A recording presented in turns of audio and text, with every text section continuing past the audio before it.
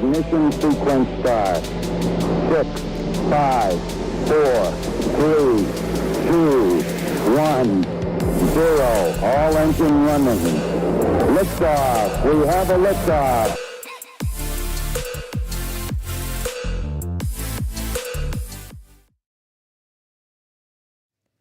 Hello and welcome to Women's Whkyhac 2023.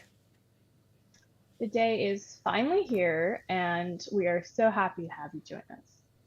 So this is the third consecutive year of our conference dedicated to women's hockey analytics. Of course, in recent weeks, there have been some major news dropped that has forever changed the landscape of the pro women's game. We believe in collaboration and innovation in women's hockey data has never been more important. We are so excited to see what comes next and so excited to host this year's conference. This is the culmination of a lot of work and a lot of planning and a lot of trying to understand time zones. This year, we're excited to share with you the Viz Launchpad, which is a contest for data visualization submitted by members of the community. We had 4 industry experts advise as our judges, and we will be unveiling the winners of our 4 categories. We also have exciting presentations from folks doing important work to enrich our understanding and ability to analyze the game. We have 2 great panels and a roundtable planned.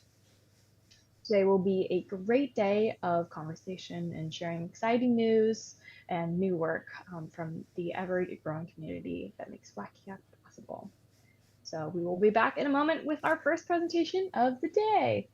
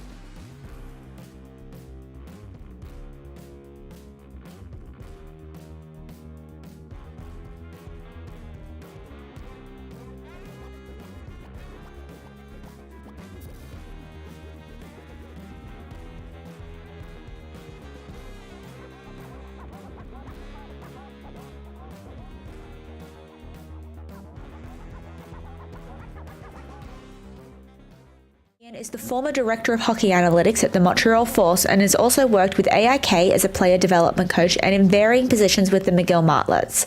Nahabedian is a mainstay of the women's hockey analytics community, and we are very excited to have him opening our presentations today. I'm Nahabedian, and today I'll be talking about the DevE 2.0 framework, which can be used to assess and monitor player development in women's hockey. We'll start today's presentation by talking about the motivation revolving around this study, followed by an explanation of the statistical methodology, which comprises different models as part of the DevE 2.0 framework. Then we'll look at a case study with an example of the stats of Natalie Malenkova, a great player for the University of Vermont Catamounts. And we'll top it all off with some key takeaways and some of the future projects that I will publish in the coming weeks with this DevE 2.0 framework. But before starting my presentation, I want to take the time to thank a few people which made this project possible, whether it be through conversations that I had with them or through direct help on this project. All of the people that you see listed here had a direct impact on making this project possible. And more specifically, I would like to take the time to thank Alyssa, Carly, and Mike for organizing a great conference once again this year.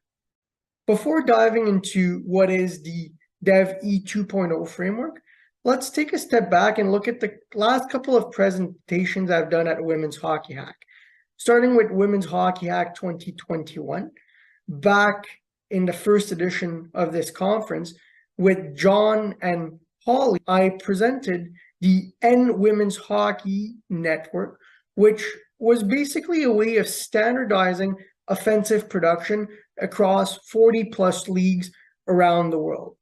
I won't go into too much detail in terms of the math today because we don't necessarily have the time. And if you're interested in listening about how the math is done for N Women's Hockey, I invite you to go and listen back to our presentation from 2021. But just to summarize this model, it allows us to standardize the offensive production of different players in different leagues around the world. So let's say you have a player in the SDHL and you have a player in the PWHPA and you want to compare their offensive production. Well, with the help of N Women's Hockey, the offensive production of different players is weighted based on a factor that is calculated as a network of different leagues, which allows us to compare different players from different leagues around the world. In 2022 at Women's Whkyhac, I also presented a project which was called DevE. And so back then I just called it DevE because I didn't know that I was going to build on that project for this year, but that was DevE 1.0.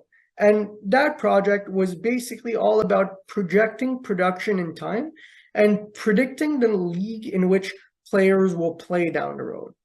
And so if you're a bit familiar with women's hockey, you'll know that in the last couple of weeks, there has been major news in terms of the league movements, especially in North America. And as such, this aspect of the DevE 1.0 model isn't really applicable anymore, as it's difficult to predict what's going to happen in women's hockey leagues, even on a year-to-year basis. But focusing on the projection aspect of the DevE models, what we can talk about this year and what we will talk about in this presentation is the following. How can we project and monitor player performance in time at different scales? And so in order to answer this question, one of the things that we need to do is defining those scales. And so for the purpose of this project, those scales will be defined in 4 categories. The first category will be the shift analysis, where we're going to quantify the performance of different players at the shift level. Then we'll take a look at the gain targets.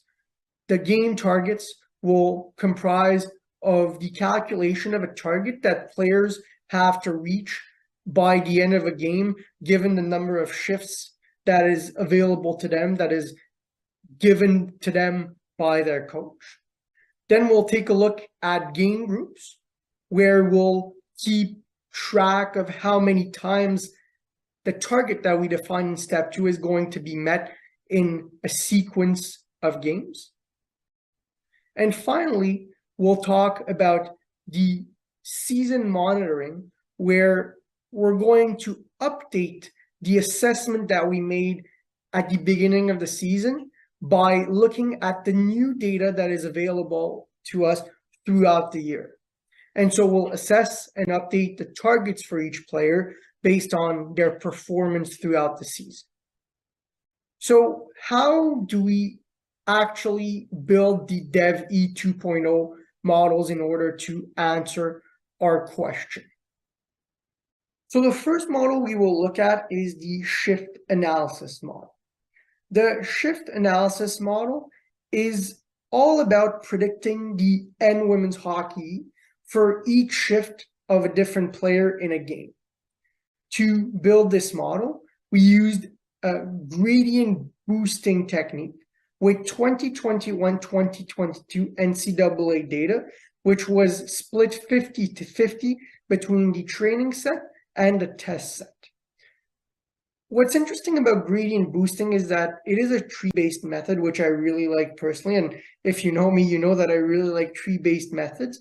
But what's even more interesting about tree-based gradient boosting is that the predictions are improved throughout the algorithm by learning on the weak trees. And so by improving the performance of those weaker trees, the model is able to be more performant down the road.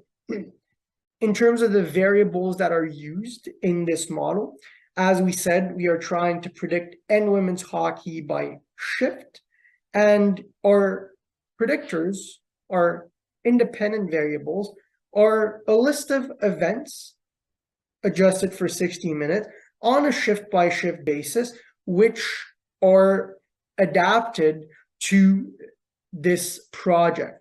This list of events is from Instat, so those who are familiar with the Sarah models, for example, will recognize some of the aspects that we have in the Sarah models, but the list is not exactly the same.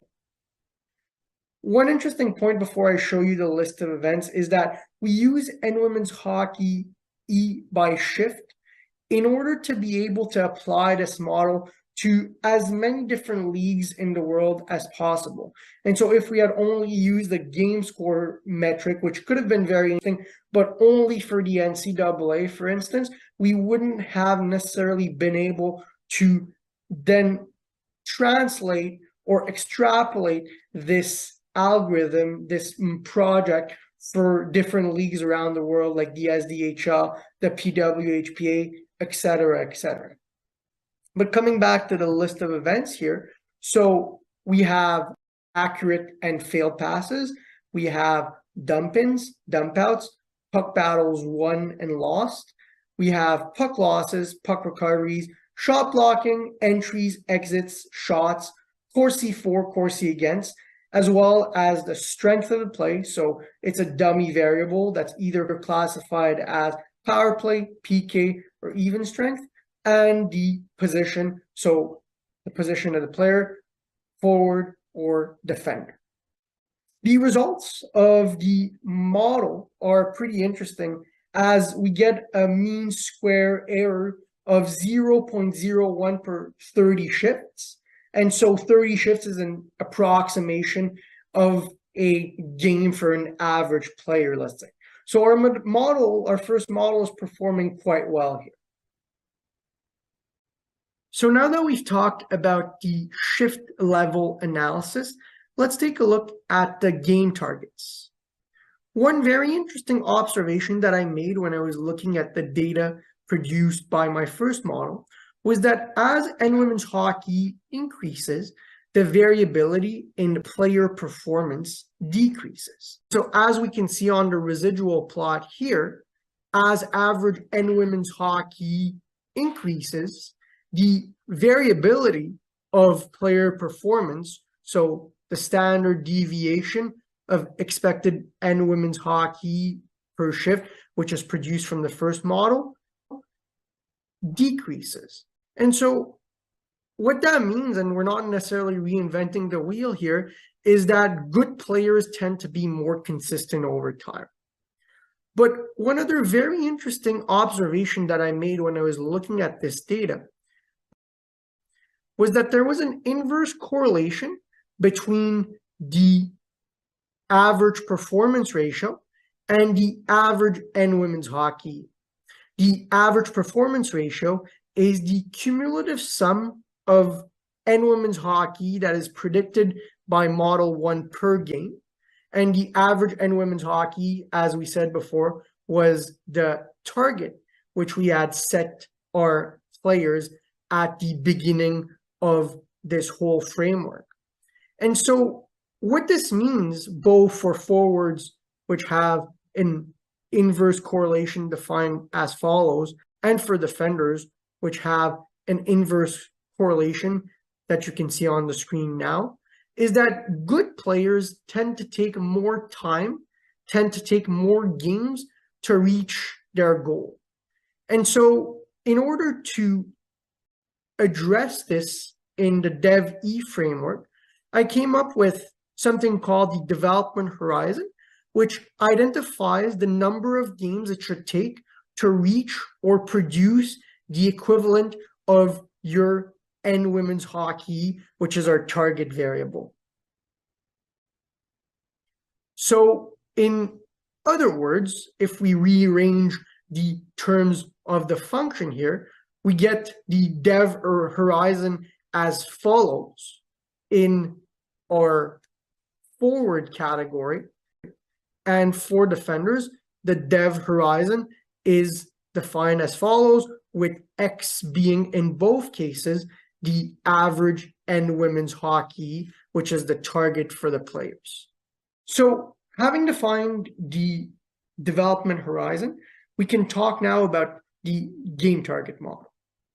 The game target model has a very simple objective: predict the probability of reaching the target, which is set on a game-by-game basis. But we want to look at this probability, and we want to monitor this probability for different players throughout a game. So we're going to analyze it on a shift-by-shift basis. You'll see what I mean in a minute here. I know it might be a bit confusing. But the model that is used here is a multiple logistic regression with 2021-2022 NCAA data. And so to train this model, we use approximately 70% of the initial test set as the training data in our model. And then the remainder 30% of the initial test set, which was used in Model 1, remains also a test set for Model 2. The variables here are y equal to either 0 or 1. So a binary classification model. And the independent variables are the time left in the game and the cumulative and women's hockey, which is produced. Both these things are expressed as a percentage of the total. So here, in terms of the target variable, we look at the target variable on a game-by-game basis. So in games where the player is going to reach her target, all of her shifts will be assigned the value of 1. And in games where players don't reach the target, all of her shifts will be assigned a value of 0. But to actually visualize the results, we're going to take the example of a game which was played back in November of 2021, I believe, which shows the different shifts and the game target model for Megan Carter, who's a very, very solid defender for Northeastern University. So if we look at the game summary for Megan Carter in this game of Northeastern versus UNH back in November of 2021, we notice a few interesting things. The first thing here is that Megan Carter played 31 shifts, had a time on ice of 19 minutes 36 seconds, and this time on ice comprises all strengths. In this graph here, each little portion represents a single shift which was played by Megan Carter. So we have 31 little portions, and the color of the portion is proportional to the probability of reaching the target. The other interesting thing is that the height of the portion is proportional to the length of the shift. In terms of analyzing the performance of Megan Carter for this particular game, we can say that her performance improved throughout the game. At the end of period 1, the probability given her shift so far reaching her target was of 0.37, so about 37%. Her target, by the way, is 0.11, which, as we explained before, is defined as the target in women's hockey divided by the development horizon. The development horizon for Megan Carter in this season here is 2 games played. So we're looking at 2 games at a time. Then Megan Carter had a very, very solid second period. She played lots of shifts. And so given that, her probability of reaching her target at the end of the second period was 0.98, so about 98%. And then for period 3, she met her target. She was good to go. And so at the end of the game, the probability of reaching her target was 1. So she met her target somewhere in the middle of the third period, based on the data that I was looking at. So now that we've talked about shift level analysis and that we've talked about the game by game targets that players have, we can group games into different sequences. As we were saying, the games can be seen as a binary category where if the target is met, we assign to the game the value of 1. And if the target is not met, we assign to the game a value of 0. What's very interesting here is that we can tie this to the development horizon, which can represent the number of games in a given game group for a player. Going one step further, we can approximate this leveraging a binomial distribution with K among N, where K is the number of games where the target is met, and N is the development horizon. Now, the last step for the game groups, where we won't have much math here, but tying this to the season update to come next, we can use Bayesian updating to leverage the game groups and monitor development throughout the year. For the season update, we'll be leveraging Bayes' theorem in order to monitor the development of players on a game-by-game basis or a game group-by-game group basis throughout the year. Bayes' theorem has 4 components to it. It has a posterior distribution, a prior distribution, a likelihood, and a marginal. And the marginal is a complex integral formulation, which we won't really talk about today, because in Bayesian math, there is a trick in order to simplify significantly the calculations that are necessary in order to come up with the posterior distribution. This is called the conjugate prior, and a conjugate prior is basically when the prior distribution is of the same distribution family than the resulting prior in a Bayesian framework. An interesting property of the beta distribution is that it is conjugate to the binomial distribution. And so if we have a binomial likelihood, we can have a beta prior and a beta posterior. For those who don't know, beta distributions are defined between 0 and 1. And in women's hockey, give or take, except Marie-Philippe Poulin, is a metric that is defined between 0 and 1. which is exactly what we want here. Now let's look at a case study with Natalie Malenkova's stats, which show us how this Bayesian model can be used in order to monitor player development throughout the year. And so at the beginning of the year, the 2022-2023 season, looking at past year's stats, Natalie Malenkova was expected to have a 0.39 in women's hockey. The dev horizon, as calculated with the formula described earlier, was 2 games. And the target on a game-by-game basis was 0.19. Looking at her 2 first games with the University of Vermont this year, she met both of her targets. And so in the next round of game group, we have an N women's hockey of 0.55, given the parameters of our Bayesian model. I didn't go into too much of the math of the Bayesian model, but if you have any questions on how we update the parameters of our beta distribution, feel free to ask at the end of this presentation. Then for games 3 and 4, once again, both games met the targets. And so we arrived at a situation where her expected N women's hockey for the year was of 0.64. We're at sample 2 here. We've seen 4 games of Natalie Malenkova, and we can already say that she took a significant step from last year. She's producing at a level that's significantly higher than last year. And so based on the development horizon calculation, which is updated at every turn, which is updated every time we finish a game group, her dev horizon increases from 2 to 3 games. In this case, the target is 0.21. Then for games 5, 6, and 7, she also met her targets of 0.21. She's having a hell of a season so far.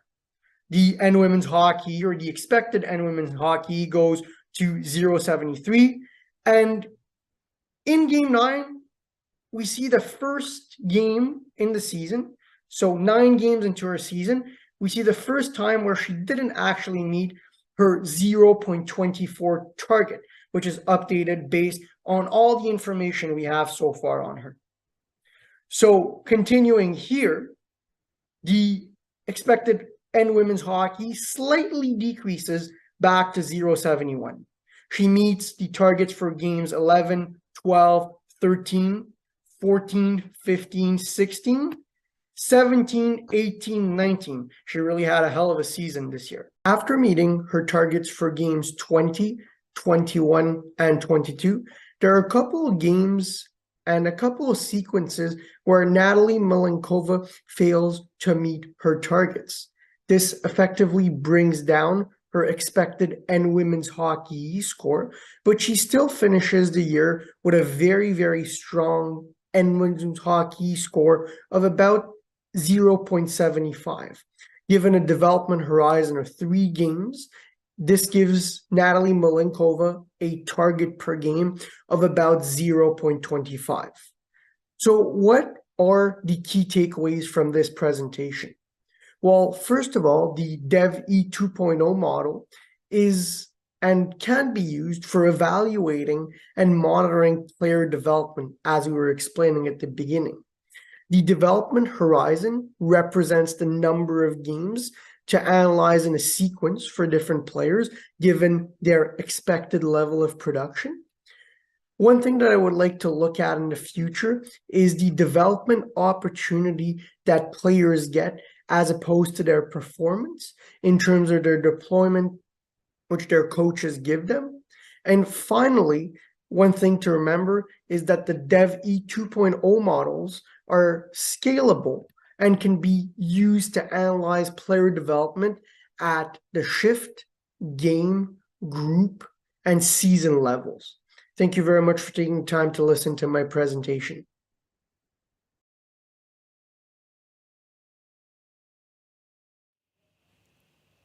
Okie dokie.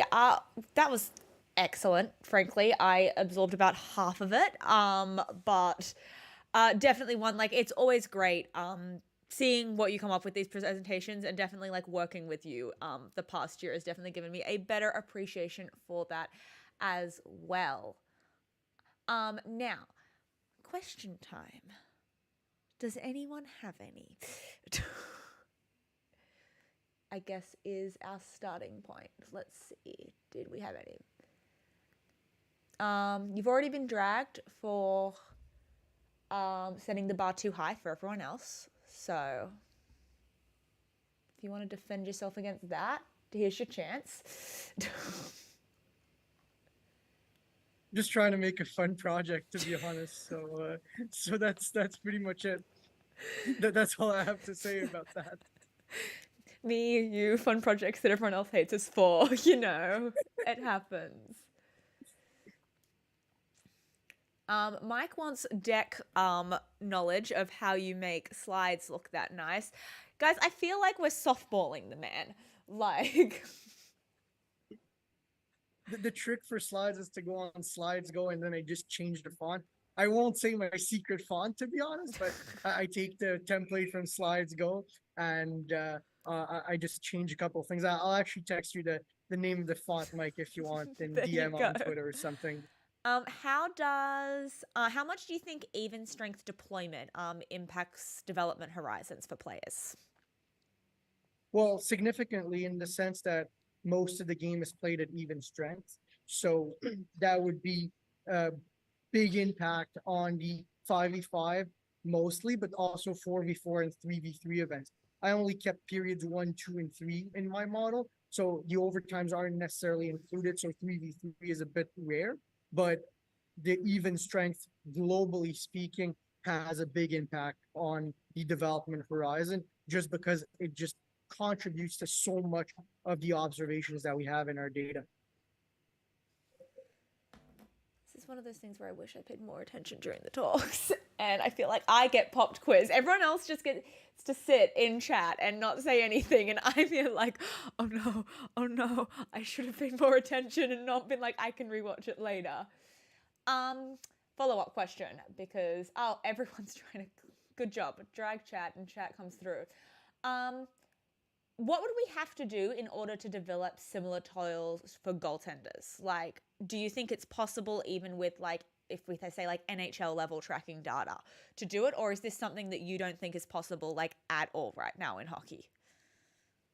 Well, goaltenders are very specific in the sense that they are on the ice the entire game for the most part, unless they get pulled. But instead of looking at it on a shift by shift basis, we could look at it on a shot by shot basis. And I have a good friend of mine who does something quite similar to this. And I won't tell you all of his secrets, but basically he does sort of development or performance indicators on a shot by shot basis. And he ties in the analytical side with the qualitative side, separating the goaltender moves into different categories, quantifying them based on different categorical variables on a shot by shot basis, and then summing that up over a game. And so he's not necessarily doing complex statistical models, but by looking at it from on a shot by shot basis, you can kind of see trends of development, or also see trends of how goalies are kind of playing throughout a game, and more specifically how goalies are kind of rebounding after a bad goal, or how goalies are bouncing back after a save that they should have made. So those are little details that make the goaltender position a bit different than the player position. But all in all, looking at it at a granular level, you could start on a shot by shot basis and then sum all of these things up to go at different scales of analysis. What type of players are you finding are generally underrated, either among front office or even fans, but these Dev E models have really been finding a lot of value in? I think transition players would fall under that category. Players who are very good at moving the puck from the D zone to the O zone, because one of the most important things in hockey is to spend as little time as possible in your D zone and spend as much time as possible in your O zone. And so having that quality of being able to transition from the D zone to the O zone is something that the Dev E model really appreciates. And so players like Caitlin Yearwood in the NCAA, who's a very, very good transition player, scores very high in those metrics, but she doesn't really have the offensive production to back up this transition play. And so players like that, Caitlin Yearwood is a defender in this case, are really not overrated by the model to a certain degree, but I would say the opposite. They're underrated by the coaches just because they don't produce offensively, but they're able to really bring your team from the D zone to the O zone individually. And another question regarding future adjustments to the model. How might you use the information on deployment opportunities to recommend coaching and shift changes? That's a good question. I think development opportunity and shift changes are definitely things that are related, but I would say that development opportunity is more to understand how you are using your players and what opportunities you're giving to your players. I think that shift changes happen so quickly and so um, swiftly during a hockey game that you don't necessarily have the time to go look at your iPad when you're a coach behind the bench and say, okay, now the iPad is telling me that I need to put in this player. It happens so quickly during a game that you gotta make the decision. With that being said, leveraging a tool like development opportunity between periods when you have the time to look at your iPad and think about what's going to happen, think about what changes you can make, or can definitely be useful to be able to adjust the time on ice that you're giving to different players. But on a shift by shift in-game specificity, I would say that it's too game is too good, especially at the pro level or the NCAA level, to be like, okay, now I'm going to take the time to look at my iPad. Oh, it's saying this. Okay, now I'm going to put in this player. You don't have time to do that. You have to look at the game and what's happening. So that's pretty much the answer. Is it the type of thing where, like, in like your like an ideal world where, you know, every team has, you know, a suite of staff that's like NHL size or more kind of thing? You have someone whose job it just is to monitor that all game, and then if there is someone who's just like, it's not going well kind of thing, or they're having a really great game and it's kind of unexpected, that can be communicated down? Or do you think that's something that's never going to be reachable nor should ever be reachable, and this in between periods method is definitely kind of the way to go in your mind? I think what you're explaining and the way you're explaining it is something that could be implemented, because the coach behind the bench is not going to have time to look at these complex the eyes in the sky kind of like meme. Like, exactly. You've got your analytics guy up there in the box with the little iPad being like, numbers. I have realized something. Yeah, and I think that that's something that's really interesting in terms of in-game adjustments. Obviously, it doesn't happen on a shift-by-shift basis, but if there are opportunities to leverage that can be useful to the team, I think that most coaches would appreciate having that feedback of, okay, this player is having a really good game, and this can work in conjunction with different other models. Like last year, actually, I did a project about rest time versus ice time, and so understanding the dynamic between rest time and this dev e opportunity model, which I might talk about in my next few newsletter posts. That's a good idea. So thank you to whoever asked that question. Could be something very interesting to look at in terms of just leveraging this competitive advantage as a team and bringing that information down to the coaches in game. Okay, yeah, no, I was like, Mike's just come through being like, he could just listen to the two of us talk about things for hours. And it's like, yeah, that could probably happen and has happened from time to time. Yeah. But we will probably wrap it up before we say everything prior to both of our respective panels that we're on today.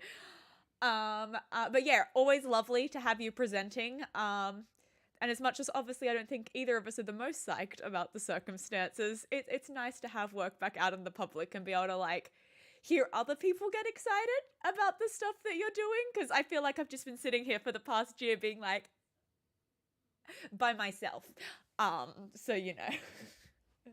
Thanks for having me. It's always a pleasure to present at Women's Whkyhac. And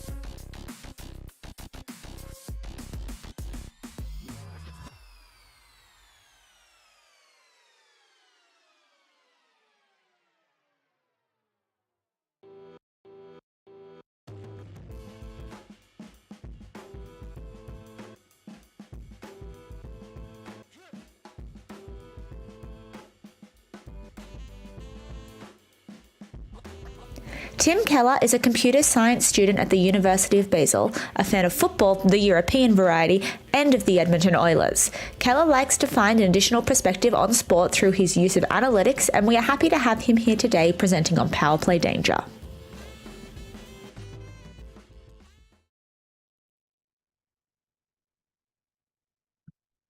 Welcome everyone, my name is Tim Keller. I'm a computer science student and soon to be graduate at the University of Basel in Switzerland. I'm here today at Women's Hockey Analytics Conference to present my project Moving On from the Index, the next iteration to evaluate Power Play Danger. First for the introduction, my project is based on my Big Data Cup project from last year, the Power Play Danger Index, which was an advancement of the Power Play Structure Index introduced by Matt Kane in 2017. The Structure Index is measuring the distance from an average shot location for every shot happening on the Power Play.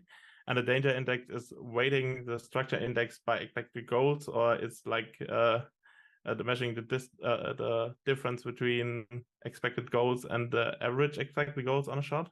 And then put together is that was the XG index, and then put together is the Danger Index. You can go back to my Big Data Cup project from last year if you are interested in more about it. But I think the Danger Index lacks some simplicity and also some applicability. Here you can see the results from my last year project, but in this year's project, I wanted to go a little bit further and make it probably also a little bit easier. This project is also I used to do other of my projects and a project I did with other people and combine them together into this project. And one thing I used is from my Whkyhac 2023 student competition project, where did I get out evaluating zone exit using expected threat in hockey. I did an expected threat or XT implementation to evaluate passes and carries. And I used the concept of exit lanes to look at the impact of zone exits in different locations. Here, for example, you can see the expected threat metrics for the Swedish Men's Hockey League, and where the blue is the negative, the defensive values, and red, the positive, is the attacking values. You're going to see that later again. I also used my project or my poster from the OSU SAC 2023, which I did together with August Parmesan and Sebastian Lavanda. It's a soccer project who keeps track of their marking assignments, evaluating the performance of defenders in soccer by measuring their mistakes, where we evaluated defenders by using the concept of pitch control and expected threat. There you hear it again. But it will come again later. And here you can see, for example, if a player was marked by a defender receiving a pass and was within 5 meters at the closest defender, we negatively assigned him the XT value weighted by the pitch control value. And by that, summing up our whole season, we got to see which defenders had the lowest value for the metric. So now the next iteration of Power Play Danger is combining parts from all these projects, and I'm focusing on a different aspect than in the Danger Index last year. I'm not the shots this time.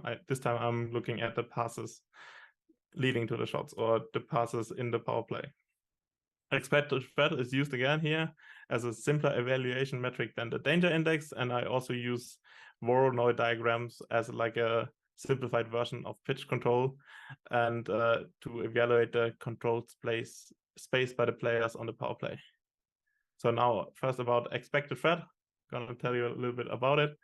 It was originally developed for soccer with Markov chains by Sarah Rudd. It's like one of the first projects, of the most popular first projects of soccer analytics, and it was further developed in the most widely used and known form by Karun Sin. And every section on the field has a value, which is the chance of scoring in a given amount of moves. And the difference between the sections, for example, the starting point and the end point of a of a pass. That is the value added or the threat added by that pass, or the expected threat added by the pass. And there for that you can evaluate how much a pass improved the scoring chance. To translate it into hockey, I divided the ice surface into a 14:9 matrix on the IIHF surface and a 16:9 on the NHL surface. That's like the way I thought it fits the best with the ice surface. It does not really, the 14:9 does not really good fit with the blue lines, but it does fit really well with everything else. The difference to the Whkyhac project is that I only used plays or passes because I only had them in data and I did not have any carries available like in the other data set. And I did train it with the 2021 Big Data Cup dataset with Olympic hockey data. And then I also used Markov chains to calculate the transition matrices after 8 moves. And from that, I got the XT values for the offense. And then I flipped the values around so that it is like mirrored and to get the values for the defense. If you sum up the offensive XT and defensive XT, you get like the net XT that you can see on the screen in the graphic. And in this project, I only use the offensive XT because it is focused on passes in the offensive zone. So it is the defensive XT is not as relevant. But you could use it for the other way around to evaluate the defenders. The Voronoi diagrams, pitch control identifies what regions of the pitch are control of each team. There's like a application example from soccer where you see that the blue area is controlled by the defending team and the red area is controlled by the attacking team, and the white areas are like neutral areas. And the idea is that the value from 0 to 1 is like what is the probability for the red team getting the ball if it would land in that space. It was first mentioned by William Spearman in his paper Beyond Expected Goals, and also in the paper from Xavier Fernandez and Luke Byrne in 2018. It's quite difficult to apply it to hockey. I will tell you later that people have already done it in the Big Data Cup project from last year, but there's also a lot of adjustment necessary. And for example, you have to account for the boards in hockey because like the playing area is different than in soccer, obviously. I choose to go with Voronoi diagrams. Voronoi diagrams is the partition of a plane into regions close to each of a given set of objects, is the definition from Wikipedia. You can see here an example from Megan Shaker, which he had for I think it was the series between Canada and the USA for Whkyhac. And you can see it's a popular visualization in hockey or in sports in general to visualize the spaces player occupy on the ice that you can visualize using tracking data. My idea was to use the Voronoi diagrams or the regions of the area of the regions of the Voronoi diagrams to get a simplified pitch control value for the value the player occupies on the ice. Now for the results for the expected threat value, expected threat model, you can see the results for the average XT values for passes in the offensive zone on the power play on the Olympics 2022. The results are quite different to the danger index, and it's like because it's a different skill or a different way to create danger. Before we understand shots, now the passes. But the interesting thing is Michelle Karvinen is on top of both leaderboards, so she had a outstanding performance on the power play. I think before I had here like something like double threat power play machine as a statement for her performance at the Olympics. Now with the XT weighted by the Voronoi area, the idea is that a pass with a high C value means that the pass increases the odds to score, and the puck is received in a favorable position for the offensive team. And the idea with the bigger Voronoi region is bigger area of the Voronoi region is that the pass receiver occupies the space really well and has a lot of space to move on into the offense. Yeah, I had some difficulties with unbounded Voronoi spaces, so I had a lot of instances where I did not get any values for the areas, which made it really hard to get a lot values for all the power play passes. So in the end, I think I had 20 passes that had a real value. So the results are not really usable, but I wanted to use one example here where it is applicable. You can see here's a pass from the left circle, the face-off circle, to in front to the goal, to the number 42. The pass was made by number 22, and the pass has an XT value from 0.0043 and the Voronoi area is 82. And when I weight that, you get the Voronoi weighted XT value of 0.35. Yeah, I think you can also see a limitation here because the region player 42 occupies is quite small, but it's a very important region on the field. But I think that's accounted for by the XT value that is added in this pass. But it's not, I think it still needs some adjustments.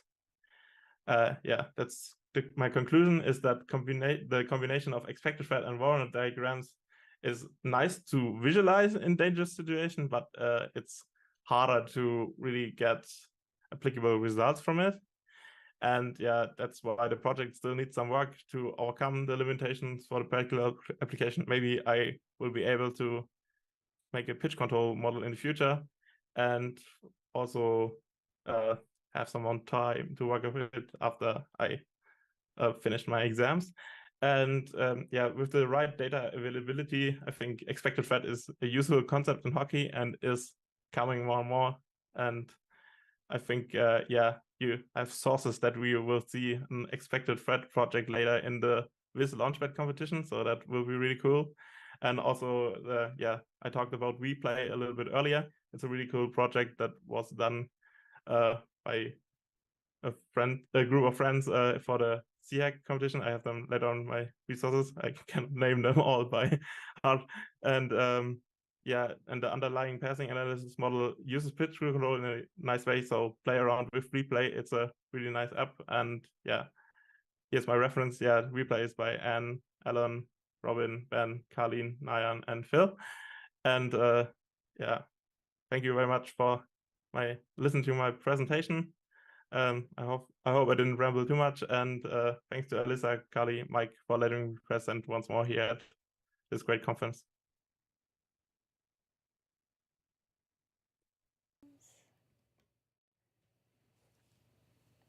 There we go. It did work. Sorry, the button didn't work and I was scared. Thank you again for a great presentation. It's always great to have you present at these. I really like it, largely because I feel like when I was getting into hockey analytics, I read an awful lot of soccer analytics books because they're available in Australian bookstores. The hockey ones are not. So I kind of had to make do for a while. So it always feels a little bit like coming home when you start talking about soccer concepts. I'm like, yes, I am familiar with this one. A couple of questions from the chat. Could we use this method to identify power play quarterbacks in regards to who has kind of the biggest impact on the power play?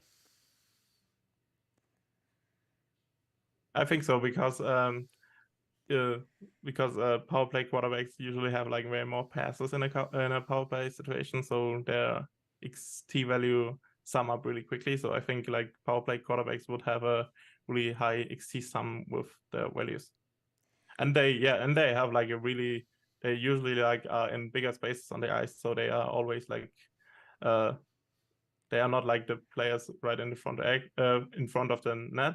So they occupy usually a bigger space, so it would probably work really well. Another one was, it scrolled too fast. I love that. Give me a second. Do cross ice passes and Royal Road passes have a higher expected threat value in this model? So like They passes that cross the middle of the ice and connect with opponent on the other side. they don't have explicitly. Like I think it really depends on where they end up. Yep. But I think like if they go really cross ice and they end up really far, then the value wouldn't probably not as high as it should be. I think, at least for me, not to like try and answer your question for you, but also like I think of it like in the way that like if those passes are being successful, then yeah, of course they're going to have a higher expected threat. But like, Yeah. how many times do we see or like, you know, a pass like across the front of the goal mouth just get like completely missed by like the person who's supposed to be shooting it in the net? Because it's often enough that like it's noticeable. So I feel like it would almost like level out in that way. Like if there was some way to measure the amount of success like that is happening on certain passes, so like some players might have a better like expected threat in those areas, but I think uniformly across the board it wouldn't be guaranteed necessarily. But that's just my take. I agree. What other tools do you think we can borrow from football to learn more about hockey? And why do you think we can make these connections between the two sports so well? Yeah, I think why we can make this connection so well because like it's both like a free flowing game and it has like a really nice different different states of play that like really similar. So yeah, I think we can really borrow a lot of like the ideas of entering the final third and stuff like that, how they present it in soccer and like counter-attacking. That's like something I think that's really applicable in hockey as well. I think even again, I'm gonna butt in because yeah, like it's one of those things where it's like I think people in North American like sports analytics get very set on this idea that like it has to be baseball. Like it has to be baseball or like at best it has to be basketball kind of thing. Like if we can't have baseball, at least we can have basketball. But I really do think that like, you know, the soccer, football, whatever anyone wants to call it, when we're looking at like sports that have like strong like analytics representations, is the one that is the most similar to hockey and the one that has like the highest potential of transfer in terms of like you can look at a really good football project and be like, that's cool. How does that work with hockey? And very easily replicate it and see how things are different. And I think a lot of people are missing out because they don't read the soccer stuff because the soccer stuff's really good. Yeah, and I think like because like there's like a little bit more of like event data and like for passes and stuff like that available in soccer in the public sphere, it really is like the XT things and the expected possession value stuff that is really already kind of mainstream in soccer, but is not like really did not translate well enough into hockey yet. Yeah, just haven't quite worked it out. This is also where I like, you know, shamelessly remind everyone that while we're in this light, you know, women's hockey drought until like January, that the Women's World Cup for soccer starts in 5 days time. And you should all pay attention to that as well. It's gonna be good, guys. I'm not just saying this because I'm getting to go to all the games, but I am saying this because I'm going to all the games.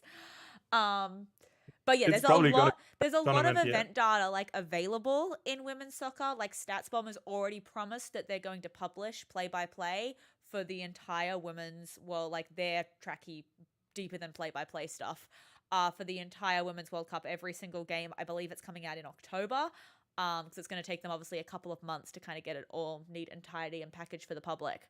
But all of the last World Cup and the last Olympics for women's football, I'm pretty sure is on their website somewhere. So there is like a plethora of data available if you're bored and want to branch out, you know. I'm ready for a fun side pivot. if we do not have anyone else with questions, to save everyone I'll- from us going on a sidetrack about women's soccer, did you have anything else to say? And then I might wrap us up and move on to our next thing, which is in about 10 minutes.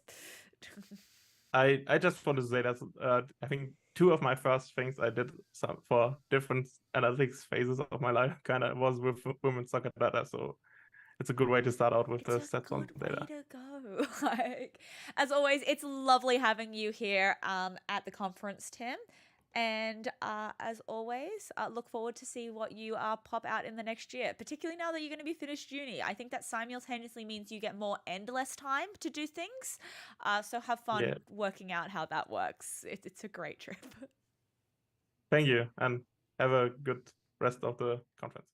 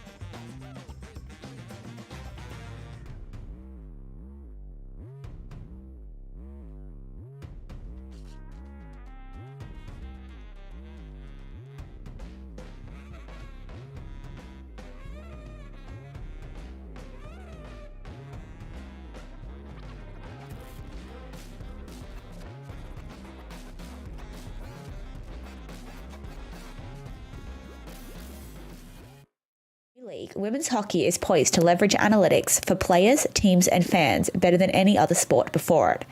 This panel brings together minds from all corners of women's hockey in order to get an array on their ideas on how to do this into the open and hopefully onto teams.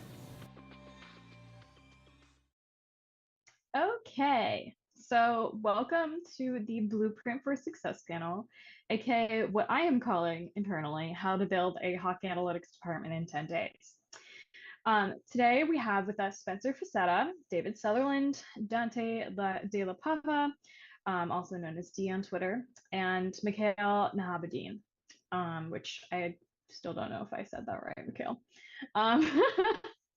So apologies if I didn't. But today we're going to talk about a little bit about just general like analytics stuff that people have done in the hockey apps department at their various teams, communication to the larger org, collection of data, and any other questions that our audience has. And before we start, why doesn't everyone introduce themselves?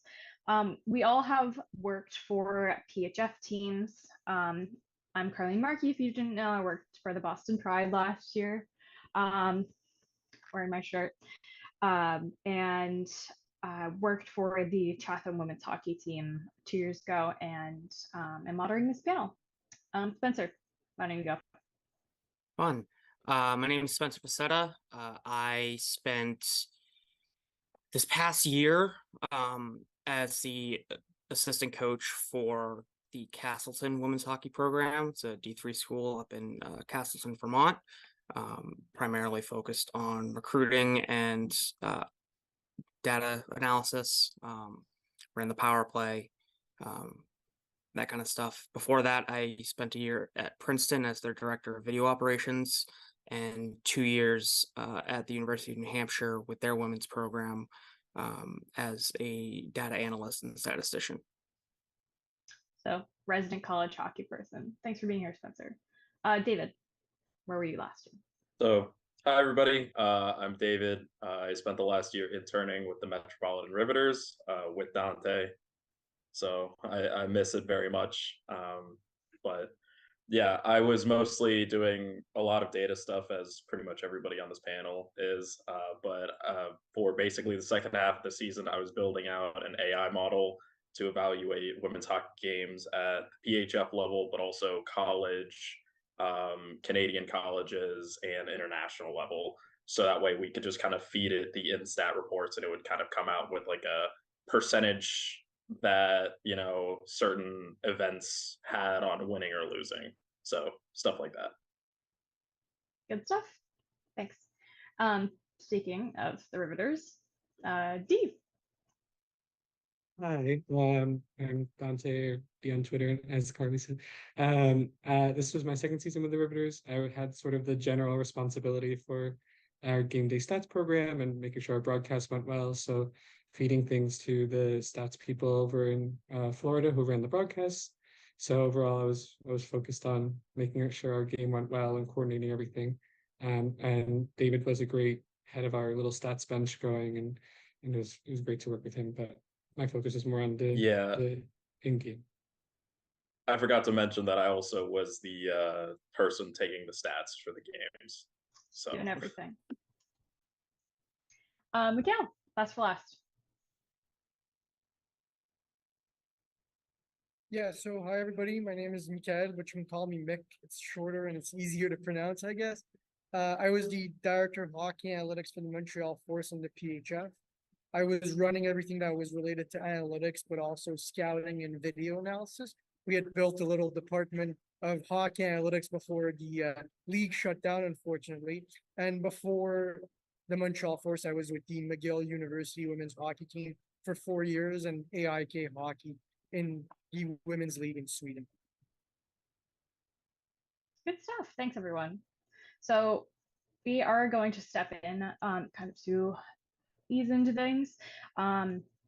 First question for everyone is something that we've all have done before, and that's what area of the hockey ops process do you think that you specifically could step into an org immediately and improve with analytics? Obviously, we all have done this at different levels. and everyone has, taken their own direction with it. But if you had like free reign and could do anything, where do you think you could step in and improve in that within the hockey ops department of a hockey team? Mikhail, since you kind of did this with a whirlwind this year, why don't you go first? Yeah, sure. So I would say that in terms of hockey operations, there are two main aspects that analytics could be leveraged in order to optimize the decision-making process. So first of all, it's scouting or recruitment to identify which players are likely to develop and reach their targets. And on a personal level, that's what I kind of specialize in terms of developing models to estimate and project the development probabilities of different players and their probability of reaching their targets, as I was discussing in my presentation. But the other thing would be in terms of the tactics, where from the tactical side of things, I think that one thing that could be very interesting to look at is categorizing the events in multiple different categories, in multiple different groups, and leveraging, whether it be simple stats, like counting the exits, the entries, the number of shots, Corsi, et cetera, or more complex models like expected possession value with complex mathematical formulas. I would say that that's the second aspect of hockey analytics, where we could gain competitive advantage by using simple or complicated statistical models. Good stuff. D, so you were on more of the like game to game side with like the stats, counting stats itself. So to give a completely different perspective from Mick's side, where do you think you could step in and kind of take it away? Yeah, I mean, I think an issue, at least for us over these last couple seasons, was that you don't really get a ton of data in the game. And so we have the coaches trying to figure out how to make their decision making more effective when you're not getting a lot of context from data. So things that we worked on, we're trying to make sure, like David and I worked on, really just trying to capture as much of the game as possible during the game to provide that ability for the coaches to look at that in intermission and say, I want to make this little adjustment. And then David and our other wonderful stats people would help work on this over the week and do these larger scale improvements. But I think making sure that we had really good high quality data and letting the coaches have that to try and build their decision making was something that we focused on a lot and could be a really good improvement for, new teams in a league to just have a good pipeline going during a game. Interesting. Yeah, David, do you want to elaborate on that? Yeah, the connection piece there. Yeah, of course. I think in-game decision making is so crucial because you can do all your prep work before before the weekend and prepare fully for your 2-game matchup against the team that you're facing, but one slight thing can go wrong, one bad puck bounce, and then that entire plan just kind of goes AWOL. And so you need to have the data available in order to make those last minute adjustments, those last minute decisions. Maybe somebody on the other team is hurt or starting, or you're facing a different goalie, and so your entire plan goes slightly differently. That can change literally everything about it. And so I think that's kind of like as women's hockey itself grows, and obviously we've all heard about the changes in the league and everything. I think that's somewhere that needs to be focused on. Is for half the season it was just kind of me taking the like live shot data and stuff like that. So I'd kind of have to like figure out who shot, figure out like location, stuff like that by myself, just sitting on the side of the rink. And so it eventually gets overwhelming if there are a few rebounds, so you can't get super in-depth data with just one person.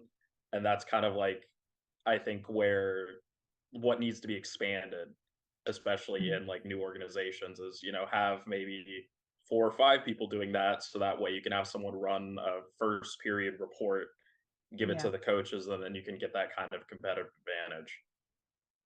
Good stuff. Yeah. Spencer, so obviously you're on the college side, kind of have been your own silo, whereas like David and Michaela have, worked together with each other and on teams. So where do you think that, or how do you think you can step into an org and just have the most impact? Or how have you done that? I think a big thing with college is simply access to the resources. There aren't a lot of, especially not at the Division 3 level, but in general, there aren't a lot of programs that have people that specifically deal with data analytics and how to tie that into coaching decisions and lineup choices and strategy. So I think having someone there to translate the data, I kind of view that as my biggest role is all this data, because we have Instat, so I don't have to collect nearly as much data as I used to. That saves me a lot of time during the week, but my job is to basically take that information and translate it into something that the rest of my coaching staff or my players can internalize to kind of understand better what we're talking about. That ties a lot into video. So showing them with the numbers and then watching them see themselves do the task that we're discussing, and seeing the fruits of that labor, I think is important. In terms of developing new ideas, I don't think the college level is at that point yet with the amount of data that we have to really investigate deeper, have further understandings of different ways people interact. So a lot of the stuff that I'm doing is taking and adapting from existing research. So like, for instance, I actually, in my recruiting and scouting role, I adapted Mikhail's work. And I've been using that to kind of tie into some of my previous work with underrepresented and underdeveloped talent pools to look for competitive advantages in recruiting. So that's kind of the first step of something that we can do. Good stuff. Wow, interesting. I didn't know you did that. So to kind of spin off on that question, obviously, like one of the first things you do is always really important in terms of, like integrating into the organization and making impressions on the GMs, the presidents, the coaches of orgs. But once the dust has settled, what would be kind of like the most 3 to 5 important things you would need to do in your first 2 years at an organization? Dreaming that we have unlimited money, unlimited resources, unlimited access to coaches, GMs, whoever. What would your 3 to 5 priorities be in terms of like setting up processes, setting up communication channels, stuff like that? Anyone want to start? Sure, I can go.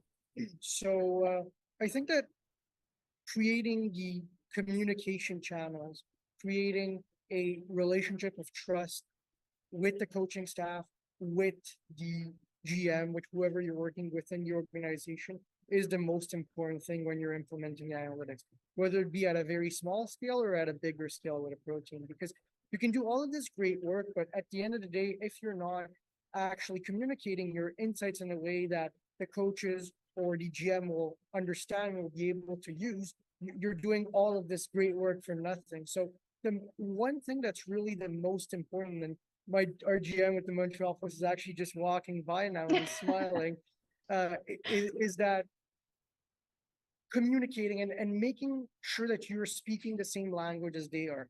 And so that's really all about translating the analytics, the numbers, into hockey terms. Then once you've ensured that you have that first proper step, I think one very important thing is finding the right people to work with. If you have the budget, if you have the resources and whatnot, and finding the right people, and analytics is in sports in general is a business where finding the right people is crucial, because you want to find people that you can trust, but you want to find people that are also going to be able to deliver. So At the end of the day, you gotta hire for the skills, but you're also gonna hire for the people that are passionate enough, especially in women's hockey, to put in these long hours without necessarily getting paid the money that they could be getting paid doing another job in another industry. So at the end of the day, it's all about making sure that the people that try and have the right skills, that's the first step, and have the ability to do the work, but are also very versed and very understanding of what this industry is all about. And so with the Montreal Force, we hired a great staff. Unfortunately, we didn't have a season, but our staff with Alyssa, Francois, Max, and Emma did a great job in helping us build our roster throughout the last couple of months. And I wanted to take the time to thank them publicly for all the work that they have been doing, because their work was really stellar. Oh, that's great. Thanks, Mikhail. Spencer? Yeah, so Mikhail just kind of described my role in the translating and having an understanding, and I will be the first to admit to people I am not the best at coming up with brand new ideas and developing formulas and all this and that. But my strength comes from having played for as long as I did, in addition to the stats. So I really do specialize in translating all those numbers and all that video to what a player or a coach would have to deal with. In terms of how that would be for a first couple of years, I think Mikhail hit it on the head. You have to have people that are passionate about women's hockey first, because this is not an industry that you're going to get paid a ton of money to start with, or for quite a while. But if you're committed to it, the payoff, socially, emotionally is huge. For sure. I think establishing that communication early of hey, this is what I want to do with the coaching staff, with the players. Here's proof of concept. Goes a long way to developing that relationship. And I work a lot when I work with players at developing the social emotional relationship first. And then I kind of work in, the math and the data. So I don't think I started talking about data with my players this year until probably January, after 2 months of games. Because it took that time to go through having video sessions with them, having interactions with them, and understanding best how to communicate that to them and whether they would be receptive or not. I do a lot more work than is used ultimately. I think my master spreadsheet has, I don't know, probably about 400 to 500 individual numerical values. I'd say our coaching staff probably looked at it collectively 3 times over the year. But I was looking at it daily. So it was then my responsibility to explain what the trends were and what we were seeing, and seeing that work immediately when we implemented things. That's the biggest thing, is coming to an understanding of here's what the data can provide you. We have to be willing to take some chances that wouldn't necessarily be, standard practice with how we're structuring things, just to kind of almost break some of the old hockey habits of how we construct different groups and groupings on the ice. Good stuff. David, Dante, either you want to jump in?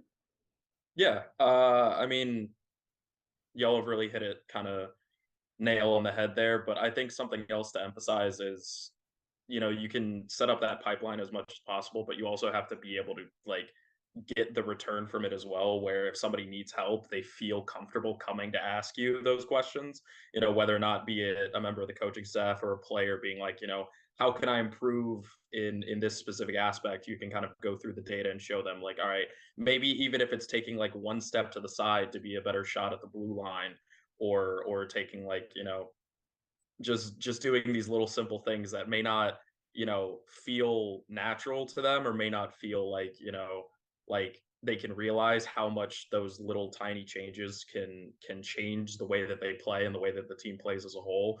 Being able to like be a person that's, be it like personable or trustworthy enough to have players come to you and talk to you, even if it's just like, hey, how's your day going? Like, have those conversations like, how's the family? Happy birthday, like stuff like that.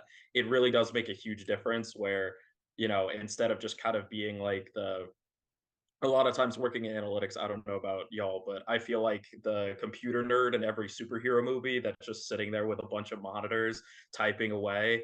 And so you also got to be the person that they can, call and ask for help, and that they see your face instead of just kind of like, oh, this is passed down from the analytics person. They don't really know who you are. That's a great point. Yeah, I think I think everyone else is very right and said everything very well. I would also just point out, like in the PHF context, the game day stats, the ones that were visible, were like really big deal to players. That was sometimes the only record they had of their performance in a way that everyone could see, other people could access. So I think what David said about being able to tell the players, hey, if we mess up, if you want something corrected, if we got this wrong, if you want to talk about this, just across the whole spectrum, making sure they feel like we're capturing your performance as well as we can and being as accurate as possible was a really big deal, at least for our team, because sometimes, for a goalie, that save percentage is the only thing they have that they can point out, or, they have these number of starts and this player has this many shots, and they're relying on that, not just for their performance over the week, but also, long term for contracts and trying to get into a new league or a new team. So I think David was really right about how much of a social thing it was for us this year. That's absolutely right. It's a great point, Jonathan. So we have a question that I was going to say for the end, but we're veering towards that topic. So is there any advice you would give someone who is struggling to translate data talk into, classic hockey person TM vernacular? Is it a natural gift, or is there something that you can do to improve that, or train for it? Yeah, David? Yeah. Yeah. I mean, I think it's kind of best for me to harp on this because you all have a hockey background, it seems like, but I grew up in Houston, Texas. I didn't really watch much hockey. And so the PHF was actually the first kind of venture into like hockey fandom for me outside of an AHL team that left Houston in 2013. So a lot of times I was teaching myself a lot of the, more in-depth like conversations. Like I didn't know what like, different power plays were at first and stuff like that. I didn't know, a lot of the different terminology and everything like that when I was first starting to get into it. And so for me, what I did was just like immerse yourself, find some friends who love hockey and just talk with them. So like now, I have a bunch of friends who, I just converse with about hockey casually, and they know that if there's some 25-year-old NHL player like or from like 25 years ago that I don't know, like they'll teach me about them. But like at this point, I've done enough like personal research and everything into like just different strategies and everything like that, so I'm very knowledgeable in that. But it's really from the beginning, I think the best way to do it is it's the same thing as teaching yourself a different language. Just completely immerse yourself in it as much as you can, and ask for help, and find people who can help teach you that. I totally agree with David. And one thing that I can say about this, because when I started at McGill, I wasn't the best at translating this statistical information into hockey information which coaches would understand. I think there was a presentation that I did for Peter Smith, our head coach back then at McGill, who was also the coach of the Montreal Force, where I basically started talking about logistic regression, and he just looked at me. He's like, "Mick, what are you talking about?" And so I think that it comes with time, in the sense that you're going to know what works and what doesn't, and through practice and conversations and putting yourself out there, working, whether it be with teams, with friends, with coaches, and through these discussions, you're going to get a better sense of what works, what doesn't work, and how you should approach different conversations when you're translating complex statistical information into hockey information. And when you're speaking to a coach, don't talk about logistic regression because they're probably not going to know what you're talking about.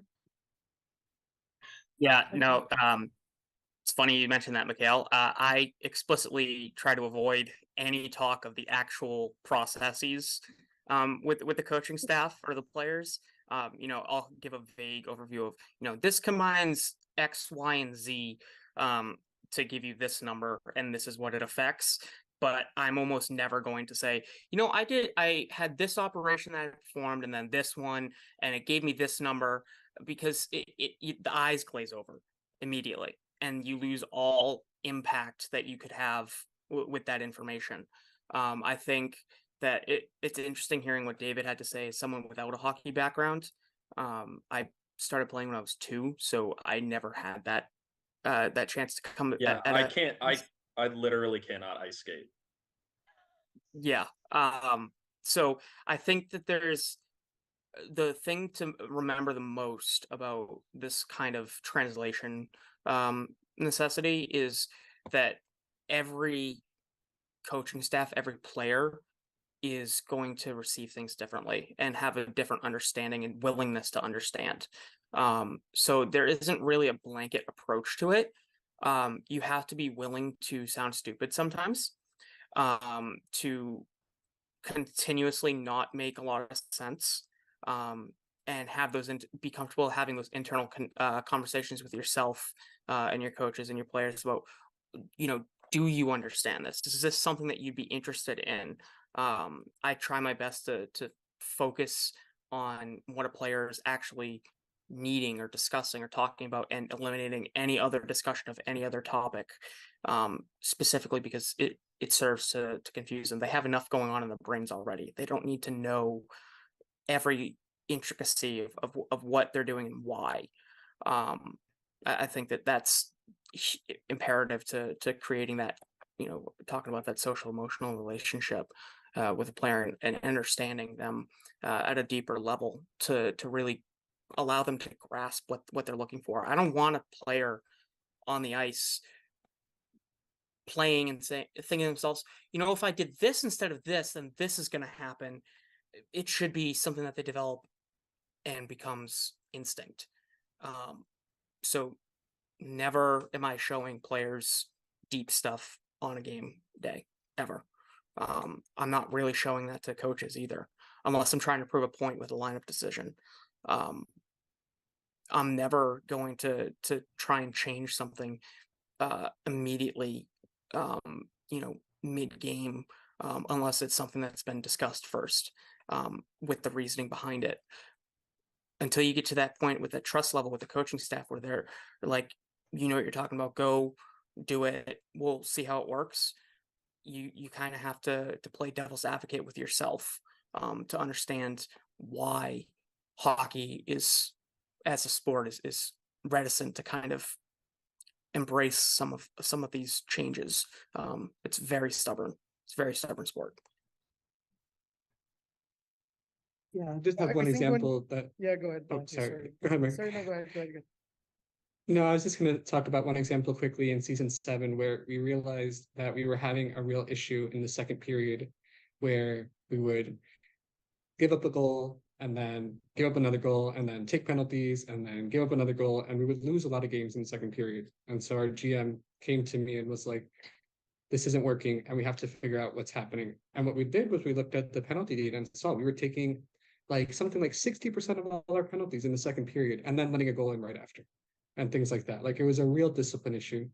But that was what let the GM go to the coaches and say, this isn't working. We need to really hammer down on the discipline, something that's very seems hard to quantify, but by pointing out this is leading to a series of events that's not working right, and giving it to them in a very digestible, the numbers are just saying this, what you already think.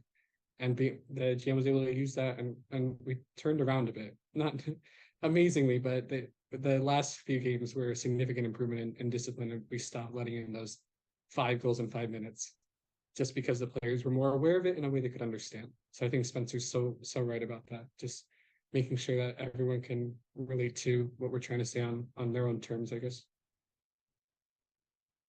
Yeah, that's a great point. I was actually going to talk about something, and Dante gave a great example of what I wanted to say, is that the communication happens in both ways. Whereas if the analyst understands, as Spencer and Dante just exemplified so well, what the coaches want to do, they're going to be able to provide even better information. It's not about only making sure that your prior beliefs are true. It's about sometimes challenging your prior beliefs. But if the analyst or the statistician or the person doing analytics is able to understand your process as a coach, what you want to achieve, it's much easier for the analyst, for the video coach, or whoever is working with you to help you achieve those goals by sometimes agreeing with you and sometimes challenging you to might take different routes. But that's also, as Spencer said, I totally agree with him, built with trust over time. Very true. David, did you have anything to add, or should we skip it on down? Yeah, I think it's just, kind of building that trust. And that can even come without it, like, working solely in a work context, or like talking solely in a work context. You can build that trust just by, having a conversation, like just talking with them about who you are. I remember, the first few days I was working with the Rivs, I was really scared to come up and talk to people. And then I gradually started to open up more often. And then it turned into, like, at the end of the year, like, I would be hanging out with a bunch of people in the team. I actually ran into Kelly Babstock at LaGuardia. She was flying to Toronto and I was flying home. And it was really funny because we sat there and, just talked for like an hour, you know, 2-3 weeks ago, I guess. So it's like, you can build these relationships to where even outside of a work context, you are friends with these people, and can just sit there and chat at an airport bar for a while. Yeah, that's really important. Okay, so it's kind of a 180 turn, but I think this is a really important question, and I kind of wanted to ask this question because this is something that I've had a lot of discussions about within my real life job with the Pittsburgh Pirates. So where do you think analytics groups should sit in an organization? And I don't mean like, oh, they should be, like communicator to like coaches and GMs, and it's more like, should they sit off in, like, their own department, and you have your person who is a communicator to the rest of the organization? Or should you have a more like diffuse structure where you have someone integrated with the coaching staff, someone integrated with GM's office, someone integrated with the game day staff? Because both are very valid models, and both are models that we see across teams in all major sports. So I wanted to get your perspective on what we should do in women's hockey. Mikhail, why don't you start? Sure. I think, as you said, both models are very valid. It really depends on what the coach and the GM want to do. It really also depends on the relationship between the coach and the GM. So if the coach and the GM are fairly close, then it's easier to have an integrated approach. But if it's two separate structures that have some conflicts between each other, then having one person with the coach, one person with the GM might be the way to go. I think at the end of the day, you just got to make sure that everybody within the analytics department is integrated and coordinated within the work for two reasons. First of all, to be as efficient as possible, to not repeat the work that you're doing in two different departments. But at the same time, you want to make sure that the message that you're sending to your coach doesn't contradict the message that you're sending to your GM. Obviously, as I said, it depends on the relationship between the coach and the GM. But the way we kind of operated in Montreal is that our coach and our GM were fairly close, and our analytics department was fairly integrated to that mix of having discussions on a daily basis during the free agency with our coach, with our GM, and making sure that we were all on the same page. So we had these three aspects. We had the coaching aspect, we had the money aspect with the GM, and we had this analytics performance aspect with our department, which we would make sure that we would be in line, and that once we had all these three green checks to recruit a player, we would go for it. And so this approach of integration worked well for us, but in certain situations where the coach and the GM don't necessarily get along, because sometimes it happens, having one person associated with the GM, one person associated with the coach that still speak to each other could be the ideal situation. Good perspective. D, as a game day stats person, that's heading an entirely different facet of an organization. What do you think? I think part of out of necessity, especially season 7, less so season 8, we also all kind of did all these rules. So the game day stats people would be the ones who would be asked about our advice on, how to mess with this player, change this over the week. Like I would get emails sometimes from the GM being like, why isn't this working? And, I'd seen the game and I could say, well, I didn't think this was great. So we sort of had the integrated approach out of necessity because there weren't a lot of us. There wasn't a lot of money behind it.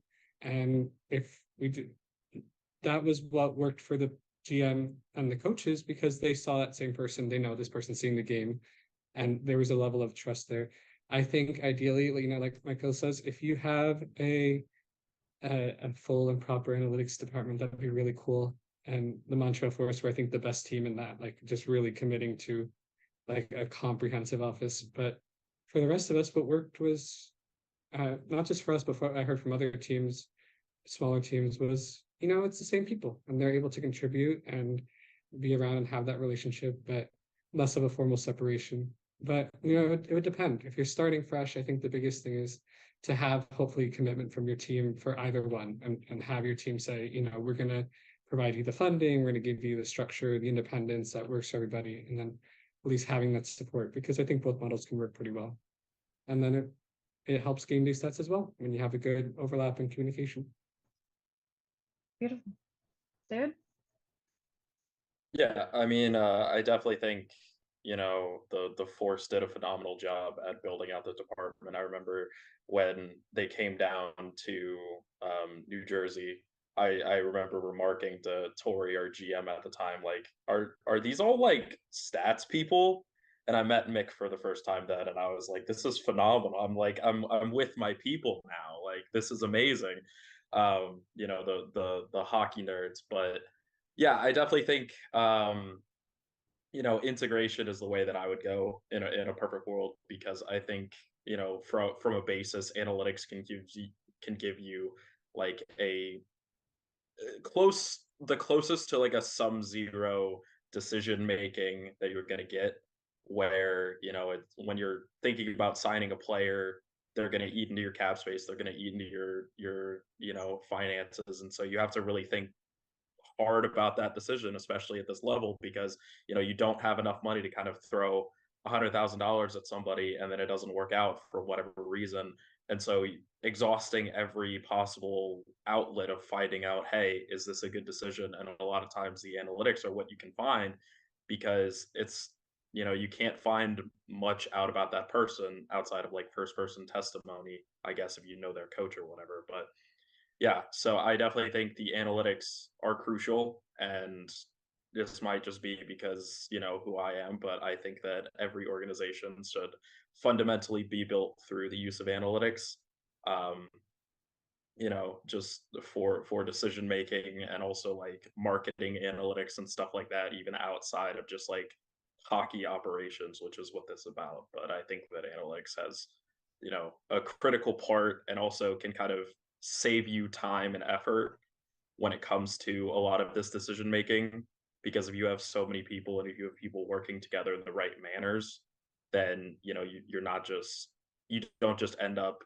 repeating the same things, or just kind of looking through the thousands of players that are theoretically available trying to find the perfect 20 something. Yeah.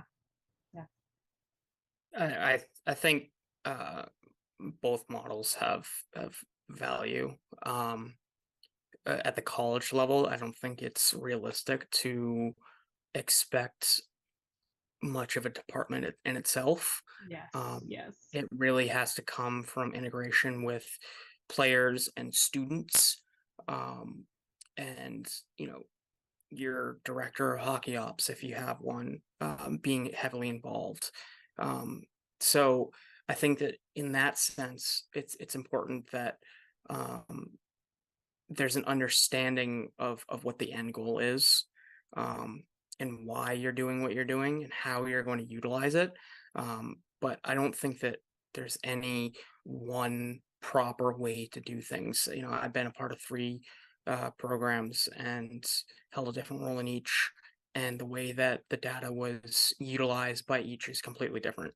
And it works for different people different ways. And I know I keep going back to that, but it really is the case. So, you know, I don't think that I can really find fault in any of the arguments that the other 3 guys here have said or provided for one or the other. But I think that as long as the messaging and intent is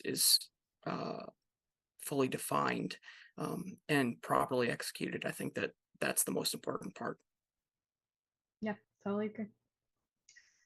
So speaking kind of integration of analytics, what is your best advice for coaches trying to start using analytics, especially, you know, on smaller teams, maybe on college, or, you know, in women's hockey, where, you know, integration of analytics is definitely a lot newer than it was when the NHL started using it.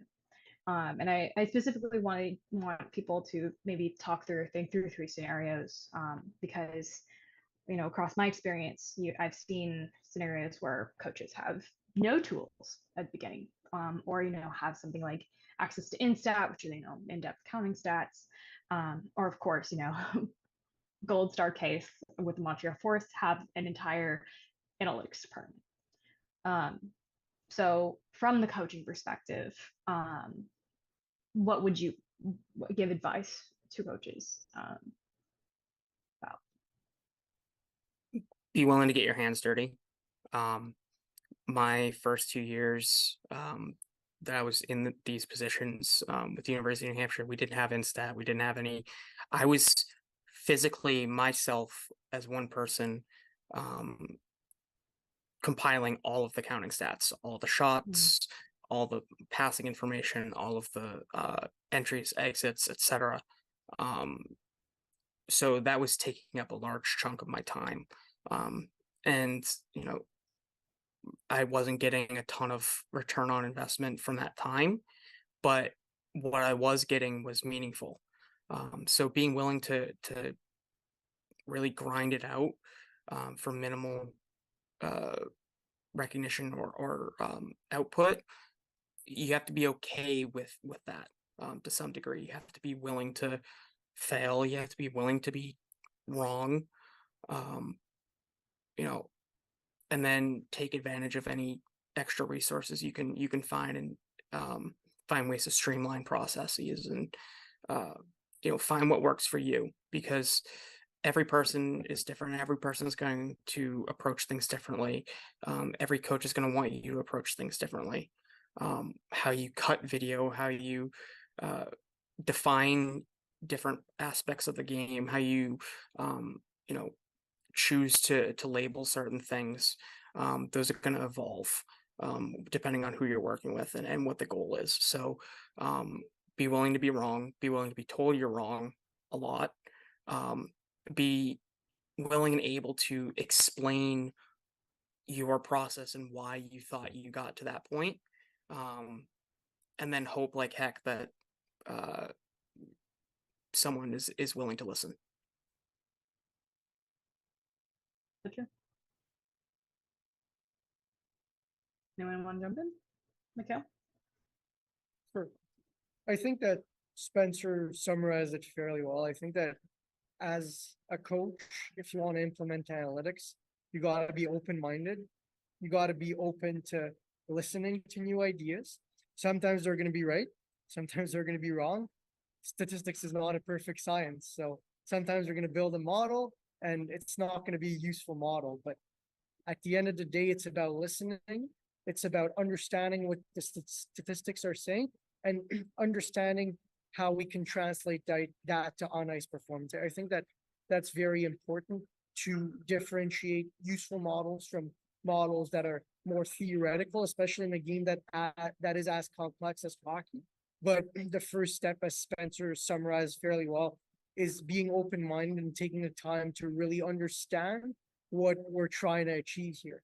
From an analyst standpoint, if you want to get started in hockey analytics, it's all about doing projects, whether it be publicly, whether it be with D3 teams, with D1 teams. There are a lot of opportunities out there just by reaching out to teams. And at the end of the day, being held accountable for your work, whether it be through public work or through accountability with a coaching staff that you have to report to or a GM that you have to report to, will make you improve as an analyst. So on both sides, there is a lot of work to be done to be able to create that structure and to be able to put in place those processes. It's not just the analysts that have to do the work. It's also the coaches that have to take the time to listen and take the time to understand what our methodology is, not statistical methodology, but just how our processes work to be able to optimize all of that. Yes. David? Yeah, I mean, it just kind of boils down to, you know, no player, no coach, no analyst is always going to be 100% right. You know, you're allowed to be wrong. You're allowed to look into something that you thought maybe is a good idea and it turns out to not be. You know, you're allowed to kind of tweak with lineups as well and see what works because, you know, the numbers can say one thing, but two people in your lineup can hate each other and then, you know, it's not going to work. So you, like, you shouldn't be afraid of looking into the analytics because you think it might, you know, show that, you know, one decision you made is like suboptimal for your team, because if you do find that out, then the next step is correcting it, and then your team's going to get better and you're going to not only grow as a coach, but your team's going to grow together, and you know, you're going to be better off for it. So it's like, you know, it's the same thing as learning anything in school. Like if you fail a test, the only way to do it to get better is, you know, study differently for the next one, figure out a different way to review, like, you know, go talk to somebody, go learn more about exactly what you're doing. So, you know, obviously, like, coaches have years and years of experience, but there's always something new to learn, especially with the analytical tools that are available. So I think it's just kind of, you know, you're allowed to be wrong sometimes, you know. Yeah, I think just to agree with David and everybody else, I had someone say to me this season, "Oh, we don't need advanced stats. We're doing bad enough." And I think that was like too far in the other direction. You know, you have to be willing as a coach to use analytics as a tool to see what's working and use it as a tool among many. I feel like at least some coaches and some staff have said, you know, their teams view it as almost like, oh, it'll be a threat, or, you know, it's gonna take away my ability to coach the team. And I think really that the attitude, if you're a coach who's trying to use analytics, is to say, it seems simple. I mean, all of you three are incredible professionals, and it's simple, but for them, it's just saying, you know, this is one other way to look at the game, and it can provide this important context that you can't get elsewhere. And even the basic stuff, you know, getting really good counting stats, committing to a good game day stats, having it all in one place, giving people that context is a huge step for small teams that can't muster up, you know, large resources. So I agree with everybody. And I think it's just, you have to come in with an open mind, as Mikhail said, it's a really big deal to just be able to open yourself to the numbers, I guess. Yeah. Those are really great answers. Thanks, you guys.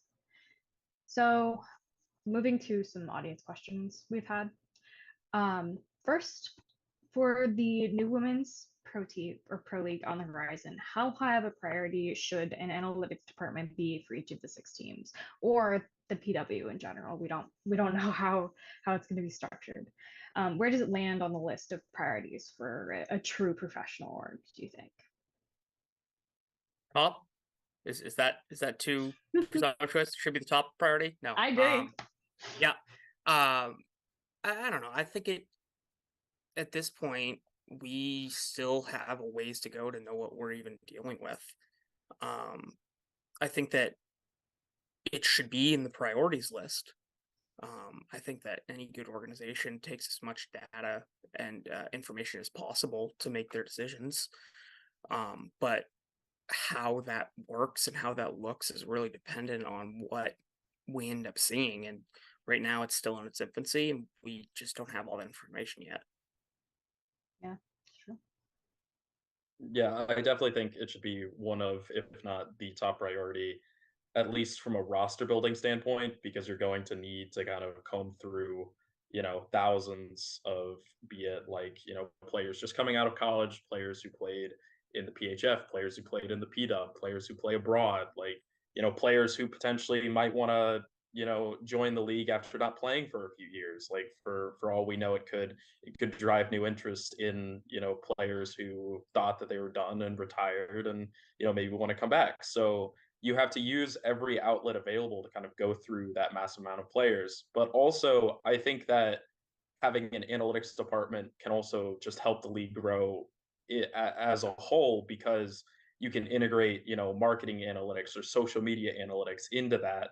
So that way, as the league grows and as you get kind of, more of a structure of how women's hockey is going to look for the near and long term future, not only do you have analytics driving decisions on the ice, but you have analytics driving decisions on the ice. Like, I don't think the league's going to stay at 6 teams the entire time. So where would an expansion go to?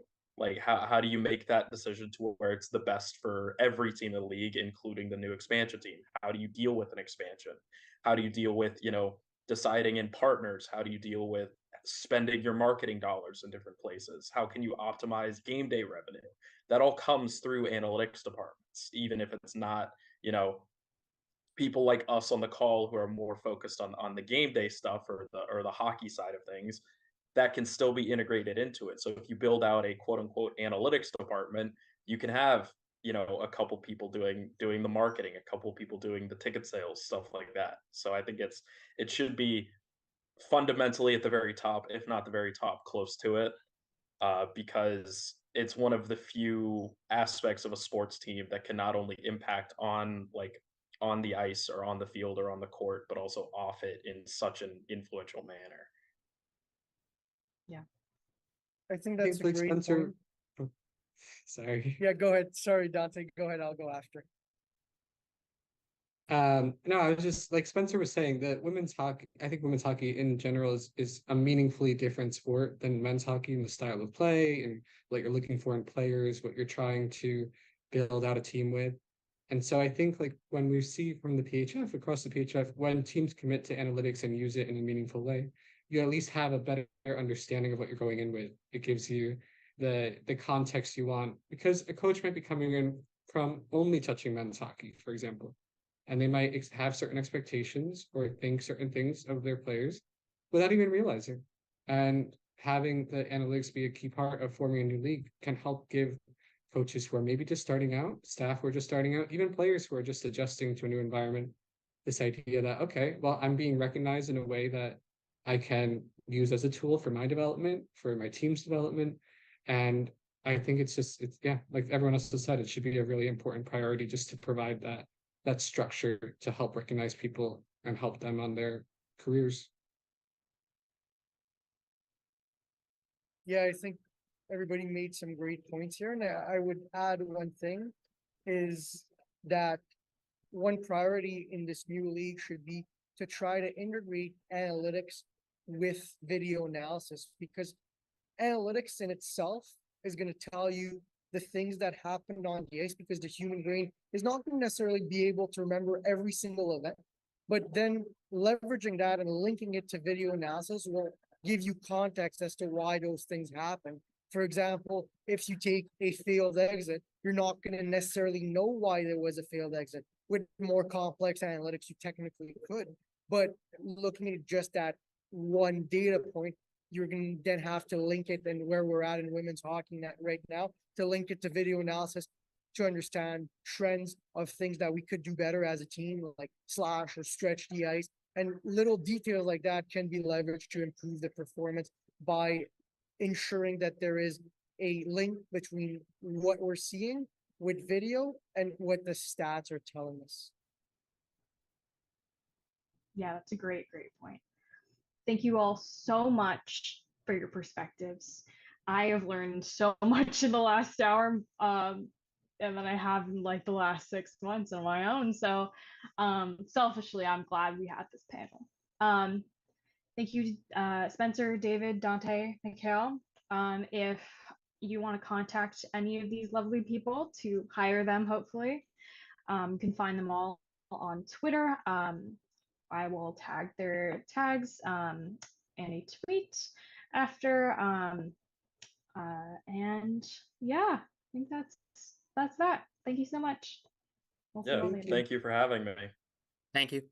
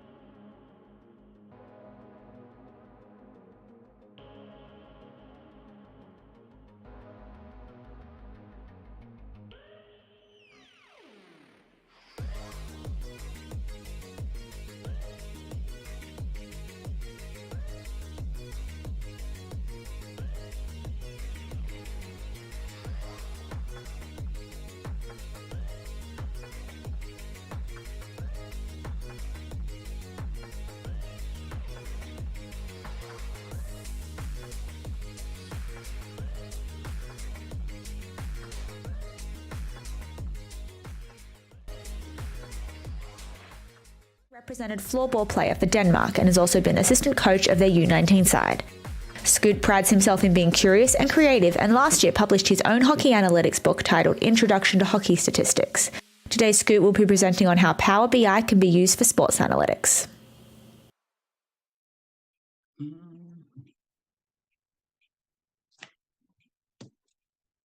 Real life or yeah.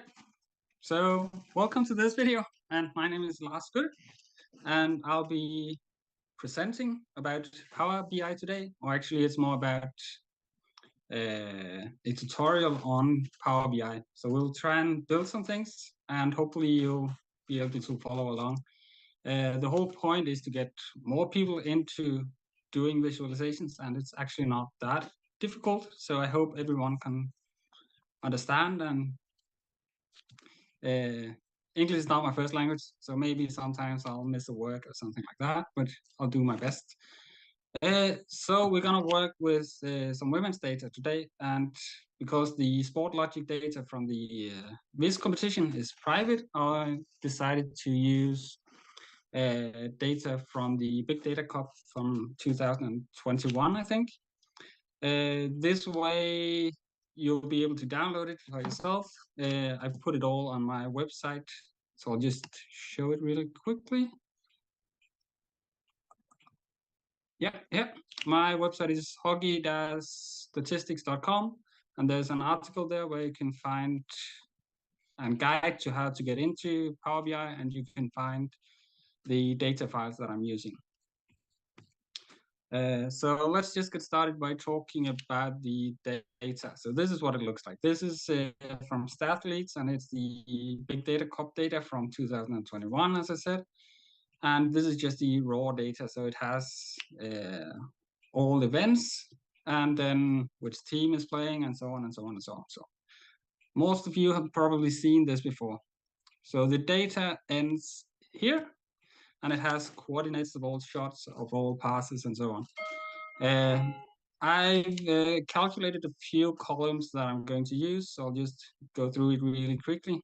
So other than the raw data from Stathletes, I've just changed the way of calculating game time, because they have a clock counting down from 20 minutes, but it makes more sense to just count up and keep the clock going all the way to 60 minutes, or 65 if it's an overtime game.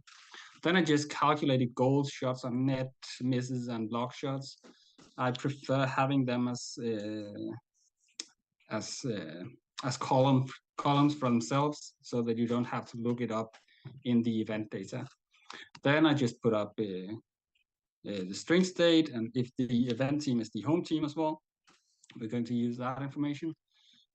Change the event data just a little bit, because in the raw data you have shots as an event, but you cannot see if it's a shot on net, a missed shot, or a block shot. You have to look up that detail in another column like here.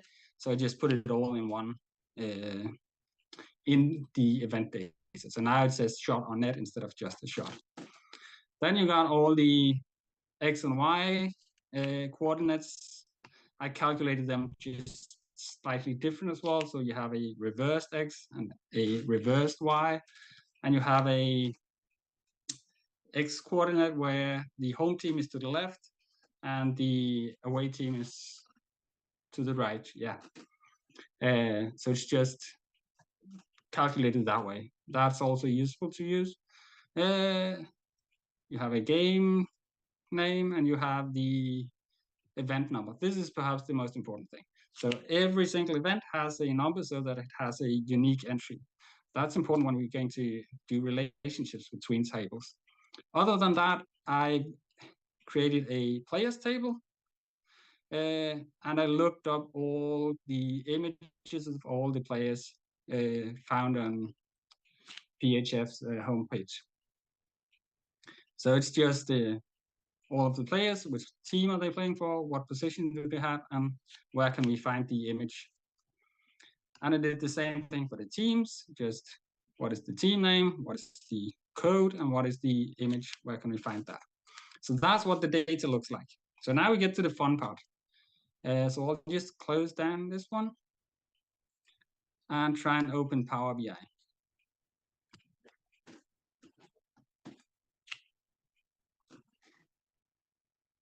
And this is Power BI desktop. Go to the article, and it's a free tool, so you can download it for free. If you go to my website, you can find a short guide on how to do it. So we'll just close this one for now. Yeah, and say import data from Excel. It was on an Excel file once before. It should be on the desktop. And this is the one.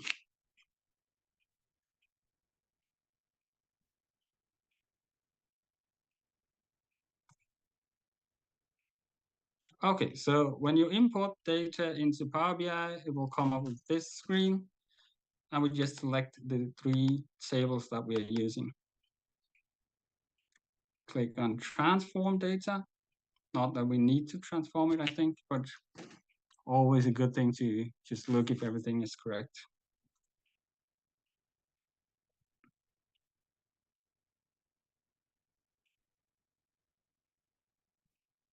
Yeah, so it opens the Power Query. And if you're used to working in Excel, you're probably used to working in Power Query as well. So just shows the team data is as it should be. The play-by-play data should be correctly as well. Sometimes the what's it called? The style of this is a full number, that's correct. Sometimes it's wrong, so you have to go through it, but I think it should be correct, all of this. So instead of talking more about that, we'll just close it and apply it to the Power BI model. And it will take just a few minutes.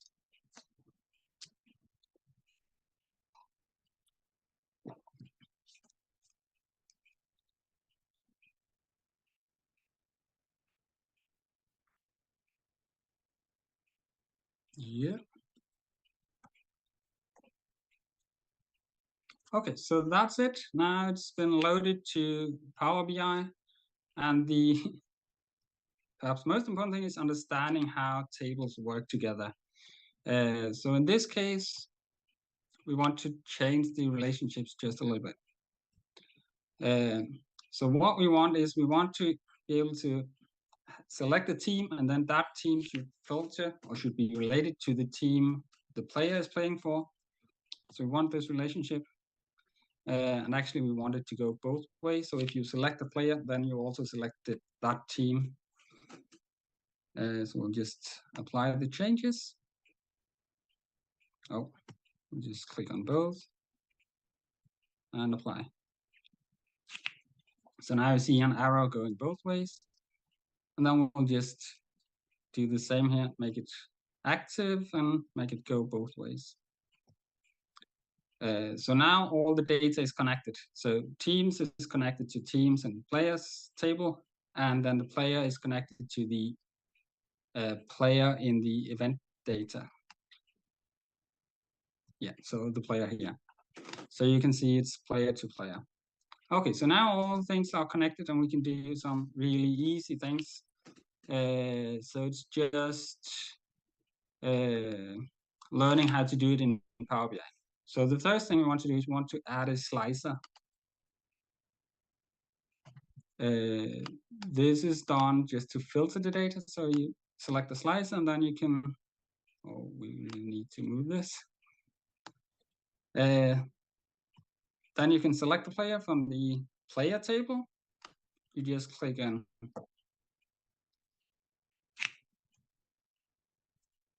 player. Now you have the option to select any player you want, and it will filter all the data based on that selection.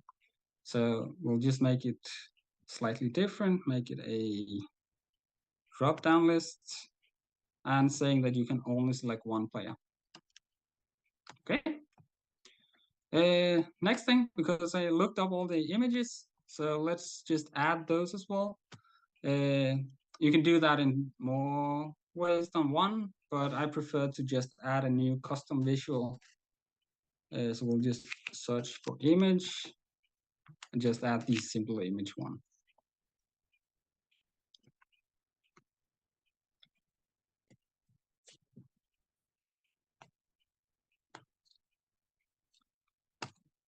Add it. And it should be added here. Yeah, import successful. So then we can just add an image, and it's super easy because I have all the image URLs in the data set. So I'm just going to add the image URL here, and it should show an image of Abby Eves. So if we change the player, it also changed the image. Really simple and nice and easy to do. We could add an image of the team logo as well. Just add another image. And then instead of taking it from the players table, we'll go to the teams table, just add the image URL. So simple as that. The focus in this video won't be on design and graphics and stuff like that. It will just be on functionality and showing how you can do things. So now we get to the fun part. Now we get to plot things on a hockey rink. So it's actually quite easy to do. So we'll just add a scatter plot because we have the X and the Y's that we need to plot on this one. So now we'll just go to the play-by-play data, and all the data is already filtered by the player. So we only see shots taken by the selected player.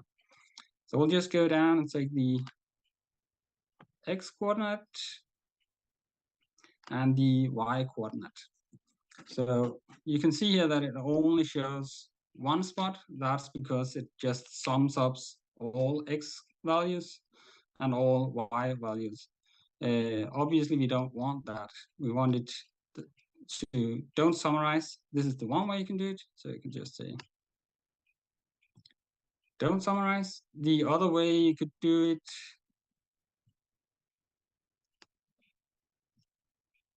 is to add the unique event number to the values. So now it still sums up the data, but it sums up for every single unique event number. So this is the preferred way if you have calculated measures, because then you can't say don't summarize.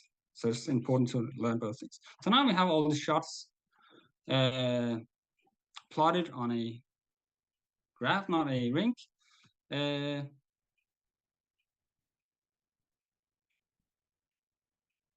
Now there are some problems here. We don't have a rink here, so we'll just try and go to the formatting, go to the x-axis, and in the big data cup data, the x values goes from 0 to 200. Sometimes it goes from minus 100 to plus 100. So we'll just change the range, and we'll remove the title, and we'll remove the axis. And then we'll do the same for the y-axis. It goes from 0 to 85 yards. Remove the title and remove the axis. Then we can remove the title as well. So doing it this way. And finally, we can add a hockey rink as the background.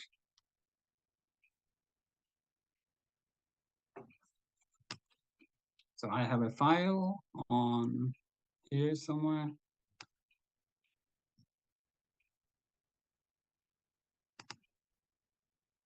Full rink, and it's not fitted correctly, so we'll just fit it like this. So this doesn't look right. That's because we're not just plotting shots, but we're plotting all events. So in order not to do that, we have to filter the event type. So we'll just add event to the filter. And then you can see here there's a lot of things going on. We are only interested in shots blocked, shot missed, shots on net, and goals but apparently she doesn't have a goal. So we'll just go here and select goals as well. So now we plotted all goals and all shots, and you can see it's in the offensive zone. That's better. Actually, I don't think we want to plot it on a full rink. So we'll just change this one.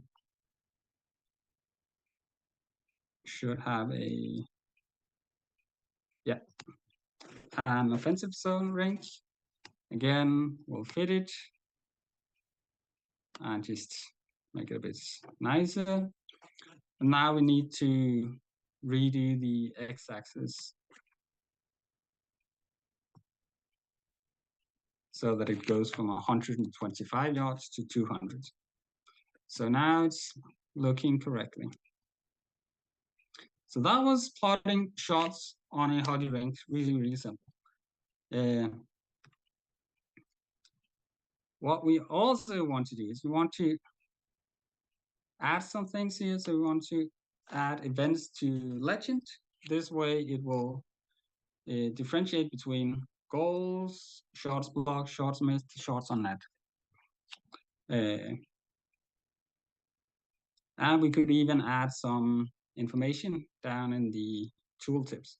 If we had XG values, I would probably put that on the size, then the size of the marker would be dependent on how big the XG value is. But we don't have that. What we do have is a few other options. So we could add team to tooltip. What is a tooltip? Tooltip is what's showing when we are hovering over a marker. So now you can see you have which team is the player shooting for. And we could add detail 1. This is actually shot type. So as you can see here now, this was a wrist shot. So we'll just change the name to shot type. And we could add other information if we wanted to. Could change these names just so they make more sense. So now whenever you hover over a shot, you can see data on the X and the Y coordinates. You can see if it was a shot on net. You can see if it was a wrist shot or not. You could add goalie as well. That's interesting.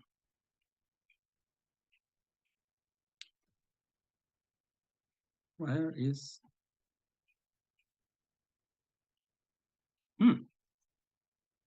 That's weird. There is no goalie. No, it is what it is. Let's remove this one. The last thing I want to do with this spot is I just want to change the markers. So instead of having it all circles, you could change all goals as squares. All block shots are, I don't know what this is called, something like this. And all missed shot is a triangle, and then we'll just leave the shots on net as circles, and we'll make them a little bit larger.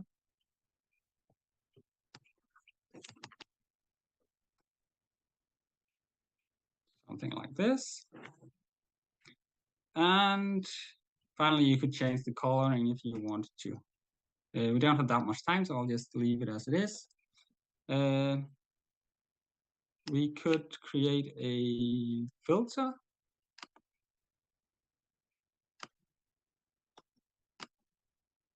Just do it like this and have the events as a filter. So now you can choose which, if you want to look at shot on net, shot misses, or goals specifically. So we'll just need to make sure only to include the shot attempts. Just like that. Now you can just change the slicer setting, make it tiles instead. So now you can click on goals, and it will show only the goals made by Alyssa Whkyhac. Or you can look at block shots or shot misses, or you can look at all of them. yeah. We could also add a lot of other slices if we wanted to. If we wanted to specify what we want to look at, so we could add a string state slicer, for instance. Again, maybe we should make it a drop-down list. Yeah, so now you can decide if you want to look at all strings or you want to look at 5-on-5 only or 5-on-4. And again, this is always from the perspective of the shooter. So if it says 5-on-4, then it's a power play shot. If it says 4-on-5, then it's a short-handed shot. Hope this makes sense. I wanted to do a lot more, but apparently time flies by really quickly. So we could just, if we have the time, try and add another plot.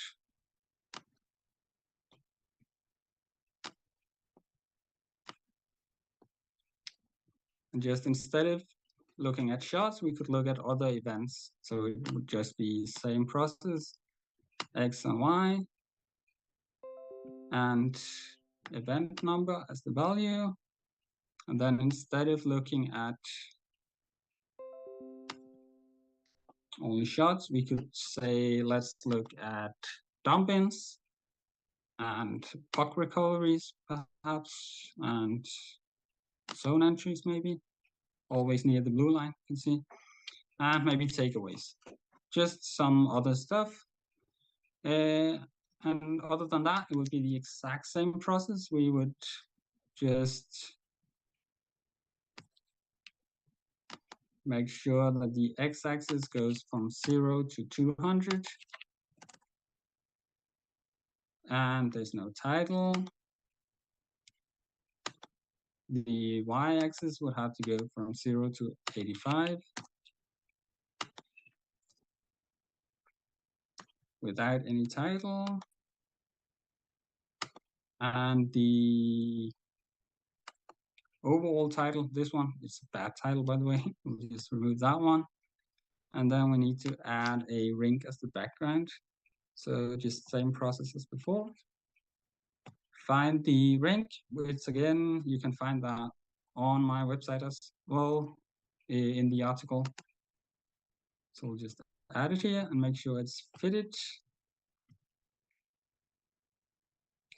And finally, we need to distinguish between the different types of events. So now you can see you got dump-ins, puck recoveries, takeaways, zone entries, and so on and so on and so on. So I don't think we need to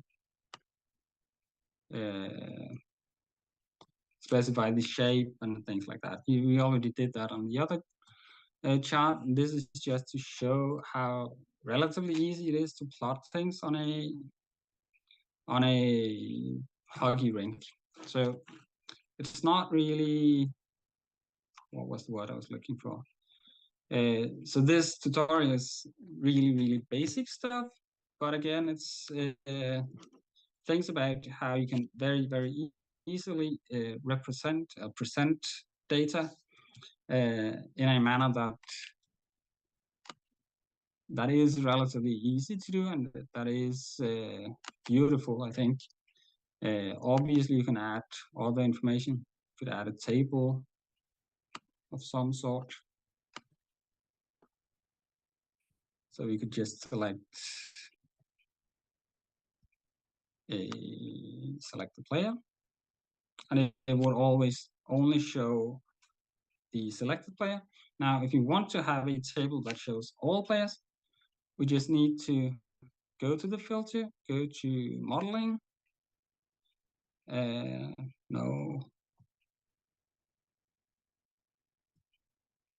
Go to format, go to edit interactions, and then we can say this one should not edit the table. So if you say it doesn't do that, then it shows all players. So if we do this, we can just add things to the table, like maybe you want to know the position of the player.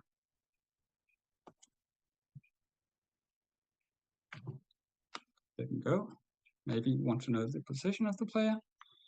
Maybe we don't want to include goaltenders, so we could just say no goalies.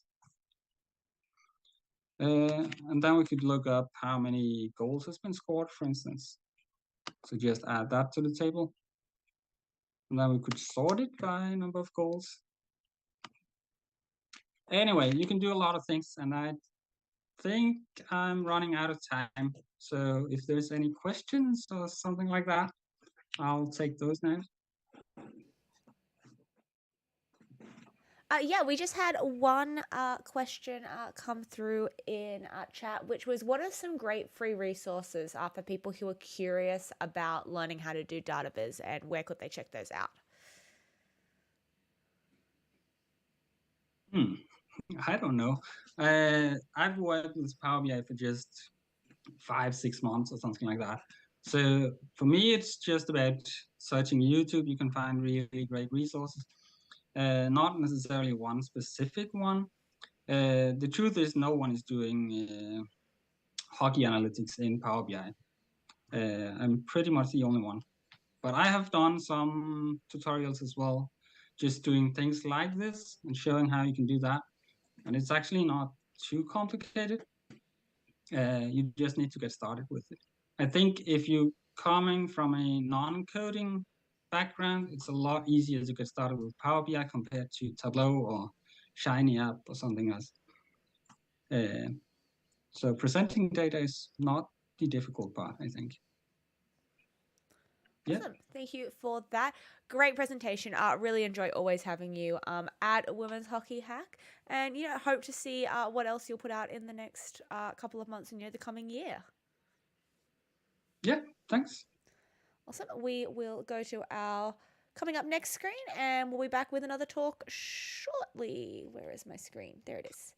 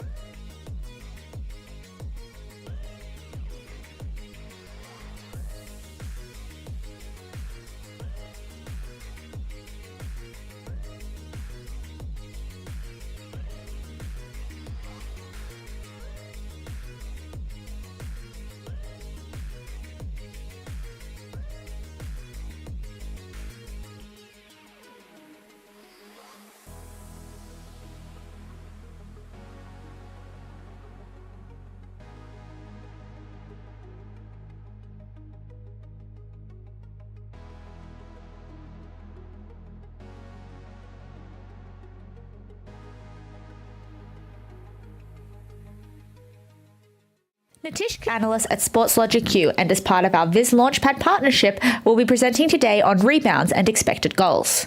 We would like to take a moment to thank both Kumar and SportsLogic Q for their continued contribution to women's hockey hack through both presenting and providing data that betters the landscape of women's hockey analytics.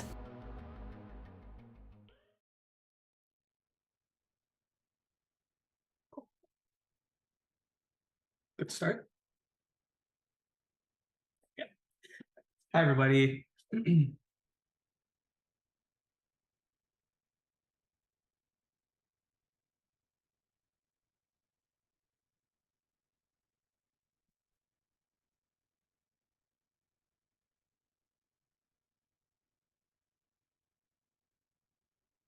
Perfect. All right. Hi, everybody. My name is Nitish Kumar. I work as a data analyst at SportLogic. And I'm super excited to be here today to share with you all some of the work I've been putting in the last 2 months on a topic I've been pretty passionate about. And hopefully by the end of the presentation, you all will share the exact same passion for this idea as I do. So the idea is goalie adjusted expected goals. Oh, let's pop back here. There you go. All right. So now I know everyone's likely a hockey stats junkie like myself that's here today, but I still wanted to make sure we were all on the same page before I really got started. So I wanted to run through some quick definitions on some common phrases that I'll be using throughout the presentation today. So here are 5 of the common phrases that I'll be using a bunch. We'll start with expected goals, which is probably we'll start with expected goals, which is the holy grail of advanced stats right now in hockey. So for expected goals, all that's really asking is the question of, if this player were an average player, how many goals would that player have been expected to score given the quality of chances they receive? So if I were to say player X had 5 expected goals, all that means is that if the average player had the same quality of chances as player X, they would have scored 5 goals in that situation, like in that season, for example. Next one is goals saved above expected. Goals saved above expected just represents the number of goals a goalie has prevented that would have been greater than what would have been expected of an average goalie given those same circumstances, so the quality of chances that goalie faced. Then there's expected rebounds. Expected rebounds pretty much just looks at the quality of chances a goalie face and asks, how many rebounds does an average goalie give up in these situations? You'll also hear me use the term poor rebounds a bunch today. All poor rebounds is basically just talking about rebounds that have a low probability of occurring, so rebounds with less than a 50% chance of actually occurring. The last little phrase I will use a bunch today is goalie freeze or freezing the puck. Really, all that means is it's more of a hockey term than a hockey stats or analytics term, but really all that is when a goaltender makes a save and covers the puck and forces a face-off. Okay, so a little bit about myself. In a past life, I studied chemical engineering, and like many of you would have been questioning, a lot of those hours I spent studying thermodynamics does no good for me at my job here today. But one of the few things I did learn in school was whenever I do a study to start off by accurately and properly identifying our problem. So we'll do that together as a team today. And we'll do it by watching some video. So here's the video. The first video that I wanted to show you is right here. We have a point shot coming in. We have Laura Dosteler standing in front of the net. She tips this puck. The puck has an expected goals of 0.32 and a rebound probability of 49%. Our goaltender in this case is Genevieve Lacasse. She makes a save, but she kicks the rebound back right into the slot to Caitlin Willoughby, who has an expected goals of 0.5 from this situation. Now, Caitlin Willoughby takes a shot, but Lacasse gets across, makes a great save. All right, so in this case, Genevieve Lacasse would have been awarded half an expected goals saved. for making that save. However, I'm of the opinion that she doesn't deserve the full 0.5 expected goals saved, because she was the one that put herself in that position in the first place by kicking the rebound out into the slot. Now, while I do believe the 0.5 expected goals saved is an accurate representation of Lacasse's shot stopping ability, I do think goaltending is far more than that. And in my opinion, the rebound only had a 49% chance of existing, and because of that, Genevieve Lacasse should only be given a maximum of 49% of the expected goals that she saved in that situation. Now, currently, the way that we look at goals saved above expected, Genevieve Lacasse would likely have an inflated goal saved above expected because she would have gotten the full 0.5 expected goals here. And to me, that's clearly a gap in the way that we currently analyze goaltenders. So now I have a second video I'd like to share with you all. This is a slightly different scenario from the first. In this situation, we see a puck played down low, played into the slot, stopped by our goaltender, Boissonneau, and then more importantly, Boissonneau jumps on the rebound in the blue paint, covering the puck, freezing play. Now in this situation, right, Boissonneau doesn't just make the save, but she goes above and beyond and jumps on the puck and freezes play. And that's exactly what goaltenders are taught to do. However, she's never going to be given credit for the expected goals that she prevented by covering the puck in this situation, simply because there's no way for us currently in the way that we analyze goalies to quantify that number. So this to me is the second gap that I see in the way that we analyze goalies. And with this and the last video, we now have two gaps in the way we analyze goalies that I think need to be addressed. All right, so like I said, I've been saying this a lot so far, right? We have these clear gaps in the way that we currently quantify goaltending performance, right?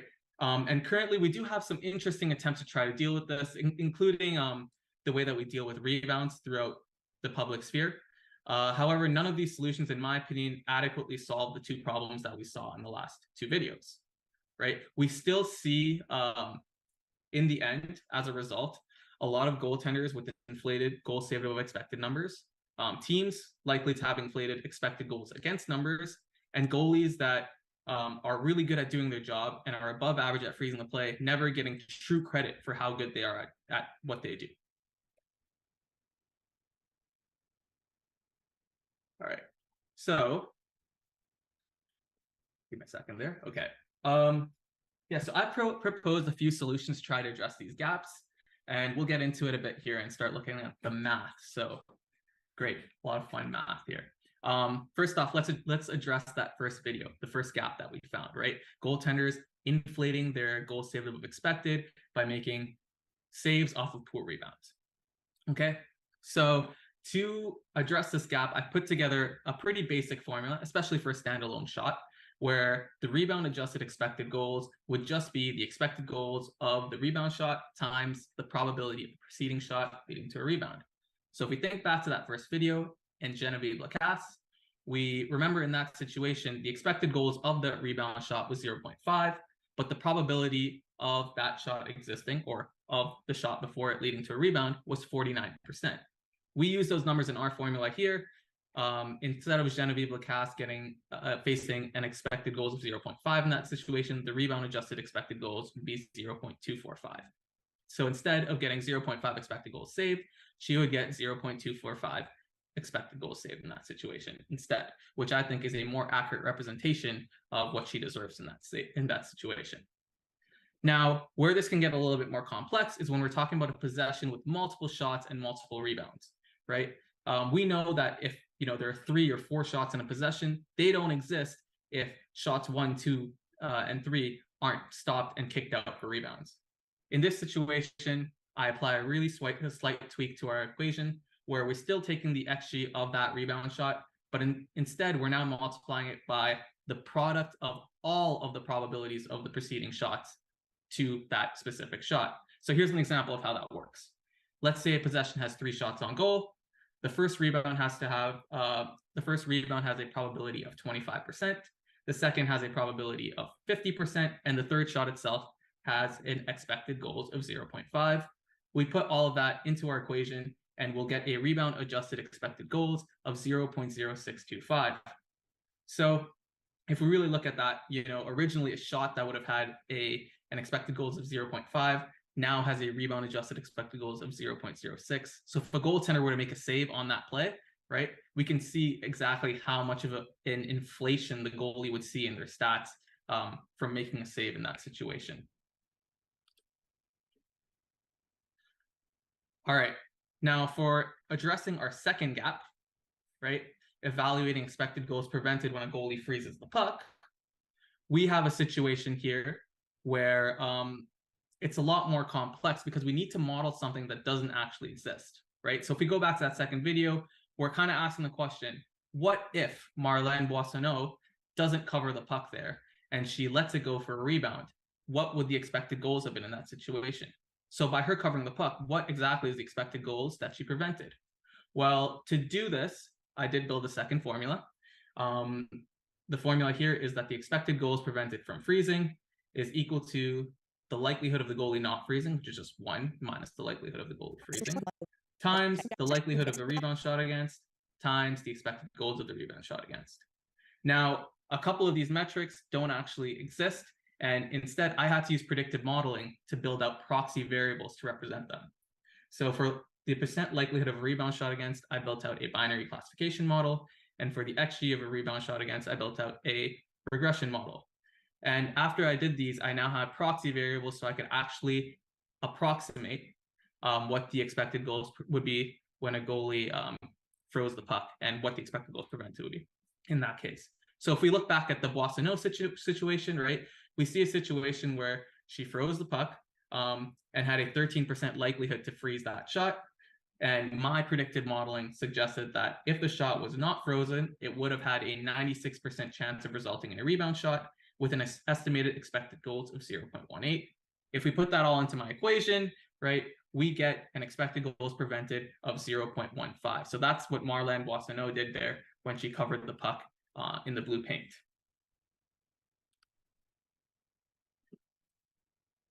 Okay, so now we have these two really good pieces, but we can put them together into one all-encompassing goalie adjusted expected goals number that now will adjust for inflation from goaltenders making saves off of poor rebounds, and also give proper credit to goalies that excel at preventing further XG because they're really good at freezing the puck. Awesome. Now we can get into the fun stuff and look at some of our results and be done with the math.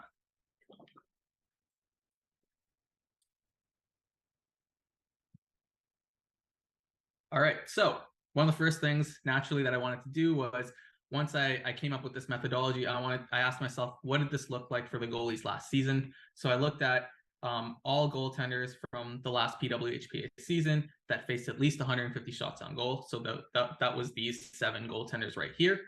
And right off the bat, I can see that my idea has merit because it already changes our perspective on who the best goaltenders are, right? We see that Anne-Renée Desbiens, who would have traditionally had the highest goals saved above expected, is no longer the top goalie. That belongs to Kristen Campbell, who now has the highest goalie adjusted goals saved above expected.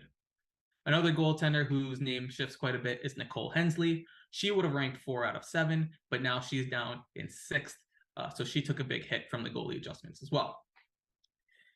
A couple of things I wanted to point out. One thing you might notice is that the goalie adjusted goals saved above expected numbers are all lower than the traditional goals saved above expected numbers. This basically suggests that most goaltenders, or actually all of these goaltenders, are benefiting from making saves off of poor rebounds. And on average, we see about a 1.8 goals saved inflation thanks to making these saves off of poor rebounds.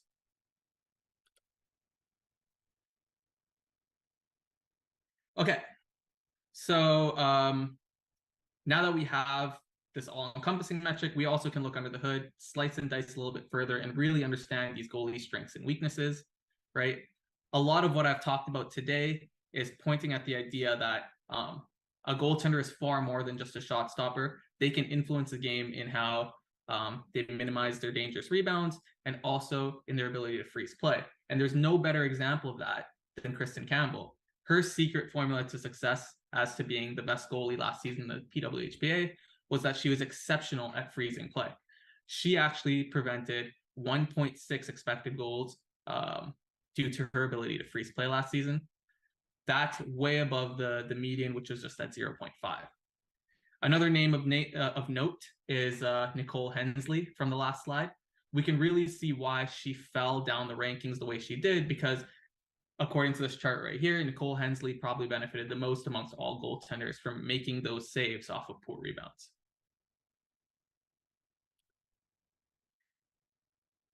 All right. So I believe in the space of analytics and the way we talk about goalies, we tend to kind of have this idea that goaltenders don't have any control of the quality of the shots they face. All their job is really to do is just to stop that puck or not. However, some of my work here today does suggest that goalies definitely play a role in suppressing the XG that they face themselves as well. On average, I found that poor rebound control accounts for approximately 0.3 expected goals against per game. And the best example, and the most interesting example of that, is actually Team Adidas from last season, where for Team Adidas, approximately 10% of their per game expected goals against was due to poor rebounds. So if we actually look at Team Adidas from last season and we compare them to Team Adidas from 3 years ago, which likely would have been the best defensive team we've seen in the last 3 years, we actually see two team defenses that are quite similar. And the only real difference between those two teams was that the 2022-23 Team Adidas was much closer to league average in terms of their goalies suppressing XG, while 3 years ago, the 2020-21 Team Adidas had the best goaltending we've seen over the last 3 years in terms of suppressing XG. There was one last thing I was kind of curious to look at, and that was the idea of like, can we look at how well teams do at actually bailing out their goalies when they're not good at controlling their rebounds? And to do so, I built one last metric called adjusted rebound recovery, where adjusted rebound recovery is just 1 subtracted by the probability of that rebound occurring. I looked at that great Adidas 2020-21 team, and one of my biggest takeaways was they weren't actually that great at recovering rebounds and controlling the net front, but they had great goaltending to cover for that because their goaltenders were great with their rebound control. On the flip side, we have Team Boston 2020-21, Team Harvey's 21-22, and Scotiabank 22-23. They were all the opposite case, where they had goaltenders who weren't the best at controlling the rebounds. However, the team in front of them strategically was set up well to account for these for their goalies' shortcomings. In the end, having numbers like this and just being able to look at things from this perspective allows us to kind of find the optimal team defense goaltender partnerships that work together and really will help us make more optimal team strategic decisions. So if there's anything I want you to take away from my talk today, I'd say that the first thing I really want to highlight is that goalie adjusted goals saved of expected definitely gives us a more clear representation of goaltending, because it does two things for us. It adjusts for inflation off of bad rebounds, but also it gives credit where credit is due for the best goalies at freezing play by rewarding them the expected goals that they prevented when they did freeze their play. We also learned today that a goalie can account for anywhere from 5 to 10% of a team's expected goals against just through high danger rebounds.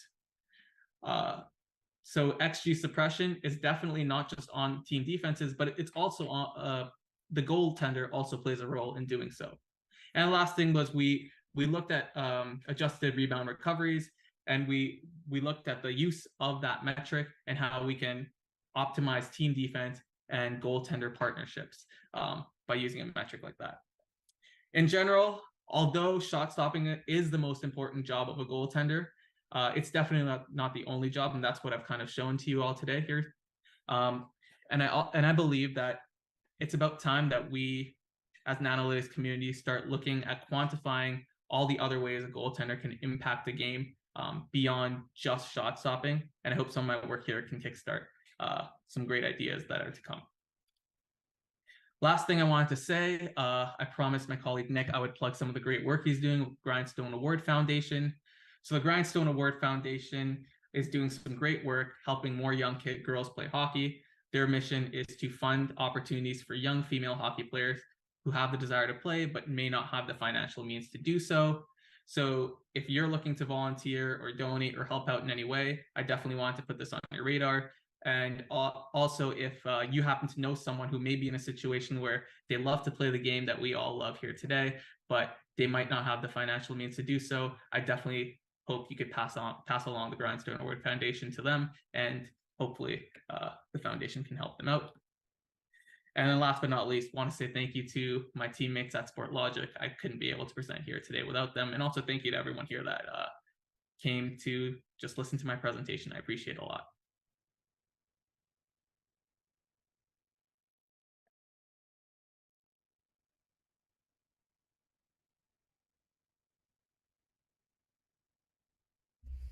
I muted myself. Guys, we made it 3.5 hours in before I forgot to unmute. I think this is a record. Let's go.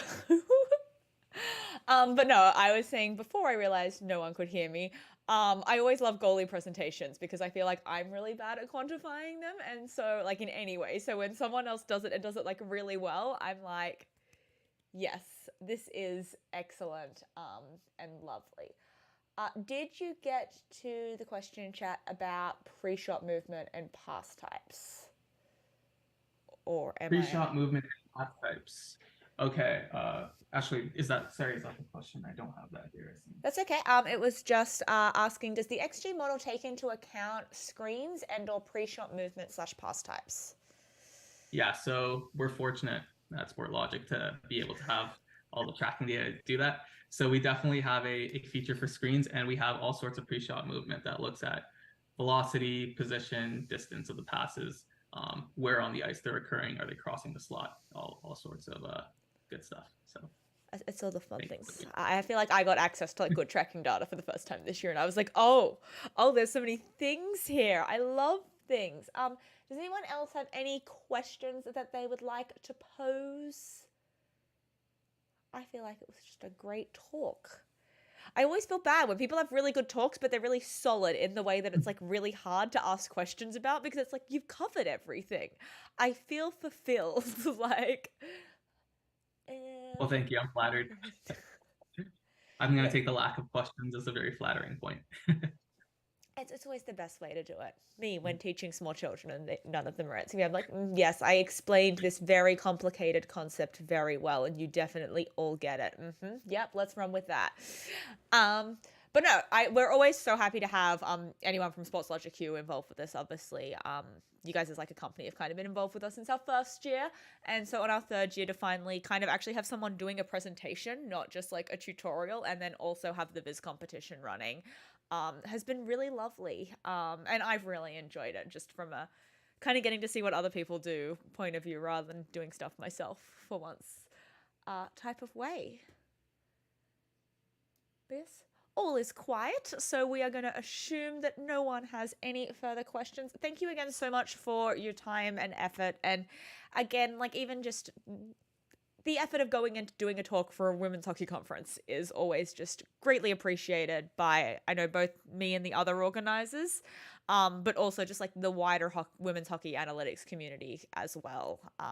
It's always nice to get a fresh face that's not like the same 9 of us bouncing ideas off each other, being like, this works, right? Oh, definitely. It was my pleasure. Thanks for having me. I really enjoyed working on this, so glad I could share it. Awesome. We are going to take a very brief break, and then we will be back with the first of our Viz Launchpad finalists. Viz Launchpad is a first-of-its-kind partnership with SportsLogic Q to host a data visualization competition for women's sports. In total, 20 entries were received and were judged by 4 industry experts spanning all areas of sport, including coaching, media, and analysis. We would like to again thank SportsLogic Q for their continued support, and also thank An Nguyen, Micah McCurdy, Michael O'Grady, Nick Schuzo-Schulman for their time and expertise when judging. Lastly, we would like to once again extend our thanks and gratitude to all who entered. Your time and efforts were greatly appreciated, and we hope to see more work from you in the future.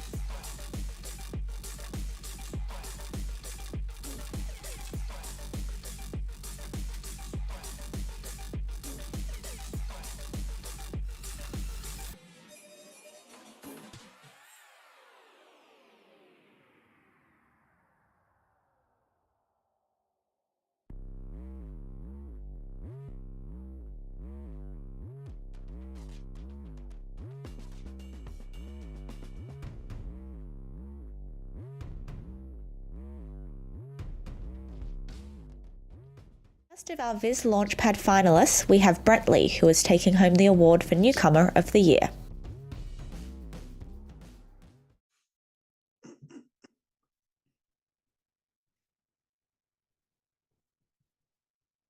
You're good to go. Good. Oh, sorry. Okay. Hi. I'm Brett Lee, and I chose to do my submission for the Viz Launchpad. I'm calling them offensive environment player cards, and it's a little dashboard. And thank you to Alyssa and to everyone else that helped set up this amazing event. So a little bit about myself. I always grew up playing hockey kind of thing, but then kind of around 14, 15 when my peers kept growing and I did not. I thought that was kind of it for me in hockey, and I ended up taking the, I wanted to be in sport media. It's kind of my little pivot in university. And what's funny is actually, I'm just realizing this now, is my first kind of start in media creation in the sports world was volunteering with the CWHL. So kind of doing my first ever data visualization in sports with the PWHBA data is a funny full circle moment that I'm just realizing now. But anyways, by trade, I'm a professional sport marketer. But as I've gotten older, I've kind of started to develop a very keen curiosity for how data analytics can help hockey teams, specifically how they can help aid in player development as well as usage optimization. And obviously, these are very big questions that someone like me with very limited coding experience makes it difficult to answer these questions. But when I saw this opportunity, I thought, I'd love to have my try it out, see what I can do. So everything I've kind of done here in this dashboard, I've kind of learned over the last 6 months. I ended up taking like a Google Data Analytics certificate from Coursera, which kind of gave a pretty holistic approach to the different data, or for the data analyst process. And really only one module was focused on coding in R. So a lot of what I've figured out here was just learning as I go. I just like to learn kind of thing. So kind of what the area that I wanted to dive deeper into once I kind of got my hands on the data set was how can we use data to visualize aspects of a player's on-ice environment in order to optimize their time in the offensive zone. So I'm very interested in how like a development coach and skills coaches can work in tandem with the coaching staff as well as the front office to help optimize players and bring out the best in them. And when I'm thinking about the offensive environment, obviously hockey is a very free-flowing game. There's a lot of factors that are out of a player or a team's control. So when I wanted to look at the different things that players and coaches can actually have an impact in, the first thing that I thought of was obviously the individual skill set. The player can continue to work and hone in on their skills and figure out ways for to put themselves in positions to continue to use their skills that they're so good at. The second thing that kind of works in hand are teammates, obviously, which teammates have complementary skill sets, which teammates allow for the player to be their best selves. And then third, obviously, the system that the players are playing within, the structure, obviously influences the different decisions and areas that the players roam around in the ice. And when those three kind of combine, to me, those are at least the things that a player can somewhat control in a game situation. And when those three things are optimized, then the player kind of actualizes into their best offensive version of themselves. So that was the question, or at least the idea that I set off to gallivant around and try and figure out how I could contribute in some way to ultimately trying to figure out how to make a dashboard as a tool to somewhat give a 30,000 feet view of what a player is doing on the ice in terms of their offensive environment. So looking at the data set and figuring out the different areas that I could quantify, obviously The first one is shot quality, where is a player generating the shots and are they of high quality? The second one was teammate influence, which teammates are making positive actions to facilitate the shot. And then lastly, the individual skills, like I said, which players are executing the different skills that make them successful, and maybe there's areas to improve on. And so I kind of focused on the first two, going back to the last slide of shot quality and teammates. So this is the dashboard. I made a little GIF here, and it's very, very simple. Just a little simple player drop down that live updates the different charts, and I'll get into the different charts. So the first one, a very simple expected goals for shot chart, plots the location of the shots on the ice with the size corresponding to the expected goal value. This one was interesting in that the first tutorial that I found was actually using Python. So I went around and messed with Python for a little bit, figuring that out. But then, and this is where my greenness kind of showed, where when I ended up figuring out that I wanted to make a dashboard and I was trying to decide on what tool to use a dashboard, I realized that our Shiny kind of made the most sense for what I was hoping to do in terms of shareability. So I ended up looking at some Sporty R tutorials and figured out how to make this one. Obviously, very simple. There's a lot more that could be done with further exploration, like how can a player receive more pucks in favorable ice, all stuff like that, that I'm sure a lot of people in the community have started to explore already, kind of thing. The second one was kind of a teammate support bar graph. So this one was an interesting challenge in that I was trying to figure out the for loop in figuring out how I can get all of these successful events from a teammate within 3 seconds of a player's shot. And on the surface, I was like, yeah, sure, no problem. But figuring out all the different things that went into that for loop and stuff that I didn't really consider beforehand, but now understand, like having to create a unique game ID, making sure that the periods matched, all that kind of stuff was just kind of it was a fun challenge. And then kind of once I figured that out, it was very rewarding, which I feel like is when I talk to a lot of coders, that's kind of like one of the things they really enjoy is like once you find that solution, it's very gratifying, and I definitely found that out. So obviously this is a very 30,000 foot view of kind of the impact that a teammate has on a player. Obviously, there's not a lot of context taken into account here, because obviously a player's most frequent line mates are probably going to be ranking higher towards the left side of this bar graph.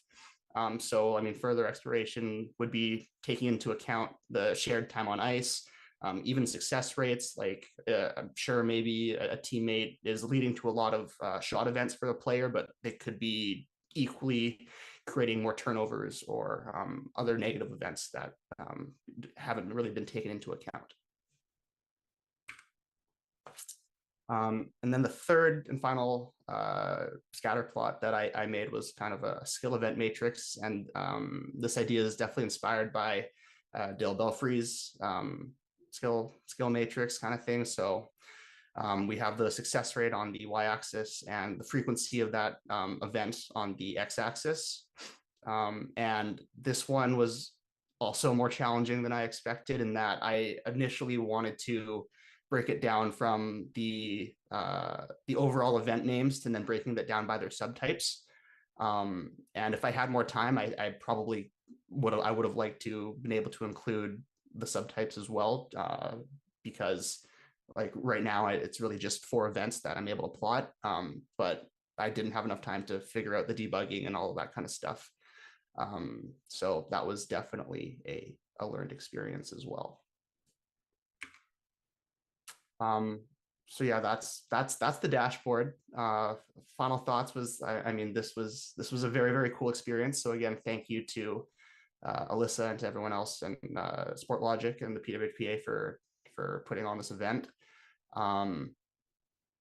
In terms of it, like I have to say it was very, very cool for me to be able to take what I had learned in my short certificate program and immediately apply it to something I was passionate about and curious about.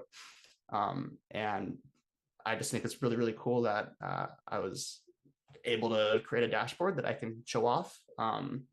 So it was definitely a very interesting experience. And like I said before, like the different things that I didn't really think about when I started off, and then having to go through the weeds and figure out how to solve these different little problems was very gratifying. So I definitely have the sports analytics bug now, and I'm very excited to see what other people in the community are doing and continue working on different stuff of my own. So yeah, thank you, like I said again, and open to questions.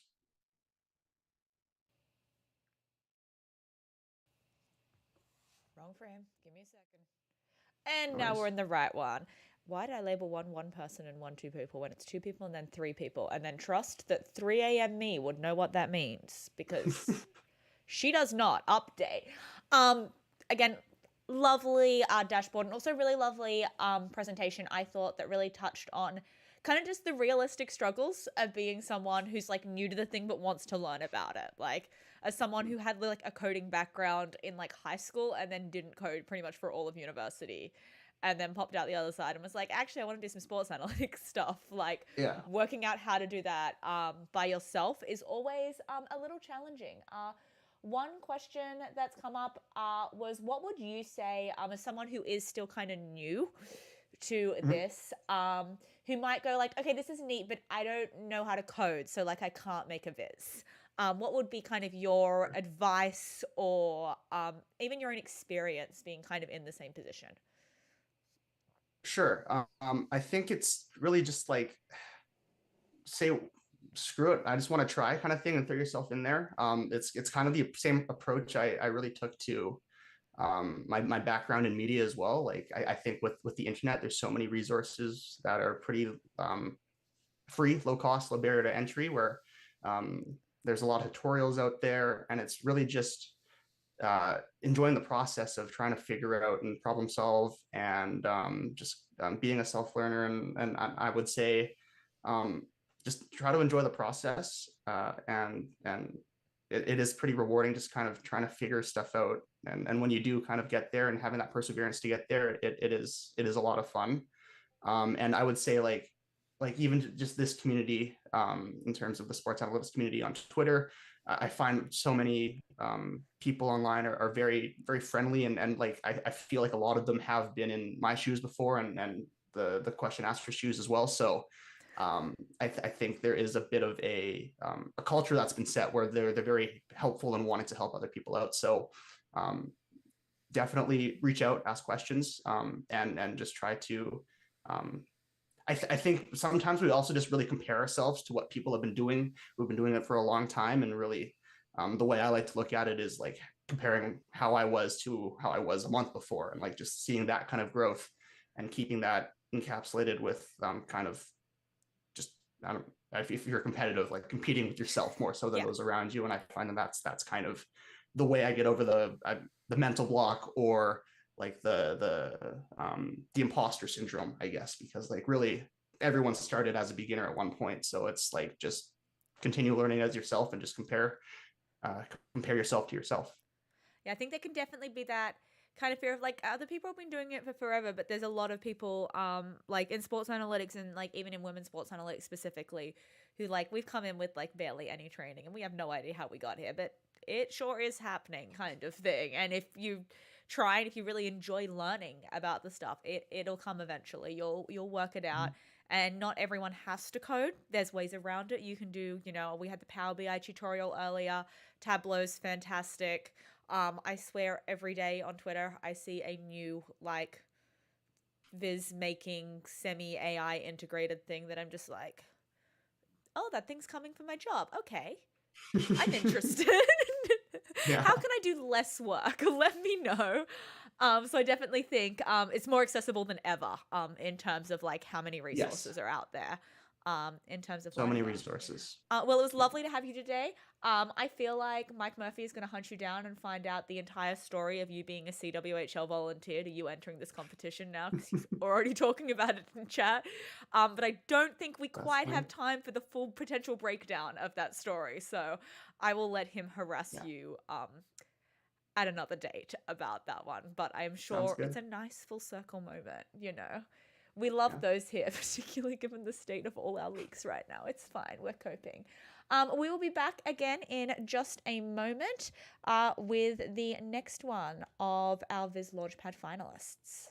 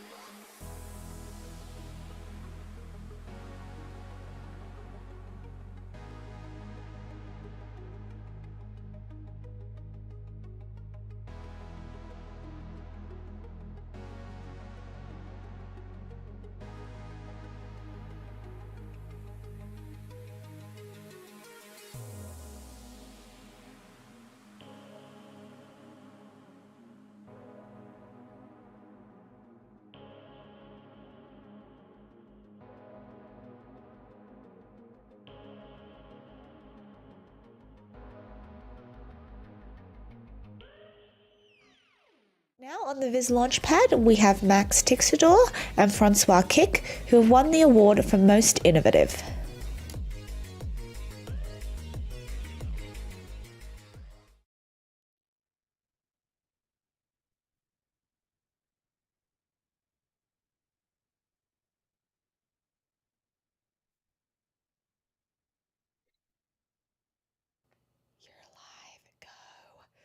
Okay. So hello everyone. My name is Francois, and I'm here today with my teammate Max to present you our expected threat model visualization. So we'll start by sorry. We'll start by going over the data and how we've transformed it, and then we'll show you how we coded our model and explain how it works. Then naturally, we're going to present you our visualization, its different purposes and uses, and then we'll link it over to how we can use it as a tool and different forms of use. So first, my name is Francois. I'm a BCom student at McGill University, class of 2023. I've worked at the Montreal Force as a video coordinator in the past few months, and I've also worked in data analytics and video at the McGill Marlets. So I'll now pass it on to Max. So my name is Max. You might know me as Max on Twitter. I'm a Bachelor of Administration student at the Université du Québec en Outaouais. I'm a former data engineer at the Montreal Force, and I'm a co-creator of the Drive Digest project I built with my friends Chase McCollum and Josh Gelfin, where we build tools to assess the prospects of NHL. So now I'm going to talk about the data. So SportLogic allowed us to use two data set. The first data set was a play-by-play data set where we have all the events of every game. And the second data set was a data set where we had access to the stats of all the players for every game. So we use the play-by-play data set as our main data set we used, and we added a few columns to it. So the first column we added was the time since the previous event. The second column was the distance of the event from the previous event. The third column we added was the game ID, because there was not a game ID column in the play-by-play. And we added a position ID so that every position has a unique entry. And then we went from this data frame to this array where we can see every position with every events with all their characteristics. So this is what the computer sees and has to process. So now I'm gonna talk about the model. So I coded everything in Python, and for this model we used the LSTM model. So an LSTM model is a long short-term memory model. It's like a computer brain that is really good at processing sequences of things.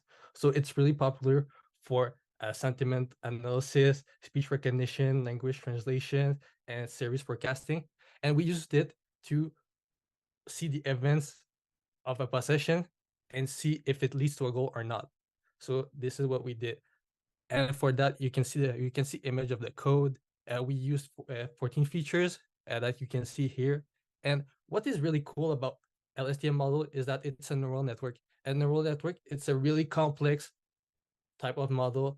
And we see, we don't see it really cleanly in the screenshot, but it has a lot of iterations where the models he learns how the sequence lead to goals, and after that it's able to make predictions based on a new input.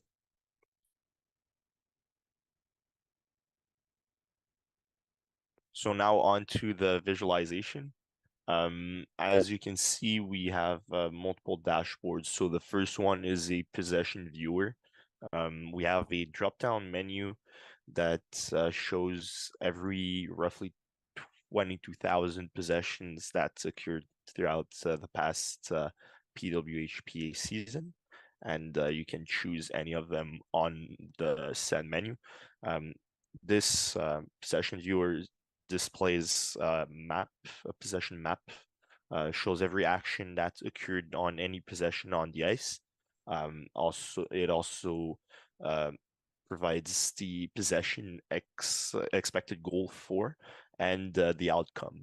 So looking more into the details of this specific possession, you can see that there are multiple gray dots on the ice. Those are the different actions. And if we single out one of them, for example, the one that's on the screen right now, it shows the final action on this possession, which was the goal. So our model displays, our visualization displays what type of event that was, who the player was, the team, the time in the game strength, who the goalie was, what the outcome was, the expected goal of the particular action, the aim, shot type, dates, and if it was during the season or the playoffs. So this can be very useful if you want to single out possessions, whether they were goals, but also you could use it, I guess, for breakouts and zone entries. But we were looking really at the build-ups for goals. So what different actions, as Max explained, the model was looking at what combination of actions could lead to a goal, and ultimately assigned an expected goal for that. But now the heart of our project was the heat map, the extra heat map, where you can see every player's expected threat per 60 minutes, and it's displayed on according to the various areas of danger on the ice. So here we have Marie-Philippe Poulin, who, as you can see on the screen, where the darker zones are, it's where she has the highest X threat. So this shows per 60 minutes, and it can help single out the offensive impacts of players. Usually we have different indicator to show a player's contribution to the play. For example, offensively, there's expected goals when a player is on the ice, or Corsi, for example. We wanted to look at a measure that could single out a player's contribution to the play, and while those measures do not, it shows a player's play driving ability and how they can contribute to make a possession convert into a goal. And finally, we also thought that if it's possible to single out the player's contribution on the play offensively, it's also possible to analyze it and figure out what a defensive player's contribution is on the play as well. So if a player blocks a shot or makes a huge defensive play, what kind of expected goals did they save? So this is something we didn't have the time to look into, but that we definitely are still working on to develop in our model. Here are the final results in terms of X threat per 60. So the best performers were Jamie Bourbonnais, Marie-Philippe Poulin, and Amanda Kessel. However, Bourbonnais only played 2 games, but she was very, very efficient in the offensive zone and a real threat to the other teams. And yeah, I'll pass it on to Max for that. Yeah, so for the takeaways, we built a tool to view how possession look like. Like we when we have stats, usually like we don't really like see how the possession looks like, because like we only have the shot attempt. But now we found a way to visualize possession, like how it is, and we also found a way to see how dreadful a player is on the ice. So yeah, it's a really good way to see hockey this way. It gives us more information and it helps us to have more insight on the game. Also, we see a lot of possibility of improvement for our tool. Like we want to incorporate how dreadful was the subsequent possession. Like we also want to add defense to the project, like Francois said. We see that if we can find offense, we can also find defense in the project. And we want to look more into chemistry. We find that if this project can see like where a player is dangerous on the ice, we can maybe see with what combination of players they can find like more dangerous impact on the game. And yes, for the next slide, this is where we want to be thankful for everyone. So thank you for the organizer for organizing this event, and SportLogic for the data, and the other presenters for teaching us a lot about the work you did. We want to thank Mikael Nabedian, who presented earlier today. For a rare time, he was not involved in a project we did, but he encouraged us from afar, and he made us from fans to like sort of experts. And yeah, he like we wouldn't be here without him. And we want to congratulate everyone who submitted the project. We saw a bunch of them on Twitter, and we're really impressed and really inspired by them. So thank you for everyone for listening to our presentation.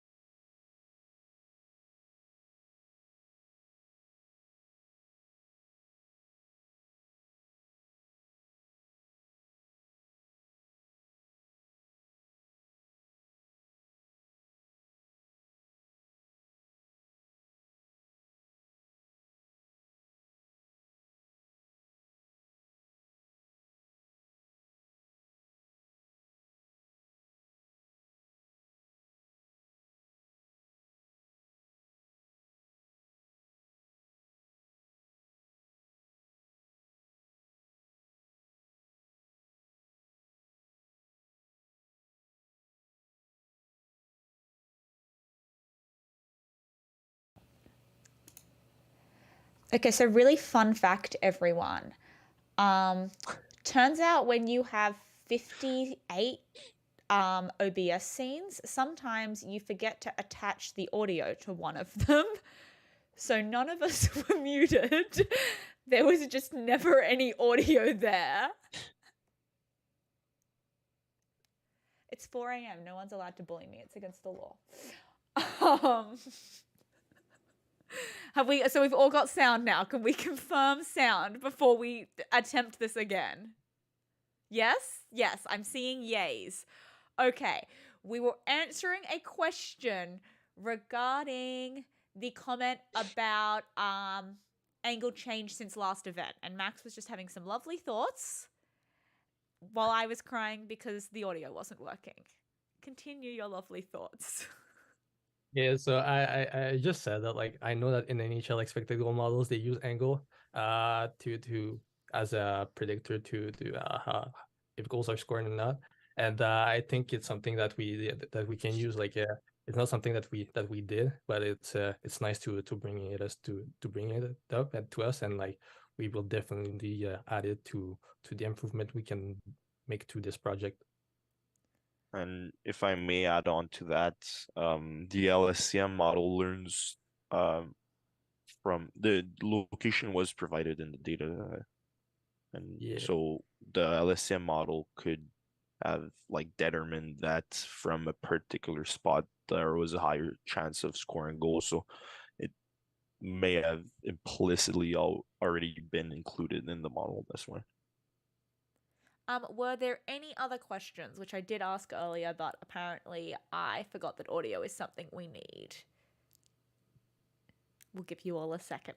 I will take this moment again to once again, this time verbally in a way that everyone can hear, reiterate how very proud I am of the work you guys have put into this. In terms of like, it was a Viz competition and I kept seeing things coming through and I'm like, are they making a visualization sometime soon? Because they seem to be attempting to like solve hockey. It looks very good, but like, when is the pictures coming? And then the pictures came and they were also nice.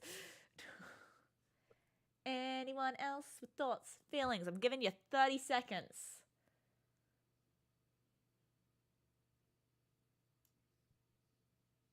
We've confuddled everyone into the darkness with my complete lack of audio skills. Okey-dokey, we will wrap this one up. Again, thank you so much for your presentation, and thank you for your submission, and also just thank you for like working with me for the past 6 months. It's been lovely. Thank you very much. So much.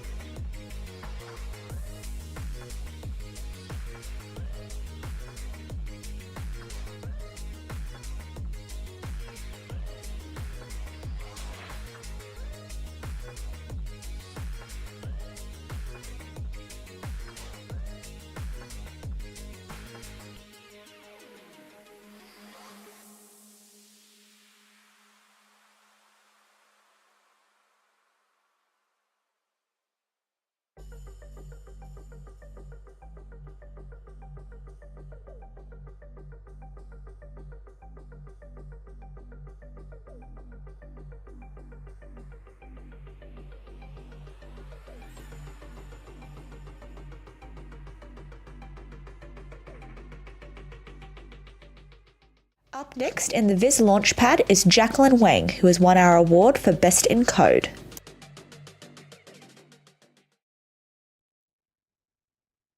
Okay, thank you. Hi, everyone. So my name is Jacqueline, and I'm a rising junior at Yale University majoring in computer science. And today I'll be talking about my Viz Launchpad entry, which is focusing on the topic of rebound valuation in expected goals models. So to think about the accounting of rebound value in expected goals models, consider a player who takes an initial shot with an expected goals value of 0.2, and then there is a rebound shot with an XG value of 0.5. So two main questions here. First, how much value does the original shot create? And second, how much of that rebound shot's value actually comes from the original shot having been taken? So to look into these questions, I'll be comparing two different models. And first, we have the typical expected goals, taking into account distance, angle, shot type, the shooter and goalie, the goal differential at the time of the shot, and the previous game event. And the second we'll call XG star, which combines rebound value with the XG that doesn't have previous event. And we use that XG without previous event here so that there isn't extra credit given to shots that are rebounds. And this essentially isolates what is due to the player actually taking the shot from what happened before that shot was taken. And to visualize these models, I've divided the rink into several regions, which are shown in these two nice pictures on the right here. And the one on the left is the per region shot counts, and the one on the right is region average expected goals value, so the first typical XG. And the rebound value I've been talking about is found in this layered way, and in all of these heat maps that I've shown here, the hexagons are sized by the number of shot attempts from that location, that little area, and they are colored by probability. So, and also every hexagon in the same region gets the same color. So first, on the first plot, the leftmost one, we have the probability of a shot generating a rebound. And rebound here means the act of the puck actually rebounding. And it's different from what we would call a rebound shot, which would be the shot actually taken after the puck does its rebounding, bouncing back. And the second graph, we have the probability of a rebound shot arising from a rebound. And this is a conditional probability. So given that a rebound occurred, what is the probability of a rebound shot actually occurring? And in the third plot, we have the isolated expected goals value of that rebound shot, which is the probability of the rebound shot becoming a goal in isolation, ignoring the fact that it was a rebound. So this would use only shooter, goalie, shot location, goal differential, and shot type data. And so it doesn't know that it's a shot that follows an initial shot and the puck rebounding. And by multiplying these three heat map layers, we get the plot on the right, the fourth one, which is an overall rebound value for the initial shot. And combining these heat maps is equivalent to multiplying conditional probabilities, and this value is then assigned to the initial shot. And it's essentially the extra scoring chance or the extra goal value that the initial shooter creates by taking the initial shot. And reasonably, we find that shots from closer to the net, like from the inner slot, have higher rebound values, so they tend to generate more and better rebounds. And when we do this for all shot attempts, instead, rather than just the unblocked shot attempts as shown in the previous slide, we see the same trend. And then when we combine rebound value with the expected goals model that doesn't include previous event, we get XG star, which can be compared to XG. And the first graph on the left is the isolated, so no previous event version of expected goals. And the second graph is the overall rebound value from the previous slides. And summing these, we get the third plot, XG star, which then we can compare with XG by finding their difference. So in the difference plot on the right, we can see that numerically there isn't a large difference in shot value, but there is a pattern. So it appears that inner slot shots, which are more likely to be rebound shots than other regions shots, if we recall from the previous slides, and these inner slot shots are actually overvalued in typical expected goals models. So we can see that the more typical XG awards undue credit for rebound shots when it should go to the initial shot instead, which can impact the XG related stats of both shooters and, as we saw in a previous presentation, the stats of goalies as well. And again, if we look at all shot attempts in general, rather than just some block shots, this trend also holds.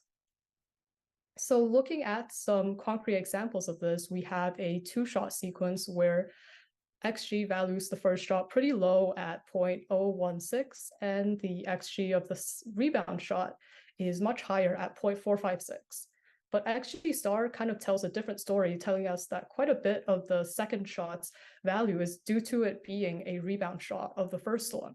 So it gives the rebound shot lower expected goals at 0.353 and awards some of that credit to the first shot for generating the chance of this value occurring. And for the second sequence of shots, we see something similar happening, though the difference in expected goals is not as dramatic.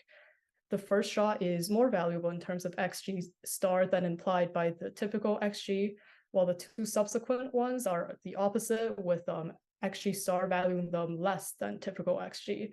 And this seems reasonable, as it makes sense that a part of what makes these last two shots and the latter one being a goal makes them higher quality is the fact that they're rebound shots and they're rebounds of the first one. So in other words, for rebound shots, we see that XG star is less than XG here because some of the rebound shots value actually comes from the original shot. And in an effort to see what these trends look like on a bigger scale than the several thousand shots from this PWHPA season, I tried to visualize NHL shots from this season similarly. But this comparison is actually more difficult than expected because the PWHPA data and NHL data have different definitions of rebound-related terms, particularly that there isn't a distinction between rebounds and rebound shots in the NHL data. So rebound value layering, like I did with the women's hockey data, doesn't quite work the same. But there are some other next steps. So the expected goals models here can be further polished, and in looking at other metrics, there are some potential variables to include, like the previous pass, so like the assist for the shot or the zone entry. So for example, these two density maps on the top left here visualize the location of passes that lead to low danger and high danger shots respectively. So low danger meaning shots that are in the bottom 80% in terms of XG, and high danger meaning top 20% in terms of XG.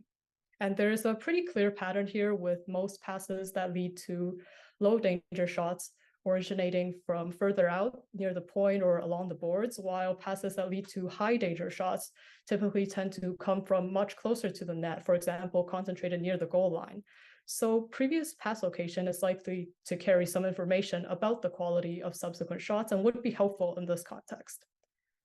And that's it for the presentation. So again, I'd like to thank everyone who made this presentation possible, the organizers, for the opportunity to participate in this Launchpad and to present here today. And I'd also like to thank my advisor, my Professor Brian McDonald, for his guidance throughout this project. So thank you all for listening.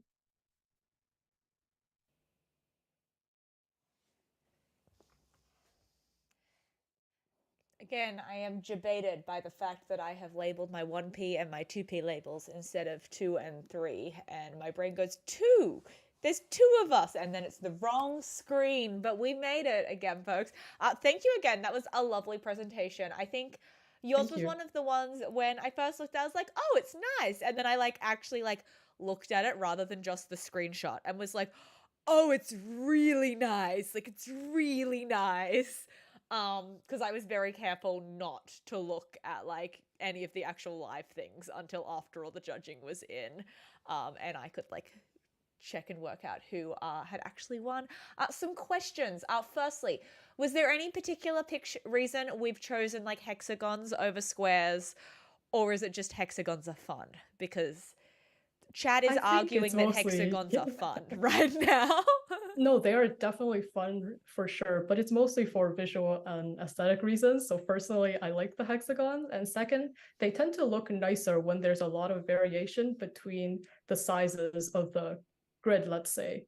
basically that it pieces together nicely. And when it squares, I feel like when I tried that, it seemed to kind of intrude on neighboring squares, if that makes sense. It does make a lot of sense. What could we learn from shooters who shoot to create a rebound and what value that can create? I think this definitely can be, instead of typically I think we would look at assists to look at playmakers, but I think one part of playmaking, especially with a lot of rebounds, is that the rebound generation, the rebound value. So I think that definitely could lead to something like a player ranking or like different kind of usage of players depending on their ability to generate rebound values if their initial shots have higher rebound value added. Yeah. And lastly, did you look at a version of that last visualization that was 2 passes back and compare that to the single passes before a high-low danger shot by any chance? And if not, can we have that at some point? So that is actually a really good idea. I didn't have the chance to look at that during the Viz Launchpad competition process, but yeah, that definitely seems like a good next step. And I would, when I have time, I will definitely update my dashboard to include that information and compare that. But yeah, thank you. So this is the long form reason why Mike, Carly, and I have a conference, is so we can do wish fulfillment for ourselves. We want things and we just ask people publicly so they can't say no. But just more things from Mike. That was a comment, not a question. I will let you read that later. But yeah, again, thank you so much for presenting, and it was lovely. And I hope we get to see more women's hockey stuff from you in the future because it was really nice. And it's yeah, I hope to fun. do more for sure. Yeah. We've got to rope everyone in. That's okay. Thank you so much. Okay, give me 1 second. I will find the coming up next screen, and we'll be back in a moment for our last presentation of the Viz Launchpads.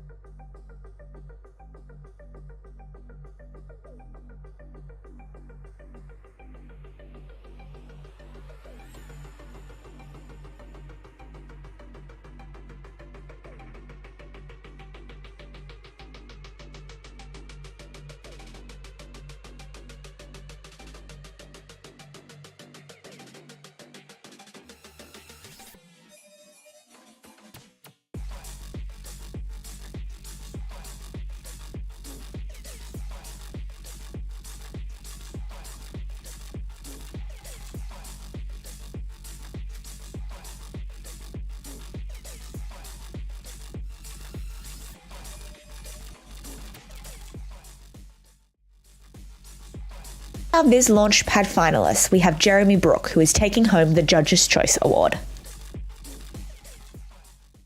All right, thanks for having me. This is really exciting. Lots of hockey Twitter celebrities in here, so it's a little intimidating. My name is Jeremy. My entry and my presentation today is building a scoring play visualizer with R and Tableau. So the idea for this project was to meet the following goals. I want to visualize trends in scoring plays for each player. I want to observe play progressions as those scoring plays develop through areas of increasing danger. And I want to track player contributions to scoring plays beyond goals and assists. So we're going to start in R for the how of this project. The first things I knew I needed were game IDs and sequential event numbers within each of the current possessions. So these are going to let me group each player's scoring plays without any overlap if the teams play each other more than once, which of course they did. Next, I created a running total of goals for each player using a cumulative sum. This will let me show a goal count list for each player that scored at least one time. And then one of the last big ideas I had at this data prep stage was to group goal scorers and teams per goal sequence. So basically, when a goal occurs, who was the shooting player, what team were they on, what team were they shooting against, things like that. I want to return those values for that entire sequence so that a particular possession sequence belongs to a particular goal scorer and so on. So this is going to play a big part with any interactive filters, and it's likely going to make any joining with summary data later a lot easier too. So at this point, with the rough idea of the viz in my mind, the next idea was let's generate those danger areas that I want to look at. How dangerous is a shot expected to be based on where it's coming from? I'm defining the high danger area as inside the offensive zone, between face-off dots, down to the nearest ends of the trapezoid. Medium danger is anywhere else inside the offensive zone, and then low danger is outside of the offensive zone. Big thank you to Anne's shot plotter for some assistance on approximating coordinates there. That was a huge help. And then the finishing touches on the R side are just to normalize coordinates. I want all the goals flowing in the same direction. And then return a total for each event grouped by player. So we want to try and build some kind of stats table. This is before pulling player position and jersey number info from the summary data in case we want some kind of dynamic header based on who we're selecting. So with the R out of the way, we're moving into Tableau. This slide is going to be short and sweet because parameters, dashboard actions are doing most of the heavy lifting here. So I want the list of teams, players, goal numbers, and strength states to filter what goal sequences are actually showing and what other details may be important for that selected player. And further, I want the user selections to focus independently on their selected value, minimizing clutter in cases where players may have scored a ton of goals, but without ignoring that context of that player's full season. So that's going to lead us into the finished product and what the dashboard currently looks like. So functionally, selecting a team is going to filter the list of players, but you can have the full player list if you want by deselecting a team. That'll give you every player, every goal scorer in the data set. Selecting a player is going to populate their personal goal total. These are individually selectable and will highlight data points on the viz.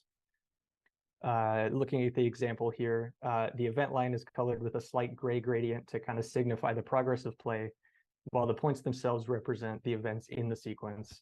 Hollow circles are all non-shot events, passes, receptions, anything else, and solid circles represent shots and goals. Users can also hover over each data point to see details for that event, including the event type, the relevant player, the game and period that it occurred, things like that. You'll also see that the event circles are colored based on their danger zone proceeding through the play.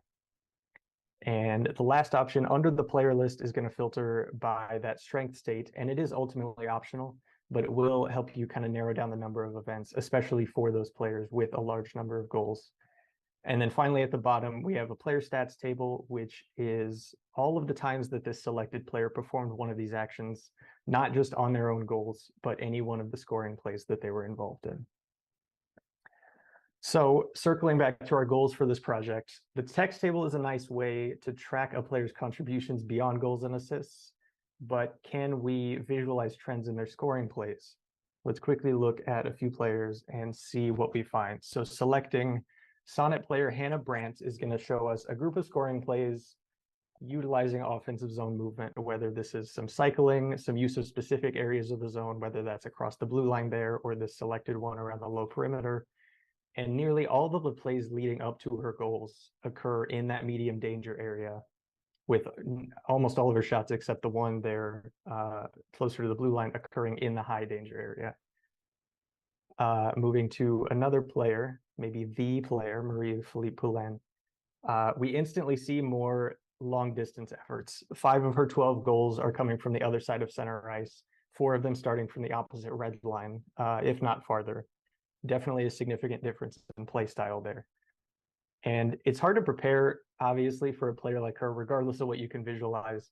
But I think looking at things like that could satisfy our third goal, observing play progression through areas of danger, while also giving us insight into a team's general offensive mindset. So, for instance, let's go back to another Sonnet player, Erin Ambrose.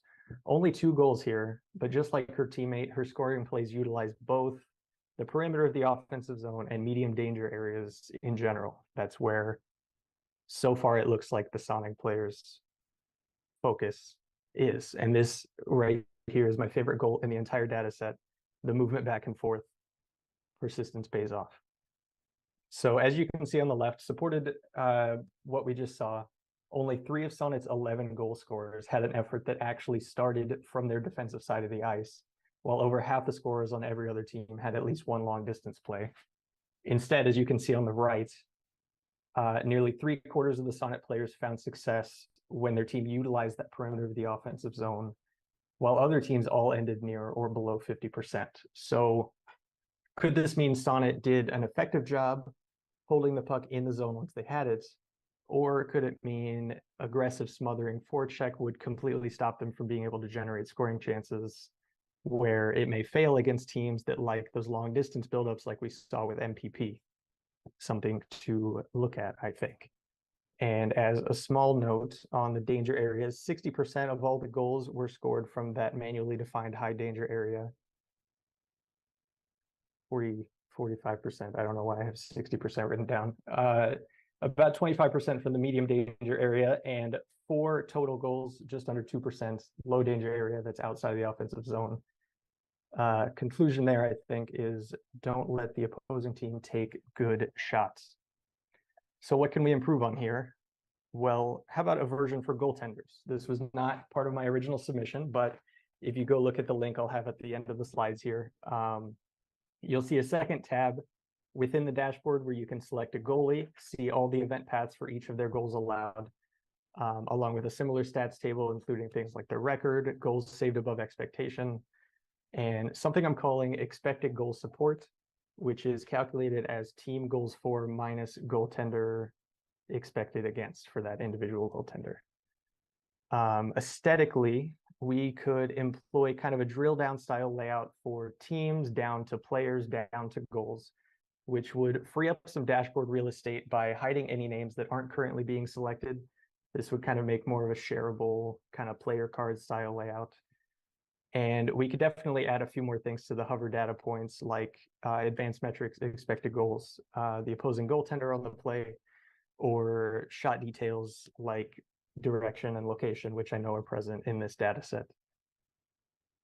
So that was my process. That was my entry for the competition. Hopefully you found it interesting or insightful. You can check it out at the link at the bottom if you want directly. You can download a copy there. I have that open for downloads if there's a change you think would be interesting. You can, of course, find it going directly to my Tableau page if you want. JBrooks data there, Twitter and GitHub as well. Please do reach out if you decide to check it out. If you find something cool, if you find something bad, if you have a suggestion, let me know. But that is all I have. So thanks for listening.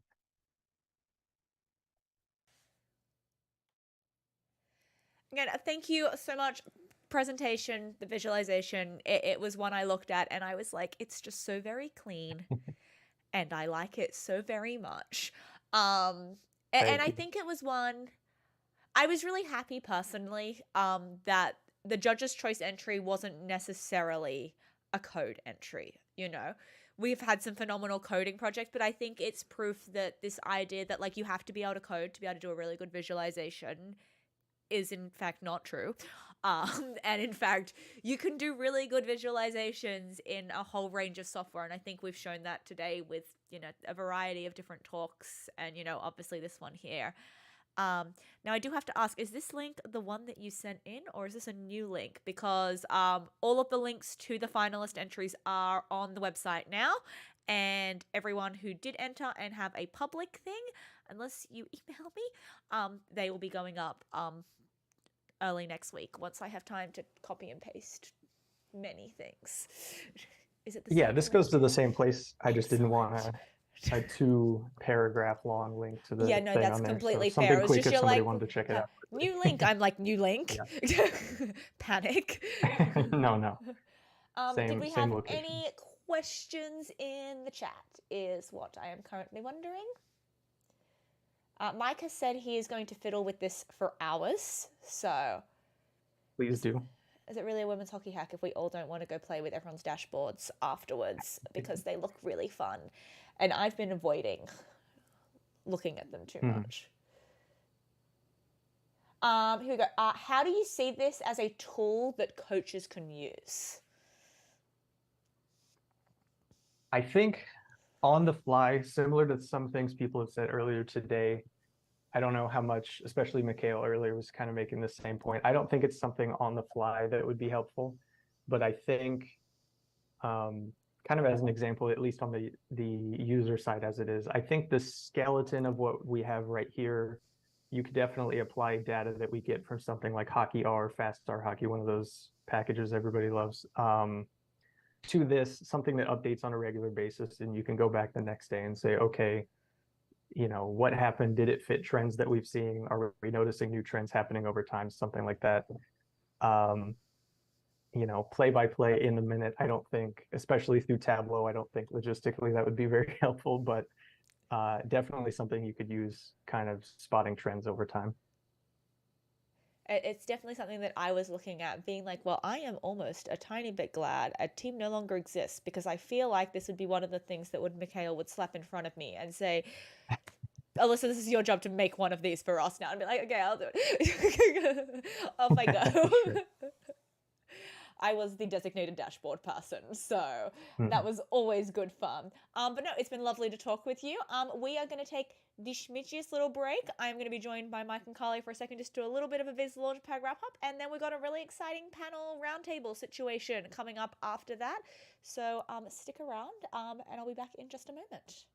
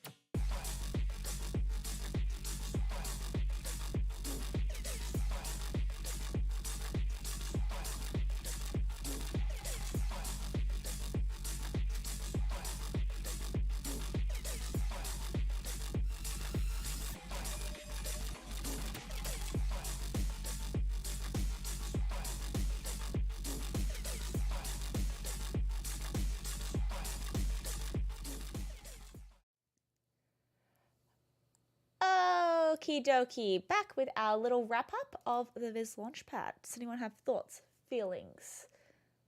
All of them are so I great. didn't have a way to start this. I didn't think that far ahead. I'm not gonna lie. Well, for me, it's. Oh, go ahead, Go ahead, Carly. Liz. You lead us off. No, I was just gonna say more things about like everyone did a great job, even like the ones that we didn't see today.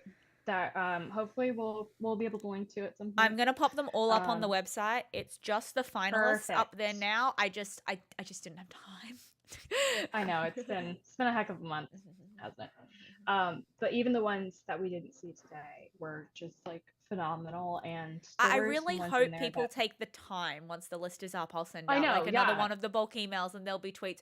Really take the time to go through and look at them, because they are really good. Yes. And I'm very proud of what everyone's achieved, Yeah. kind of thing. Like, particularly Yeah. given like it was a short turnaround and it was a visualization contest, and like I Yeah, like very nice. visualizations, but it can be like very overwhelming when you're given like we gave zero direction, which I feel is somewhat unusual with any type of like Yeah, database competition. Usually it's like, here's some data. Now talk about this aspect of the data.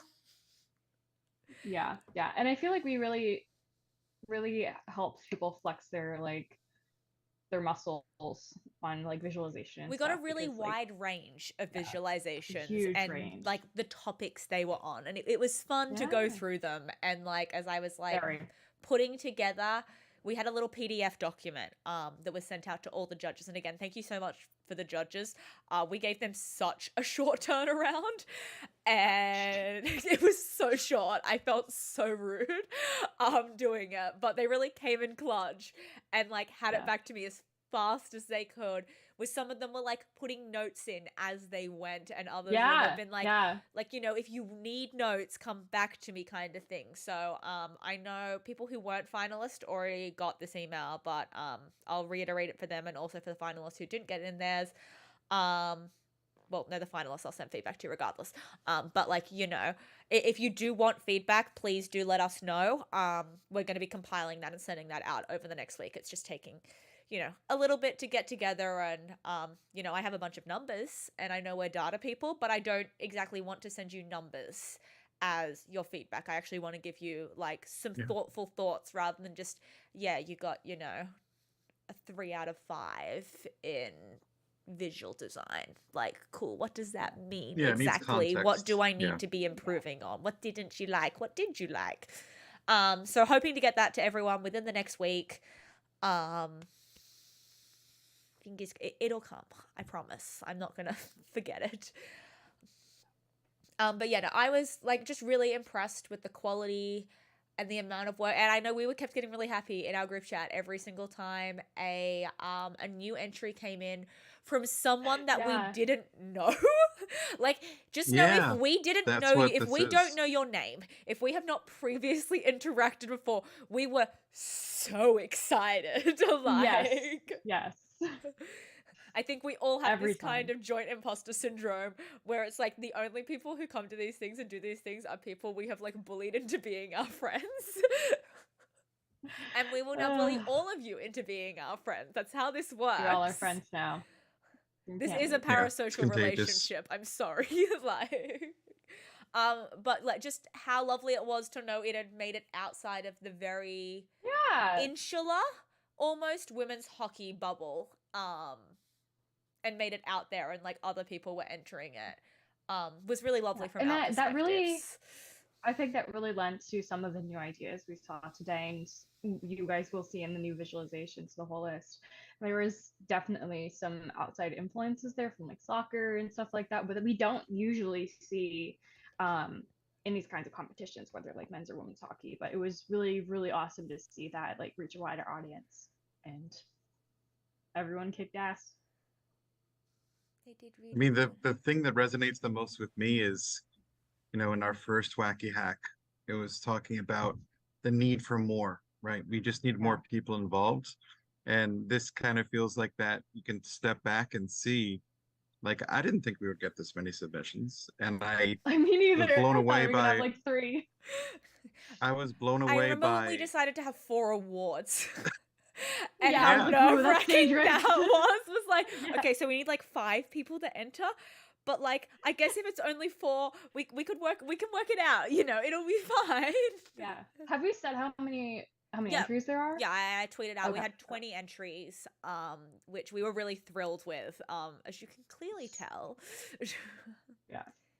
I was thinking like 5, 6. I The know, fact that yeah. we had that I was many the and optimistic one going for 10, so yeah, but it goes to show you, like, it's something the 3 of us talk so passionately about when we try to do this and we put time and energy into this, is how do we grow this, right? And this was such a wonderful idea. Carly and Alyssa really spearheaded this with making this happen as something to do different. Like, we did Project Partner Also, one like, year. a huge This thanks is to like Sean and Sports Logic Q, who just let us yes, come to huge, them huge, huge. with this bonkers idea and was like, so we want to do a competition and we want data and we'd like it de-identified. Like, we asked a lot of them in terms of like what we wanted to be able to release publicly. And the data set, Credit I know it was also- mentioned earlier, the data, people weren't sure, the data set will continue to be public. You will just still have to submit your email address just Credit. for kind of record keeping purposes. Yeah. Obviously, we have no idea what happens with it once it lands in your inbox. That is not my business. But we will continue to have a link on the website in the data resources section where you can submit your email address and receive another copy of it in your email inbox if you require it. Credit to Jana Hubbard and everyone else at the PW, PHPA too, because I think they really, they've partnered with us, at least behind the scenes for the last 2 years, to do data releases like this, and for us to ask for ask for more, right, and ask for that de-identification, and them being like, yeah, we see the value in this, and everyone coming through and helping us prove the value of this is really going to set the tone for this new league as well, and analytics in this new league. So thank you all for It's very easy to say no, and people say yes. Yeah. And I think we went to Sean with like 4 different what options. we try to do. Being like, we would love this. know, This yeah. is what we would like. But we will also, we can also just have this, or like just that would be fun. Like, you could do this, like breadcrumbs. We would be okay with breadcrumbs. And he just came back and was like, you can have everything. It was like, oh, honestly, we didn't expect that answer, but I'll take it. Yeah. But yeah, huge thanks to the, like, Yana have heard, huge thanks to the Sports Logic people, and just huge thanks to everyone who participated. Like, honestly, do check it out. Leave comments on people's stuff. If you've done something and you haven't tweeted it already, please do, so I can retweet it. Because Plaster it everywhere. I'm not just gonna tweet 20 things.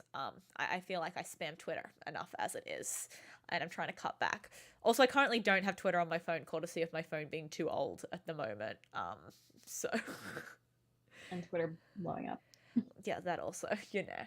Post on Blue Sky, post on Mastodon, fax it to me, mail it to my grandma. We'll find Carrier it pigeon, somehow. whatever it takes. Carrier pigeon.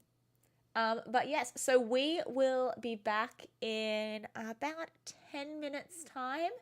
We have, conveniently and thematically, it's almost like I planned this, a panel roundtable on using social media to share sports data information, and I'm very excited about this one. And it's only partially because I'm on it, and It's gonna be awesome. Yeah. I actually got to talk So without excited. feeling like I'm stealing other people's time.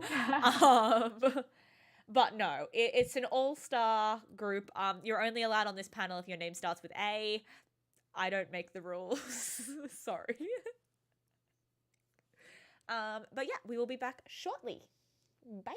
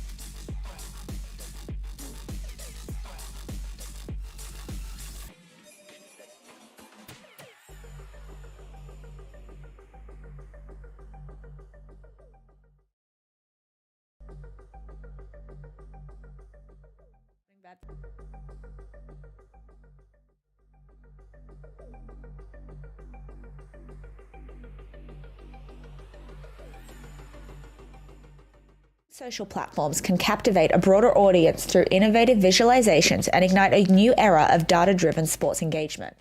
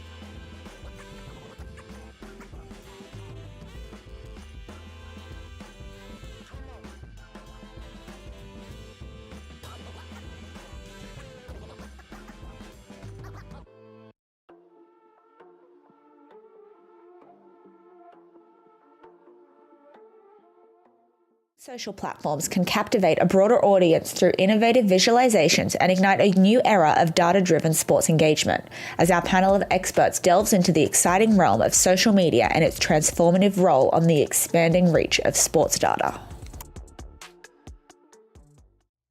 And we are back with our talk on social media, statistics, sport. It's a round table. It's going to be great fun. Buckle in. I'm looking forward to the next 45 minutes. Hi, everybody. My name is Allison Lucan. I'm so pleased and thrilled to be back and part of this event, one of my favorite events. And what a timely topic we have putting together here, friends, because if there's nothing that nerds like more, it's being social. So we're going to talk about how we do that in different ways.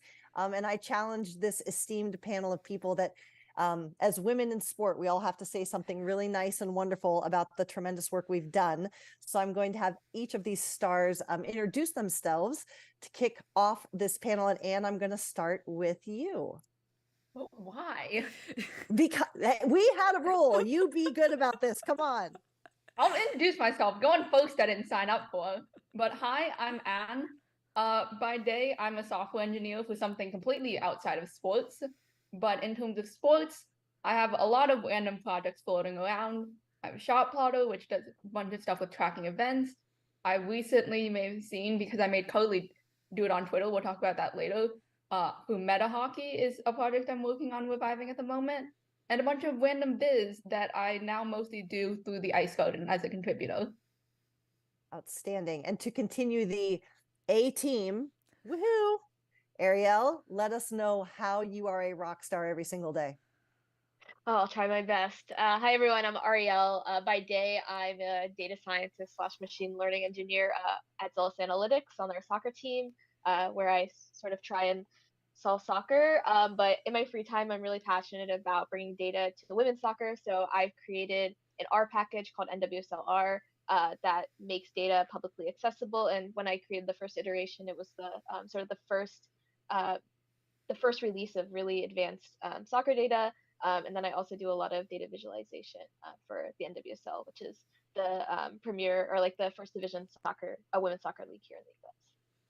Outstanding. And a face and a name and a brain that we all know and respect. But Alyssa, is there any more you need to tell this wonderful audience about you and all that you have accomplished and will?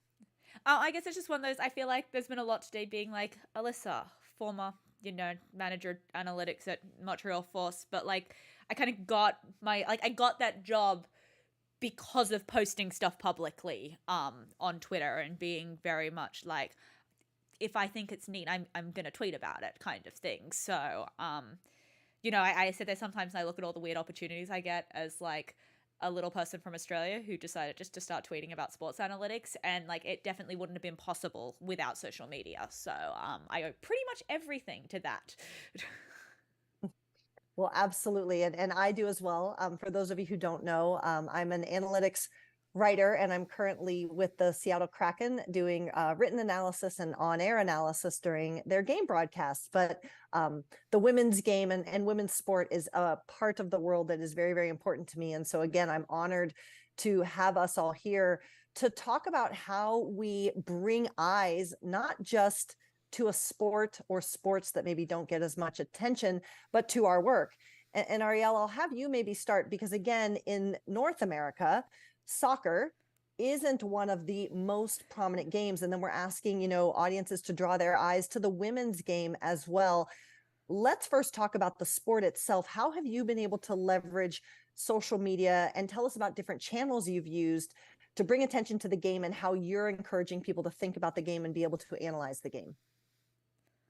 Yeah, that's a great question. So when I started doing this, it was right after the World Cup in 2019. And I think for a lot of people, and to some extent myself included, that was like the first major sort of like introduction to women's soccer in a serious way. Like I knew that there had been a professional league, but I wasn't, watching it seriously or really following it. But I found that on Twitter, there was this like very tight knit community that was super, super welcoming. And honestly, like part of my like impetus for getting involved with this is I wanted to be part of it, right? But I didn't have my skill set was like best suited to sort of use data. And so that was sort of like the major impetus for me doing this.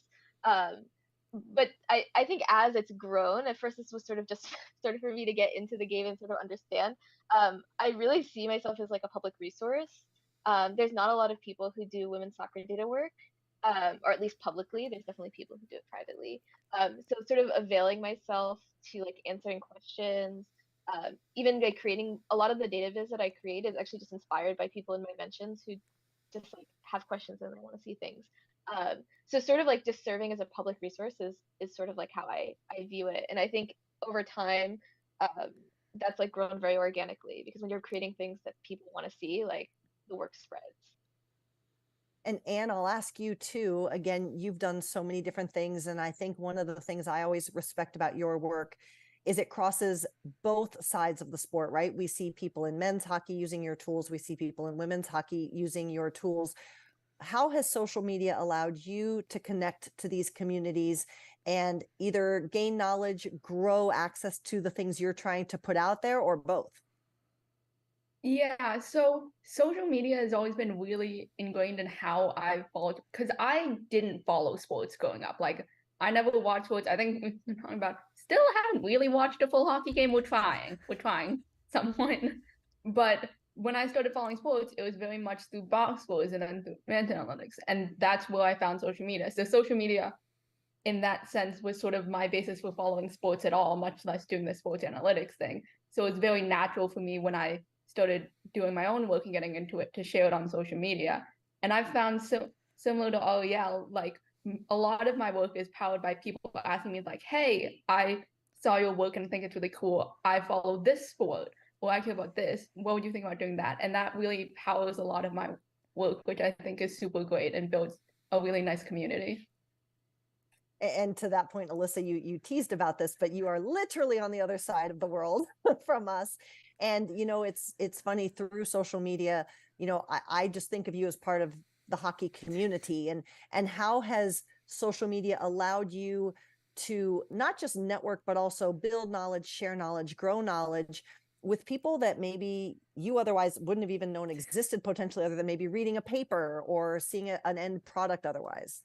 Yeah, it's like, I think, like when I got into hockey, I got into it from a friend who likes hockey and very much like just lives in Edmonton way, you know, like you're aware it's there, you maybe keep up to date with like how's the team going, but that's about it, kind of thing. Like she doesn't even necessarily like go to a single game a year.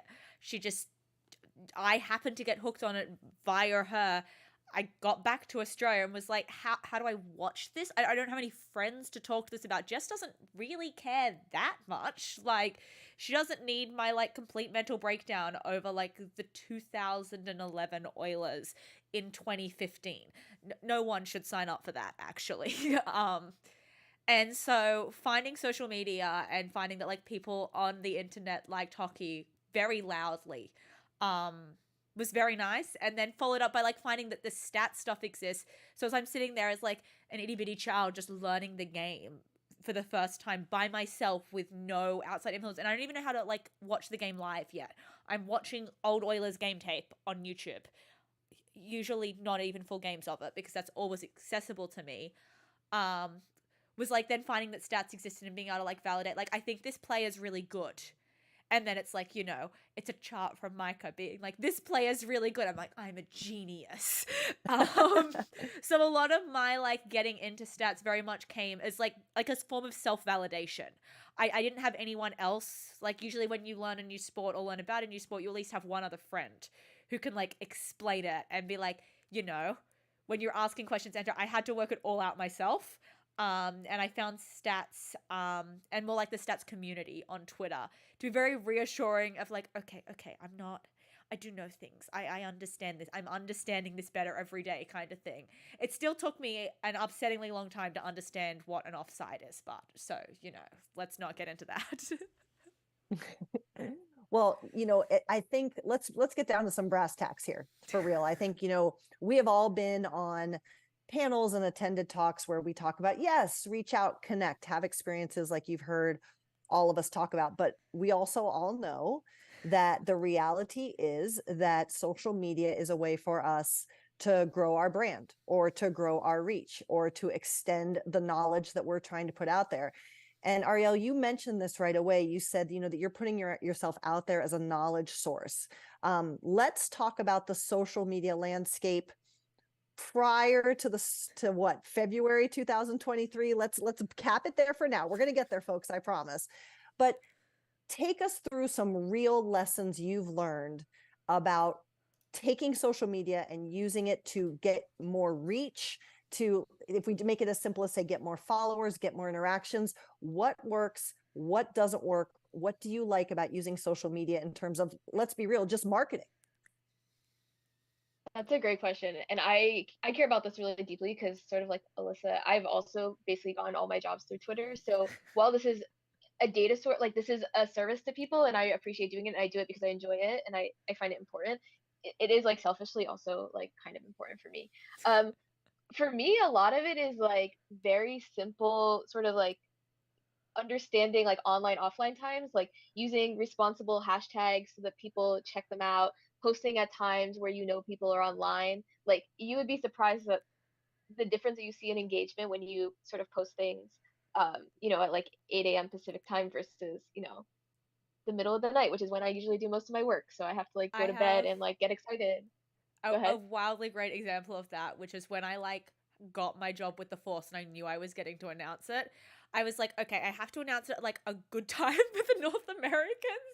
So I sent out my announcement that I was joining the Force halfway through teaching a year 5 coding class because that is what I had decided was the correct. I was like, okay, people will either be like on their phones on like trains home from work, or they will already be home from work on their phone, or they'll still be at the office. Like this is like the most possible people on their phones time. And it's just me in the middle of the class being like, children, don't look at me. I just need to send a message real quick. And then the Wi-Fi was dropping out and it was a whole experience. But like, sometimes it is, you've got to know what time to send the tweet. Like, because if I'd sent that at real. like 8 p.m. my time, no one was going to see that. Like... It's real. And like, you know, hopefully Elon doesn't get rid of drafts, right? Like they're super helpful.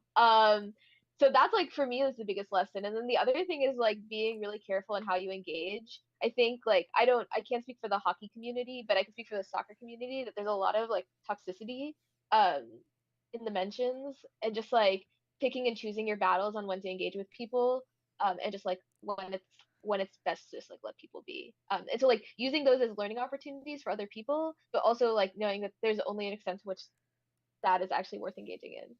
So those are like my big lessons are mostly around sort of just like rules of engagement. I guess that makes sense. If that makes sense.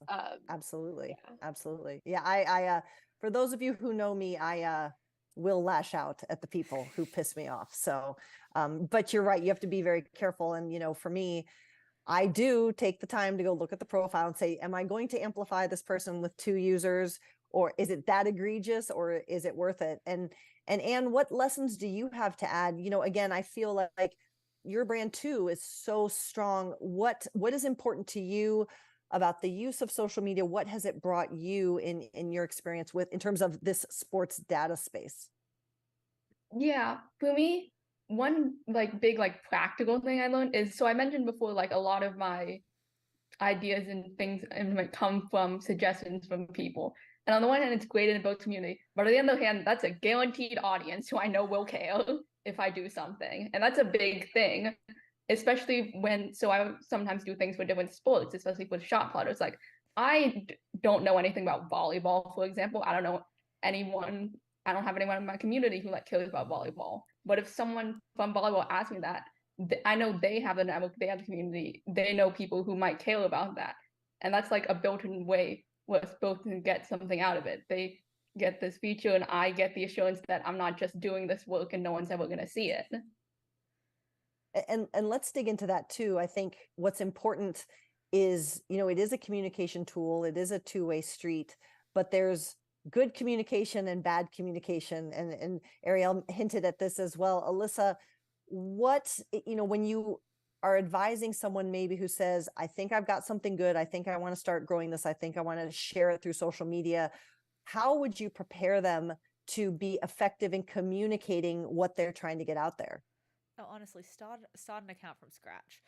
My Twitter account is far too old for this. Like, I sit there sometimes if I got to do it again, knowing kind of what the outcome is, would be a clean slate, you know, something that it's not necessarily like.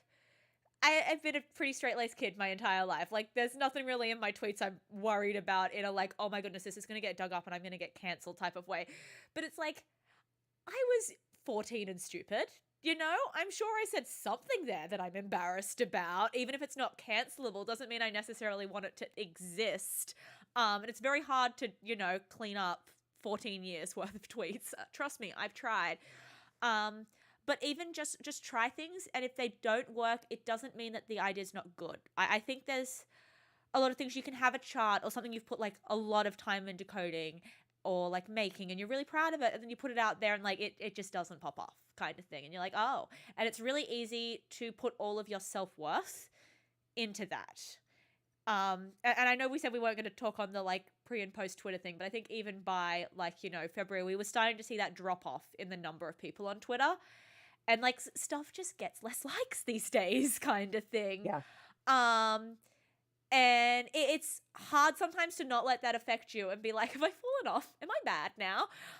Particularly like I came back and did like a couple of charts at the World Championships after like not posting anything really for 6 months because I went to a team, you know, I didn't have anything to post. All of my stuff was like private, suddenly.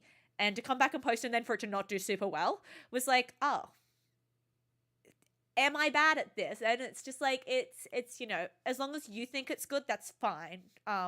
Not everyone's always going to see what you value in it, and that's okay. You know, it doesn't have to be, everything you make doesn't have to be the best thing you've ever made. Right. And I think that's a really healthy way of looking at it and kind of removing your self-worth from the equation a little bit. I know you talked before about the idea of like, you know, you are building Twitter as a brand kind of thing. And it is that point where you have to sit down, you have to separate yourself from the you that runs a Twitter account kind of thing. Yeah. And be like, okay, it's fine. Yeah. I don't have to tweet today, you know.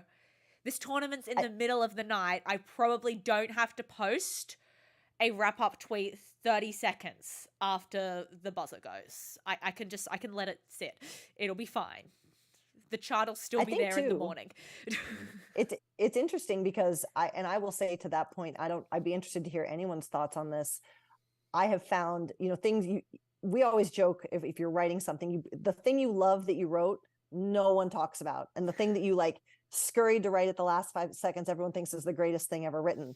But I think that you do have to realize that as much as we're on social media to grow our brand and to share content, the loop isn't always accurate, right? So like something may not get a bunch of likes, but the brand may not, the piece may connect. Like I've had people come to me weeks, months, sometimes even a year later, people who I was shocked would even know I existed, say, I read your piece, I found it on Twitter.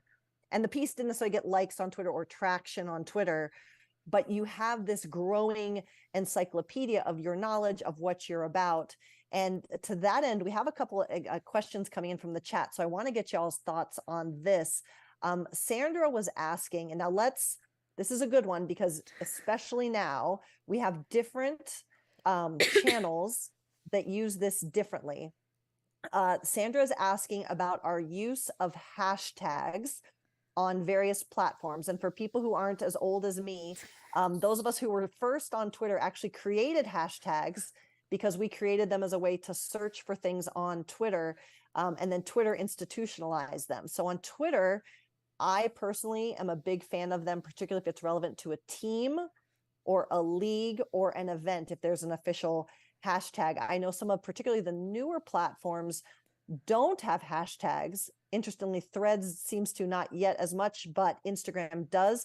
Who wants to sound off first on the use of hashtags? Are they important? Where to use them? How do you use them at all? Who would like to go first? I think it's interesting how it's different on different platforms. Like on Twitter, they're almost used in sentences, like as part of the sentence, where on like Instagram or TikTok, they get shoved at the end of a sentence. Like it's very much keyword tagging on those, whereas I feel like Twitter, there's this like innate need to be authentic kind of thing.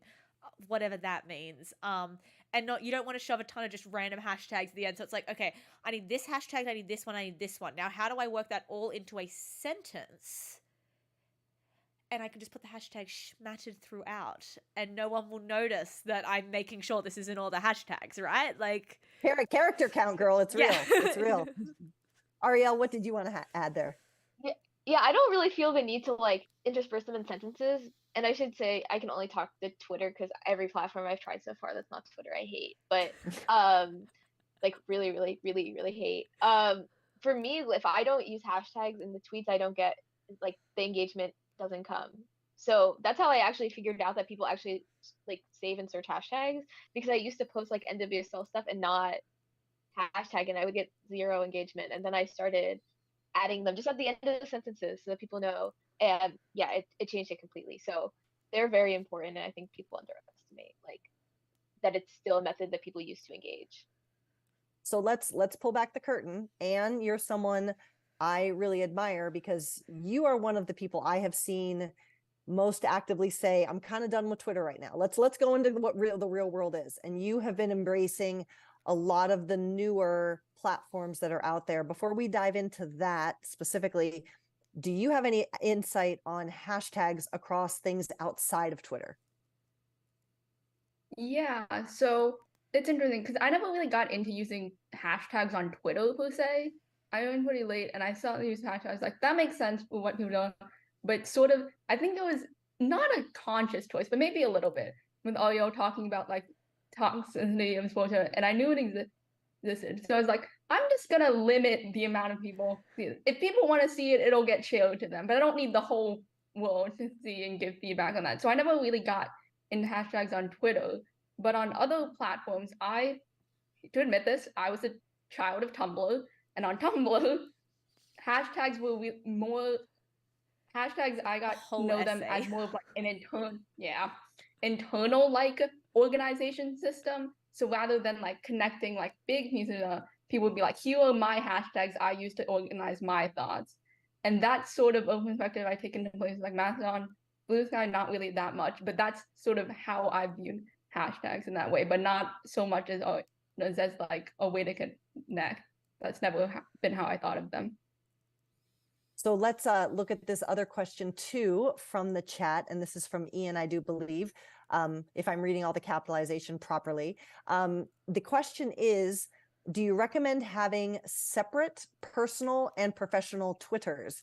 And I'm going to take out Twitter and say platforms, because I'll share my thoughts and then we'll open it up to the panel. So I have one Twitter that's a professionally minded Twitter. On Instagram, I have 2. And my personal is locked. And that is for people that I'm willing to share more of myself, because right or wrong, no matter how big or small you are, if you're in a public space, particularly as women, I have chosen to take a certain degree of protection of what my personal life is about. So I have a personal Instagram, and then I do have a professional Instagram, and the content is guided accordingly. All the other channels I'm on right now, because my head is already exploding, I only have one account because I might die if I had one more thing. But what are y'all doing? Ariel, where are you? Different platforms, same account. What's your thought? Yeah, so I'm only on Twitter right now in like a professional sense. This is kind of an interesting question. When I was in college, I thought I was going to be an academic, so I made a Twitter like with that in mind. But academic Twitter is sort of this like interesting meld between like your professional life, but also like safe for work personal tweets, which is sort of how I describe my account. It's definitely not like professional. Like, I still make jokes on there, or at least I think they're jokes. Sort of doing that stuff. I haven't touched it in ages, but I have like a private Twitter account from before that time, that's locked and like no one knows about. But I recommend like keeping things as segmented as possible, but I also think that if your account is only used to post serious things, people won't engage with you as much on Twitter, because I think Twitter is sort of like this network of authenticity. So like the jokes are also needed. And that's sort of where I am right now. It might change, but that's sort of where I stand. I love that. I love that. Alyssa, you were the one that was talking about maybe having a clean account, but in all seriousness, what are your thoughts on drawing the divide? Do you just keep personal completely off? You have a couple different accounts. What's your experience tell you to do? Like I came through, I think I come from the unique position, which is I'm a primary school teacher. So like we already have like certain rules regarding social media, essentially from like the day we like, get to university. One of the first things you're taught is just like lock it down, remove your last name, get rid of it. And so I had that all done since I was like 18 kind of thing. Like even my Facebook hasn't had my last name on it since I graduated high school kind of thing. And that was a hot minute ago now. So I had this Twitter and I'd had it since I was 14, but it didn't have any like my name on it anywhere at all. It had always just been a personal Twitter that I just had with my friends kind of thing. And then suddenly I started kind of blowing up a little bit kind of thing. And you write an article and you tweet about that article and suddenly your last name is now associated with that Twitter account, whether you want it to be or not. And there was a moment where I realized I was like, oh no. And it's definitely been a thing that at like the last school I worked at, it wasn't their favorite thing in the entire world. But at this point I was already like quite big in terms of like hockey analytics and women's hockey analytics. And I was like, I can't shut this up now. Like that you can't take it back. But at the same time, I know, I'm sure anyone who's familiar with women's hockey will remember the like Lake Placid Barstool situation that happened and kind of how messy that was for everyone involved. And I'd been very conscious, even things like my LinkedIn, I hadn't had my current school on my LinkedIn purely based off that because it wasn't me, but it was the same name as me that a lot of people were Twitter searching. So like I was getting backlash as well because people search Alyssa women's hockey and wham bam, I'm going to show up. And I had a piece for schoolwork get published in the local newsletter, like in the local newspaper. And by the local newspaper, I mean one of the biggest newspapers in Australia. And I had to go to my principal beforehand because they were like, are you okay with your last name being in this? I'm like, are you okay with my last name being in this? Yeah. Like, can we just go through a couple of scenarios here of like what types of phone calls you might receive if like some man on the internet thinks women don't belong in sports? So I definitely think keep it as locked down as you can. Like my Facebook is so disconnected from me as a person, it's almost impossible to find. My Instagram is private and it's never not going to be private because I teach 12-year-olds who know how to use Instagram. They're aware, the 12-year-olds are aware that Twitter exists and they are told that if I ever find them reading it, I will IP block them from it. They do not know I cannot IP block them from it, but that's okay. I'm running with this for as long as I can.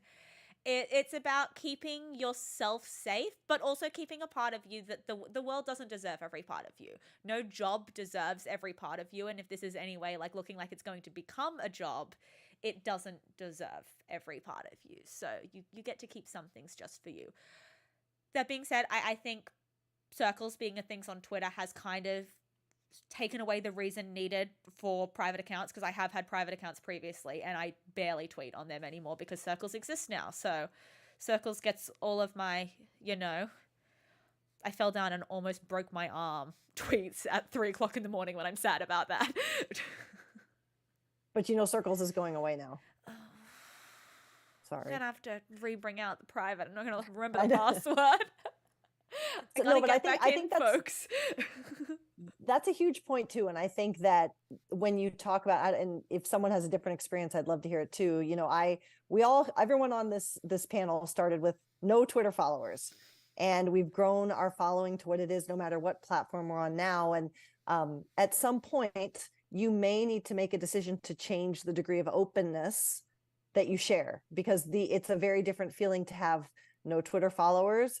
Whatever the number is to you that starts to feel too big, there can be a need to separate out what you share. But to that point, I'm going to be open and honest here. We have just a few minutes left, and I want to talk about this new landscape we're in, because we really are in a time of social media chaos. And you've heard about how all of us have been using different channels to share information, grow a brand, get a job, whatever the objective is. And that is kind of been a leveled playing field now, because there is a real fear, personal opinions or philosophical opinions aside, that Twitter functionally may not be around for us much longer. And there is, I'm exhausted, quite frankly, between trying to post on Twitter and Blue Sky and Mastodon and Threads and Instagram. And it's an unnerving time to figure out how to keep your brand established and let your audience know where to find you. You hope they want to still find you in those spaces. The one piece of advice I've come across here clearly is trying to make sure I have the same username as much as possible on all platforms. I haven't even been able to do that. But Anne, again, I will turn to you. Maybe you could share a little bit about why you chose to really quiet yourself on Twitter. You've lunged into some of these new platforms. What can you share with our audience about what's working, what you like, what you don't like, and how to start to re-engage with a familiar group of people, but in a whole new space?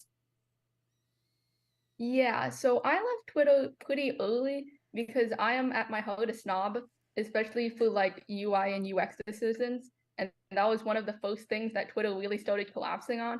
And I think I differ from all journalists in which my personal work is not like, I don't have any professional work tied to sports besides working for the Ice Garden, which is a separate thing.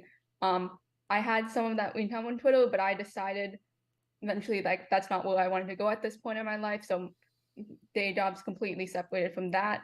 So I didn't feel as much of a need to keep that audience for that sort of purpose. So I felt more okay with abandoning that because I just didn't enjoy myself on Twitter at that point. So the big things I tried were Mastodon and Blue Sky. Mastodon I thought was really interesting, but I sort of at one point it sort of coincided with a lull in my sports channel posting anyways. And I sort of use it for more of my hobbies at this point, whereas Blue Sky to me feels much more like Twitter in that sense of those much more the similar community of the main people I interacted with on Twitter. So I'm sort of using it more for that purpose, but not following Alyssa's or Ariel's advice.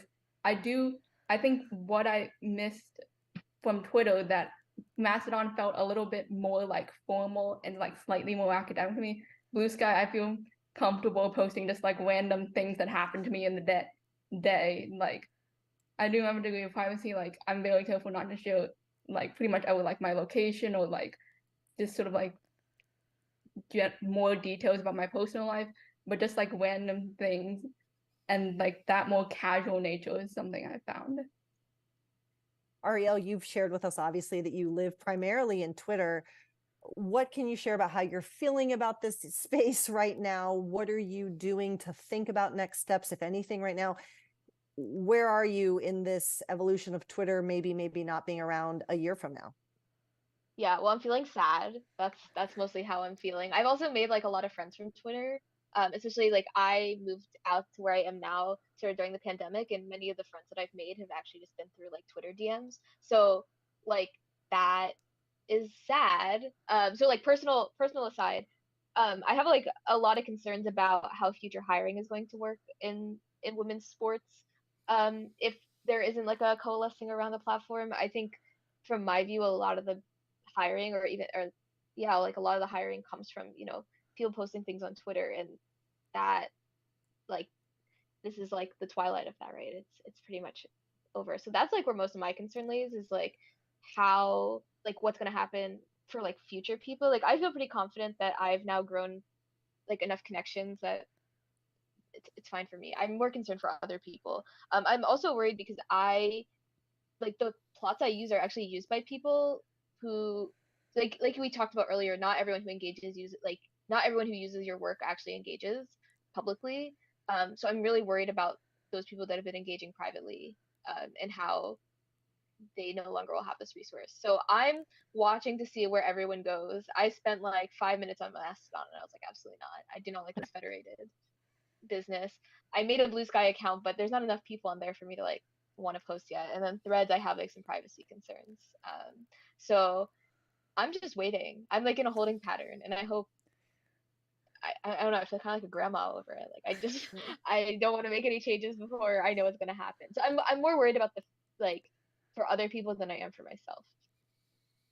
Alyssa, what's your state of the union on a Twitter, potentially Twitter-less future? How will you go down with the ship, or are you looking for what's next? I feel like I'm the unique age that like my first experience with social media was the fall of MySpace.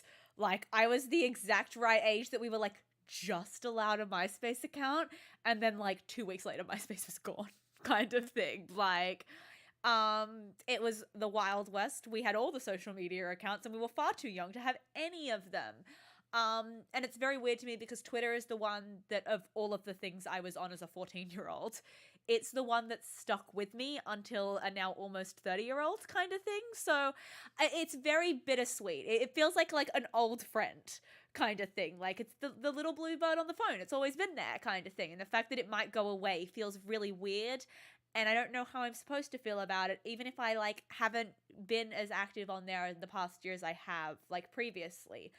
I have been trying as of 3 days ago the TikTok thing in terms of like doing sports data on there. We'll see how that goes. I've already realized it involves way more effort. I don't know how these people do it. We'll see how long I keep it up. But like you can't just fire off a tweet. It's like it's got to be practically a script. And then you got to have all your pictures ready like on your phone, and then you got to make sure it all makes sense. And then you got like maybe 60 seconds. And then there's the entire thing where it's like it's my face all the time kind of thing, Sometimes I just want to be like not a face. And that's just not possible. But I have seen we actually really wanted to have her on the panel today, even though it would have broken our all A's rule. Unfortunately, she's at the WNBA All-Star Game, which is WNBA data on TikTok. Her name is Maddie. Her stuff is phenomenal in terms of like, I look at it and like, that's it. That's the future of what like data analytics looks like on social media if we don't get a Twitter alternative kind of thing, That is where we're going kind of thing. And I'm not super mad about it. I'm just not sure how I personally put in all the effort to do that kind of thing. But if you haven't checked her out, I very much recommend it. She does excellent Seattle Storm things. So yeah, in your neck of the woods. So yes, absolutely. Strong recommend from me. But yeah, giving it a try out for the World Cup. I'm gonna, pull an RL and pivot to join her in soccer. Largely because apparently I'm not getting hockey again until like January maybe. So I've got to find something to fill the time, I'm gonna become a soccer girly. Time zones are on your side. Yeah. Time zones are definitely on your side. And I think that's something too I've been trying to remind myself is that for those of us in the hockey space, unfortunately, on both the men's and the women's side, we're at a time where we're trying to evaluate platforms, and it's literally the quietest time of the year normally. So some of these ebbs and flows feel a little bit bigger than maybe they are, but it is an interesting time. I think that, one thing that sticks out to me more than ever now is the necessity to, to Ariel's point, is to connect, be it privately or publicly, to let people know that their work is being received, particularly on these new platforms, and also amplify work that you like, because if we're all going to end up moving somewhere or having to figure out where we all move, knowing where the noise is the loudest and the conversation can be the richest is going to be most valuable and important for anyone new or old in this space, whatever that new space looks like. But I'll wrap us up here and just ask everyone if you could take a minute and just share with us, again, for our viewers who maybe are hoping that social media, whatever platform it is, could be of more use to them. What are you most grateful for in terms of what social media, whatever platform it is, has helped you with? And then again, one last parting piece of advice for that person who really wants to use social media in a way to get their work out there more. Anne, guess what? Final question. You get to go first again. Hey, yeah, I'm really grateful for social media because this is how I got involved in sports and sports analytics at all. Like I never, like I said at the start, I never followed sports. And when I started following sports, it was all through social media. So it's just completely intertwined, and Twitter was a big part of that. And now all those social media platforms, Instagram has started picking up on it, to my shame. Thanks, data privacy. I don't know how you know, but you do now. But it's just completely in how I view sports and sports analytics. So I'm really grateful for finding this community and finding this work I really enjoy for that.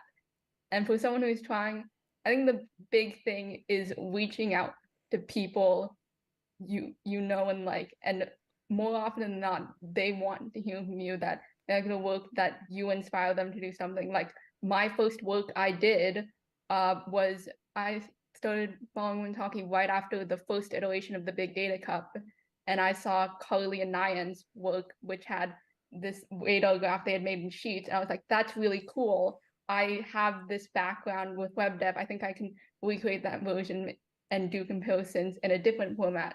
And so I sent it to them, and I was like, if I went, I don't want to go back and read that DM, but if I did, I'd be like so hesitant because I was messaging someone. I messaged Carly, who I had never spoken to at that time. I wasn't super using Twitter. And I was like, hey, I did this thing. I hope you think it's nice. I don't have to post it. I just did it anyways. Bye. Really hesitant. And Carly was super appreciative. It was like, no, yeah, you can share it and tell people about this work you did. And that sort of having that feedback of like knowing that your work and sharing that, and the big thing of community and connections, really my advice. Ariel. Yeah, so the best thing I've gotten from social media is all the friends I've made. It's been like the job is cool, the like engagement is fun, like that's great, but really like the friends that I've made have been really great. Like I'm getting on a plane to go to the World Cup in like 11 hours, and then I'm gonna go hang out with Alyssa. We're Like going on a that's picnic. super fun, It's right? gonna be lit. Yeah, we're going on a picnic. It's We're gonna going be on a great. And picnic like with the bridge and the opera house. Like it's gonna be great. And I was able to like ask really annoying questions about Australia so that I could pack properly. But like all my friends are all who I've met from like social media are also gonna be there, so I can hang out with them, and that's really awesome. So I'm that's gonna like eat the out number so one much best this thing I've next got. month. I'm gonna be broke from how It's many gonna be meals great. I'm I'm so going for. excited. I'm so excited. And then my advice is try everything, something will stick. Like I posted a lot of pretty wacky stuff before like I got the sort of engagement and like interest in what I'm doing now. Yeah, just keep at it and eventually something will stick. And if not, you'll learn something in the process, and that's also really fun. Alyssa, the final word is yours. I think it's definitely like the communities that have been able to be built from, like, you know, I think about just all of the hockey analytics conferences that exist because of people who were friends on Twitter. And like everything that's come from those conferences since, kind of thing, that it isn't, you know, is completely separate to Twitter existing now, essentially.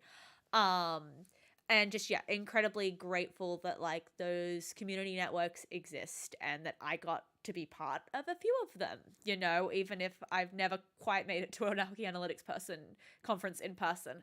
One day, folks, I'll make it, I promise.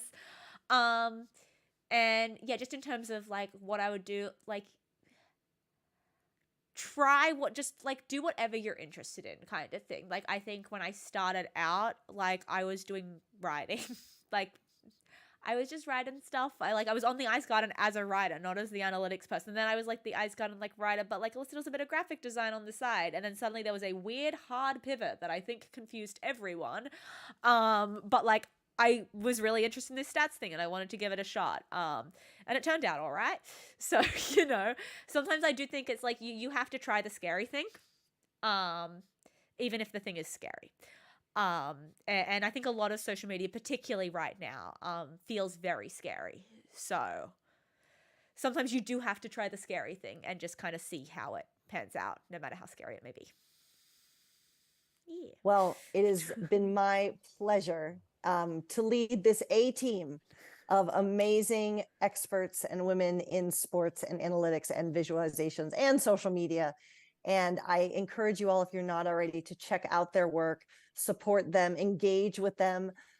You can find us all. I know we're on the agenda. Find us, you can message us, and we wish you all the best, Alyssa and the entire Whkyhac team. I still like saying Whkyhac, it makes me happy. Thank you for another great event. We all have been honored to be here, and we will see you all again soon. Thank you all so much.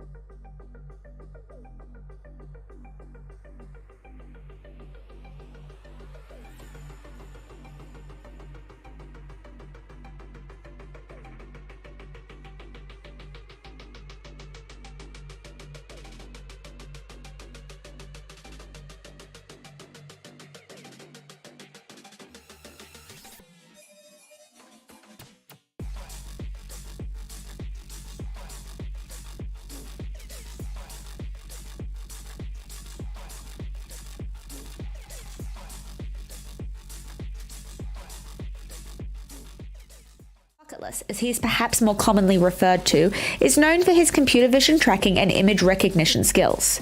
Karpik was also named a finalist in the 2023 NFL Big Data Bowl for his submission titled Completions Added Through Suppression of Pressure. We would like to welcome Vincent today to present on his continued work with shot locations.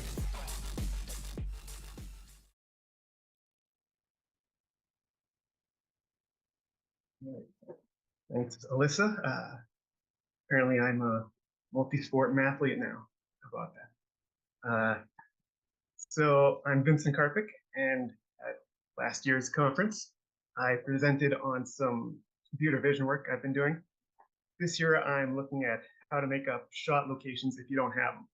If you're looking for the common thread, I will apparently go to great lengths to avoid having to track anything by hand. Before I get started, I want to credit the data sources I used for this project. As you can see, I used pretty much any data I could get my hands on. This is primarily looking at data or at shots for the PHF using fast star hockey data. I also want to point out I'm calling the Big Data Cup data that Staffleets provided a couple of years ago NWHL data. Obviously, NWHL and PHF are the same thing, but to distinguish between the two, I will continue to refer to that as NWHL data. So we all love our core skis and our fence skis, right? But we like them even better if we can assign a danger level to them. We all know that a shot from the point isn't nearly as valuable as, say, a shot from the hash marks.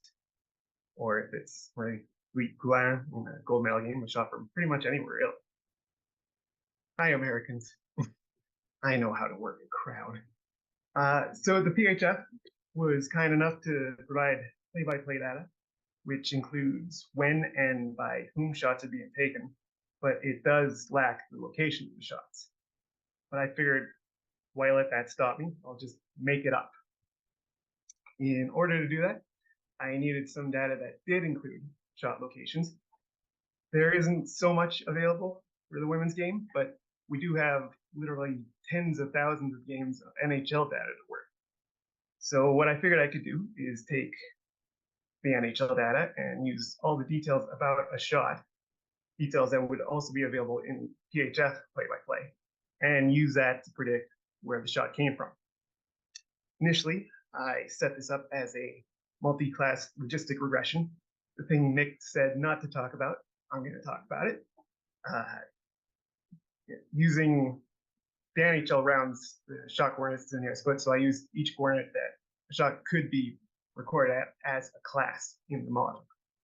So as an example, if we had a left shooting defenseman, we might expect to see something that looks like this with the largest concentration of shots at the left point where they make their home, but also working its way across the point for players who work their offside, and also a smattering down low. Instead of recording a shot at a single location, this disperses it across the entire zone, and at the end we can total those up over the course of the game to see where teams may have been generating their opportunities. So when I set up the model and data and ran the regression, this was the result. Yeah. You may be wondering if the guy trying to do computer vision work should have some better hardware, something maybe capable of a multi-class regression. Probably. Could I have played around with an optimizer to find something that might be a little less memory intensive? Also reasonable. I did neither. Instead, I made bigger bins. Instead of just using the 1 foot by 1 foot coordinates that the NHL uses for shots, I sized things up a little, thereby decreasing the number of classes I needed to predict. Figured after I got the predictions, I could then disperse them throughout the entire zone so that things are a little less blocked. And this worked. Sure did. So this does work.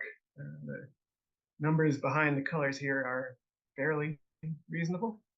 It just looks so bad. So very, very bad. But I figured third time's a charm.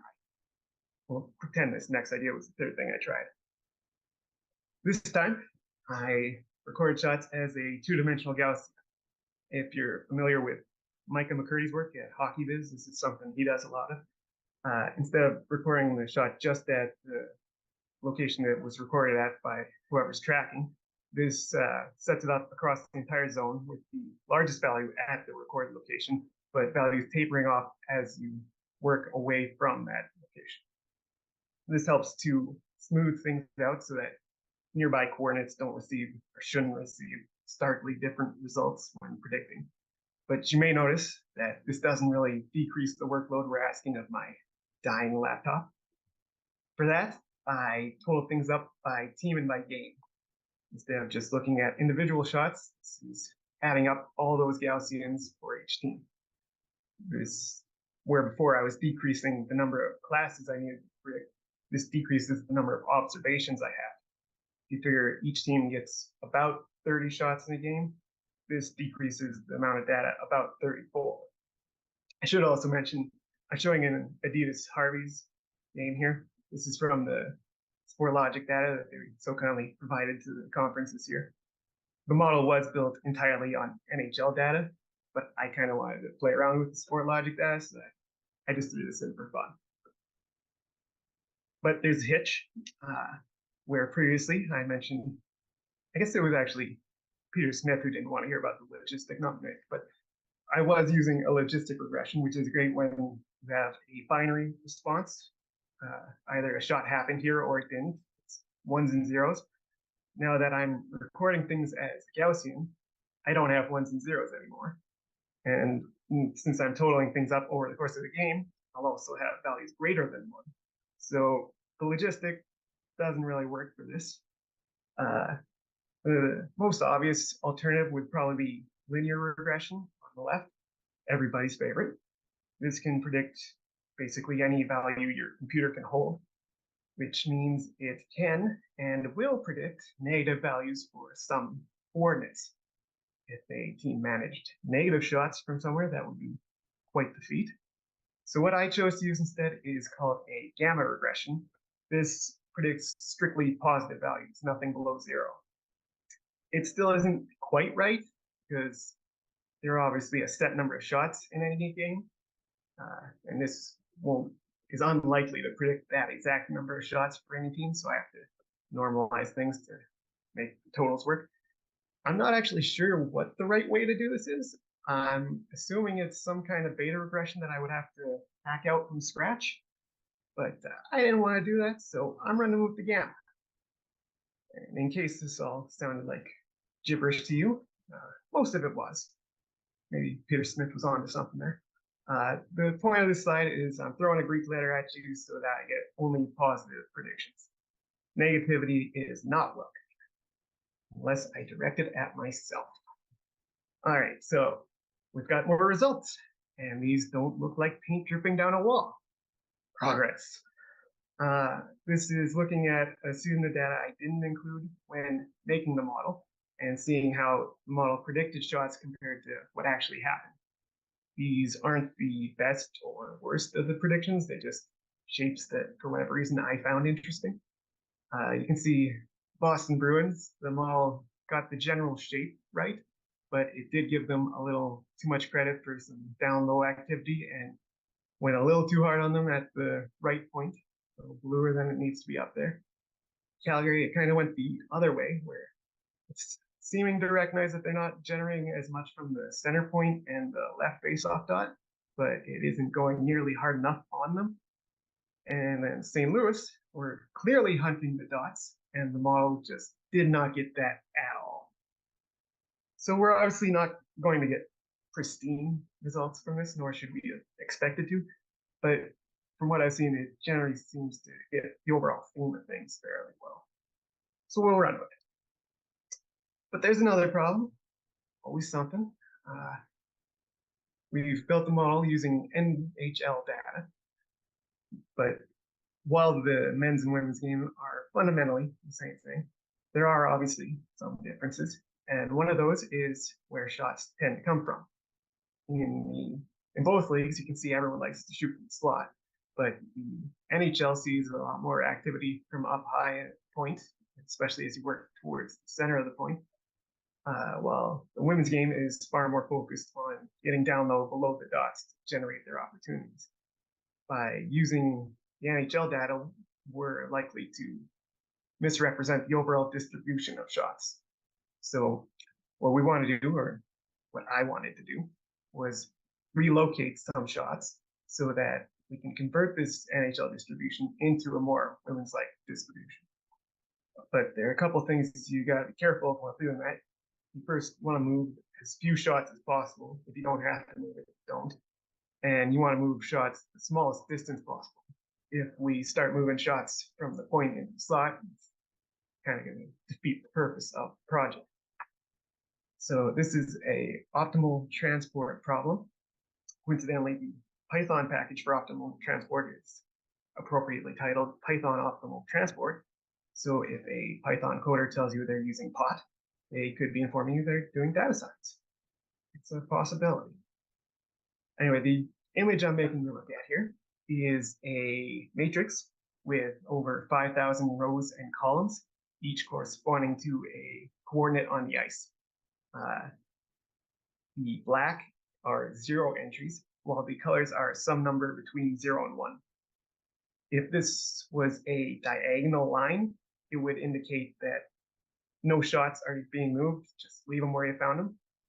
Because there are entries off the diagonal, that's showing how shots are being redistributed. And the reason I'm showing this, the reason I made it, is the farther from the diagonal, the farther a shot is being moved. So as I was saying before, you don't want to move shots from the blue line into the slot. This is a sanity check to make sure you're not doing it silly like that. And this is what it looks like in the animation as the diagonal line gets converted into the optimal transport matrix. You can see the plot on the right morphs from the NHL distribution into more Whkyhac distribution. It seems to go from left to right because I guess that's how I set up the coordinates. I'm not sure why this ended up so much grainier than the images, but you get the idea. Or maybe you don't, I don't know. It's talking to a picture of myself in the corner of the screen here. In any case, this is the full process. We're taking data from Fast R Hockey, totaling it up by team and by game, running that through the gamma regression to get predictions on where the shots were likely to occur, or would be if it followed an NHL-like distribution, and then running that through the optimal transport matrix to get a more Whky-like distribution, which will look a little nicer when it isn't for a single game. It looks like this, as the title of the slide suggests. These are regular season 5-on-5 results. The colors are relative league average. You can see the regular season champ Boston Pride had some success generating some offense from in tight, but their defensive zone kind of looks like someone set it on fire, and Corinne Schroeder's is sitting in the middle saying, "This is fine." And given that she was setting records at what, first week of the season, I suppose it was fine. The other team I want to single out is the Montreal Force. If you followed the Force closely this season, you chose well, but also you know they had exactly 2 right shot forwards on the team, Christina Shanahan and Alyssa Holmes. Both were typically in the bottom 6 and often on the same line as each other. And Holmes specifically is not someone anyone would refer to as a volume shooter. I did try to include some terms in the model to account for the imbalance in handedness, saying that if this team doesn't have any right-handed shooters, some of the lefties gotta be shooting from the right. But it's rare to see that big of an imbalance in the NHL, so the model's still very much favoring the strong side for all those lefties, perhaps more than it ought. Either way, this is a nice visual representation of which teams may be generating more quality looks, but I figured why stop there? The primary factor in any expected goal model is the location of the shot. You can get a perfectly reasonable model just based on that. So that's what I did. This is once again using the NWHL and PWHPA data, and it's a generalized additive model predicting goals based on just the coordinate of the shot. Well, it is another feature, but you don't have to worry about that. I also put things on a single half of the rink. I figure if you don't know anything about the handiness of the players involved, a shot from the left should be just as valuable as a shot from the right. You can then mirror it across to get this nice symmetric XG map based on Micah's reaction when he first saw it and a tweet I saw a few weeks ago. I think we can say it resembles half a violin. In any case, you can then overlay this with the shot locations and take a simple weighted sum, which gives XG results for the season. Once again, these are 5-on-5 regular season results. It's best XG differential to worst as you go from left to right. The Boston Pride not faring so well here. They're pretty effective at generating offense, but they were clearly making Corinne Schroeder work for, I suppose, figurative hardware. The Kinetic Whale, on the other hand, are very much top of the charts and by a healthy margin here. It's easy to forget that were it not for Elaine Chuli's performance in the third period of the second game of that series, we could be talking about the Isabel Cup championship. And this table would look a lot cooler. So that's all I have on shot locations, but I did also promise a minor update to the computer vision work I'm doing. Lately, I've been trying to do what's called instance segmentation for players. What that means is basically I'm trying to make people play on my rink. Couldn't do it when I was a kid, so I'm trying to make up for it now. Instead of drawing a bounding box around players, it's predicting which pixels belong to which players. It's still not working quite as well as I would like. You may notice a bit of flickering, especially with Elaine Chuli, and she also loses her legs every once in a while. But I'm not so concerned about that. I'm more worried about the one frame in which the Arizona Coyotes logo at center ice pops up as a player. That's not great. I built this model, oh, there it was, on exclusively images from the Olympics. So I think what's happening is it's seeing something on the ice and it's not quite sure what it is. So it's saying maybe this is what he's looking for, even when it very much is not. So I guess I gotta assemble a more diverse data set, something to look forward to. Such excitement in my life. But this is all to say that despite some detours, this is still an active project of mine, and even if it is slowly driving me mad. That's all I got. So thanks to Melissa and Carly and Mike for once again organizing this conference and all the work they do trying to build up the community. Thanks to everyone who stuck around and listened to all my nonsense.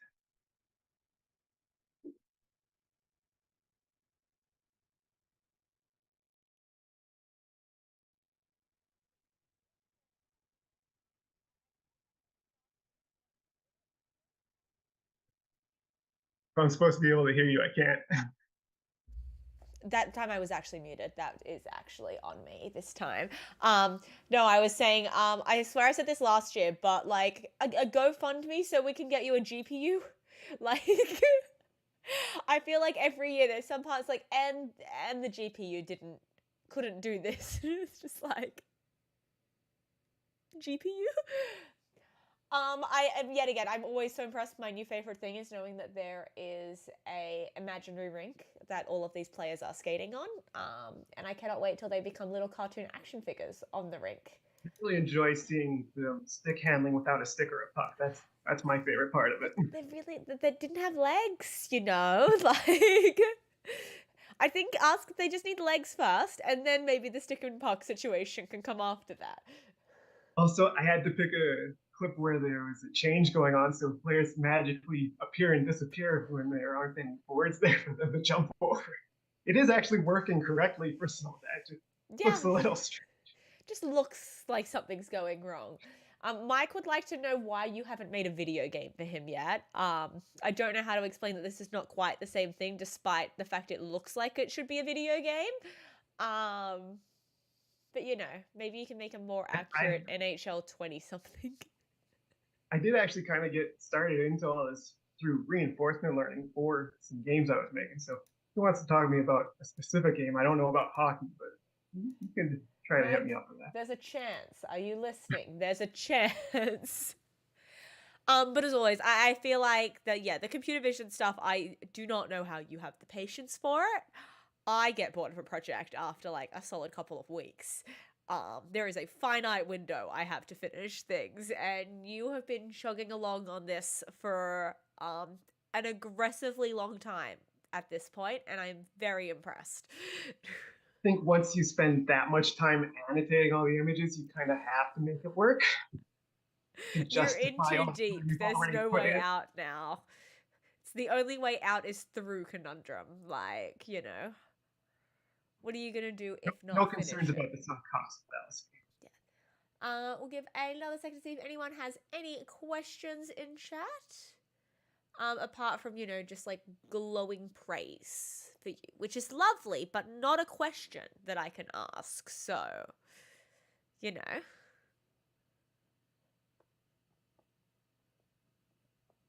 I don't have another question. I didn't think of one. I was too busy getting worried that you were going to get my stream censored. But, you know. YouTube, it's not what you think it is. It's fine. YouTube, it's not. It's not. Ignore that.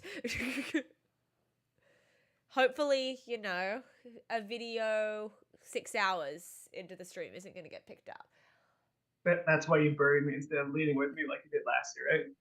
Yeah. We had to make sure all of the potentially dodgy. No, it was my parting gift to Mikhail of you know, co-employment was congratulations, you get the first spot that no one wants. It's 45 minutes. Have fun.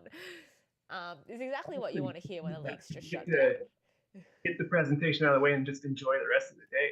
Yeah, you do a little bit. I like that last year. Look, maybe next year you'll end up back at the beginning. And always, I try and theme it, okay?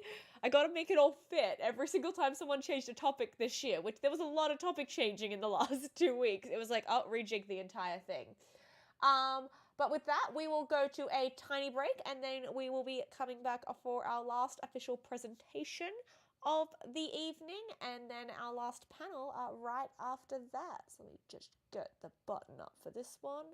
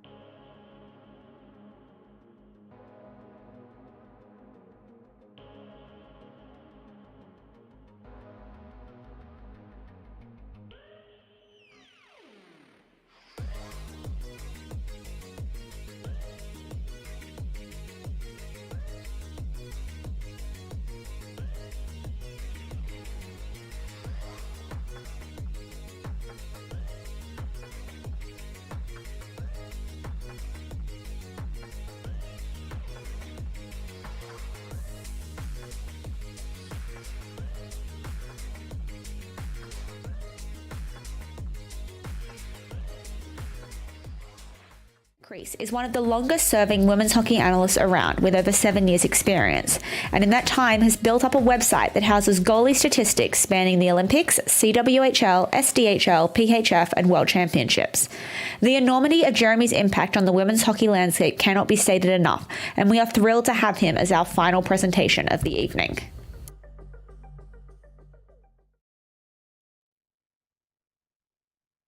All right, hello everybody. This is Jeremy from Giants in the Crease here, bringing you Puck Wars: Return of the CWHL. There's been a lot of smart people doing presentations today. So now how you go to the movies and you watch something very intriguing like The Prestige, and then the next time you go to the movies, you just want to sit back and watch stuff blow up like in Transformers. This is the Transformers of the presentations today. All right, so might as well just get started. You can read this. I'm not going to read this, but when the PHF got bought out, I had to try and change gears as to what I was going to be presenting, and I didn't feel like presenting on a league that didn't quite exist anymore would be a whole lot of fun. So just threw a bunch of stuff together, looked at a bunch of different things, and went down the rabbit hole of women hockey stats to see what we could do. Yes, exactly. So with the new league comes a new championship, and everybody loves winning a championship. Who doesn't? Get a big ring, get to celebrate, have lots of parties. That's the ultimate goal, winning that championship, especially in hockey where who cares about the regular season? It's all about the chip. All right, so how do you win a championship? Well, it's easy, right? You just acquire a bunch of elite players, and then stuff happens, and after the stuff happens, you win the championship, right? That's the easy way to do it. That's how I would do it. That's why I'm not a GM anyway. All right, so now that we have a new league, we have new rules. The rules on the ice are staying the same, but the rules about how you build your team are different. And because the rules about how you build your team actually matter, we should know a couple of them. So first of all, instead of a salary cap, teams are going to have an average salary of $55K. And in the first year, their teams are going to need 6 players at least above $80K for 3 years. So those are going to be some nice contracts, important contracts to hand out. You can only have 9 players on league minimum, and teams must maintain a 23-player roster, and so on and so forth. Teams are allowed to be above and below the salary by about 10%, which means before the roster freeze, you might be able to do some finagling and upgrade your roster a little bit there. And then there's this very interesting part that we know nothing about, but could completely change everything. So if you follow the PHF, you know that was purely moved to free agency. You graduated NCAA or you came from overseas and you signed with whoever the heck you wanted to sign. In the PW, the new league, it sounds like there's going to be an inaugural draft of sorts where players get distributed. This is not surprising considering one of the issues the CWHL had was once the NWHL came into existence, the Boston Blades essentially became a team that got beat up on a lot. And I know the former GM there, Krista Petronik, often made overtures to the league to send some star players their way because they just couldn't compete without them. So it's not surprising to see this year to ensure every team has a chance at least to be competitive. It's going to be up to the front offices to ensure that they pick the right players. So how are we going to win a championship in this league? Well, you got to, like I said, have the roster. You have to make sure the roster has players to win games, unlike the 4 booster Boston Blades. Got to make sure the salary is spent wisely, because if you spend $80K on somebody who has a bad year, and that's going to really hurt. And then, of course, win the championship. So a little bit more complicated than plan number 1, but I think plan number 2 has some potential.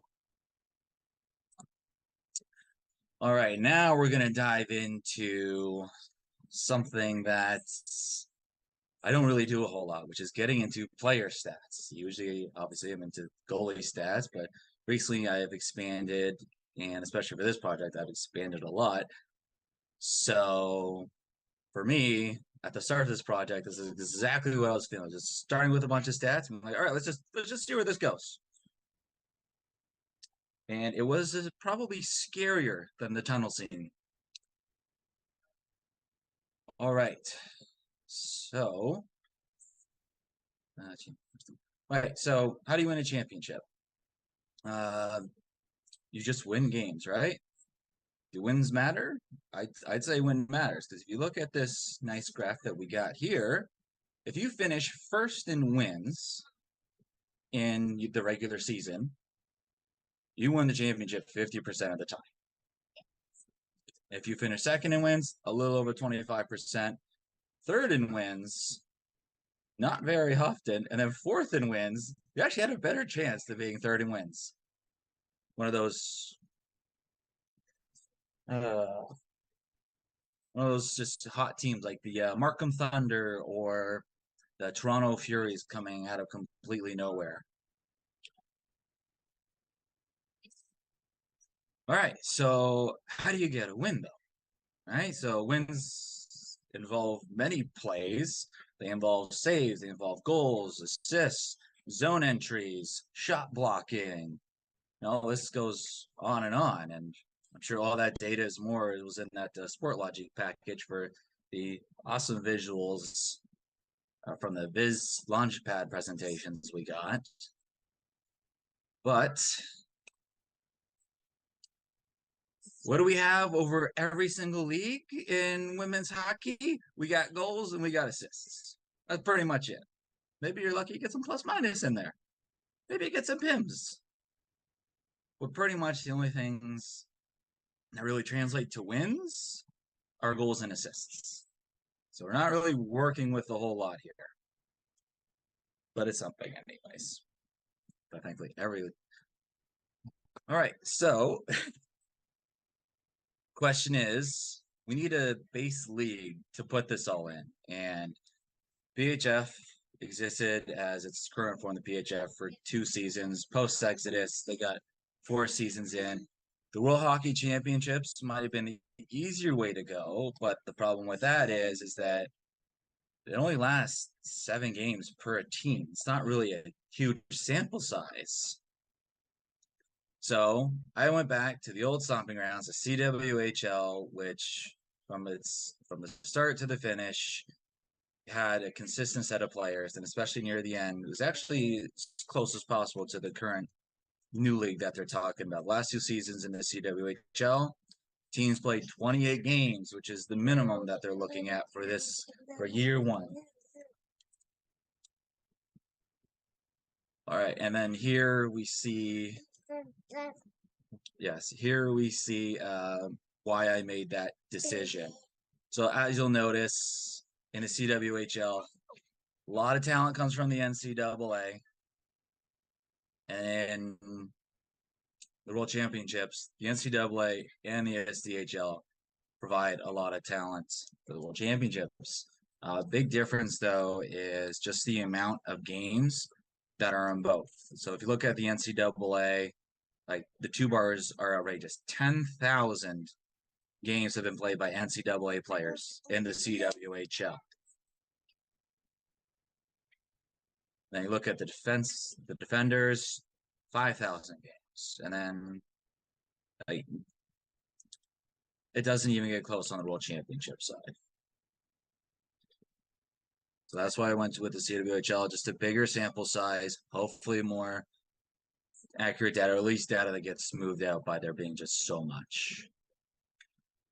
All right, so here we have is the combined stats throughout the history of the CWHL. Games played by forwards, game played by defenders, how much points each position put up, goals, assists, and then how many league wins occurred. So the data still isn't great. I sourced this all from Elite Prospects, and overall there were 907 league wins posted on there. So that's what we're going with. And any errors hopefully get covered up by just the sheer amount of wins that there have been. All right, so when looking at all of that, games played, goals, assists, points, wins, it's all awesome, right? You score 30 points in a season, that's great. What does it mean, though? What does any of this mean? You have a player that puts up a lot of goals. Cool. What does it mean? Does it help? Does it not help? How many goals is helping? How many goals is not helping? So that's what we're going to try and find out. So we're just going to go with something that most people have seen probably around. This is a very rough caveman version of war. So what I did was how many goals and assists goes into a win for both positions.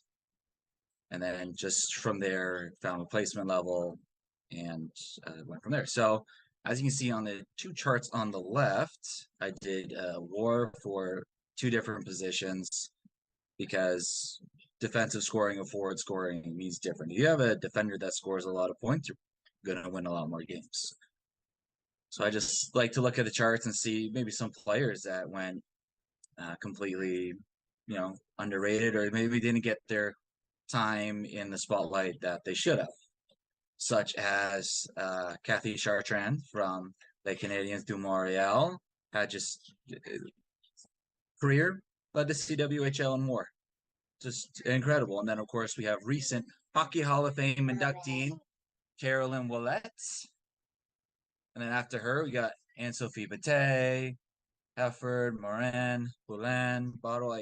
And then Megan Augusta, she played, I think, either one year, and in 1 year, she put up just massive numbers. Oh, no, it would be 2 years. 2 years, massive numbers, ends up the 7th or 8th best forward in CWHL history based on war. Just absolutely incredible. So, does the stat matter, though? Because you can make up stats all day that you want, but in the end, does it even matter? And so I just went through and figured out, okay, if the team finished first in war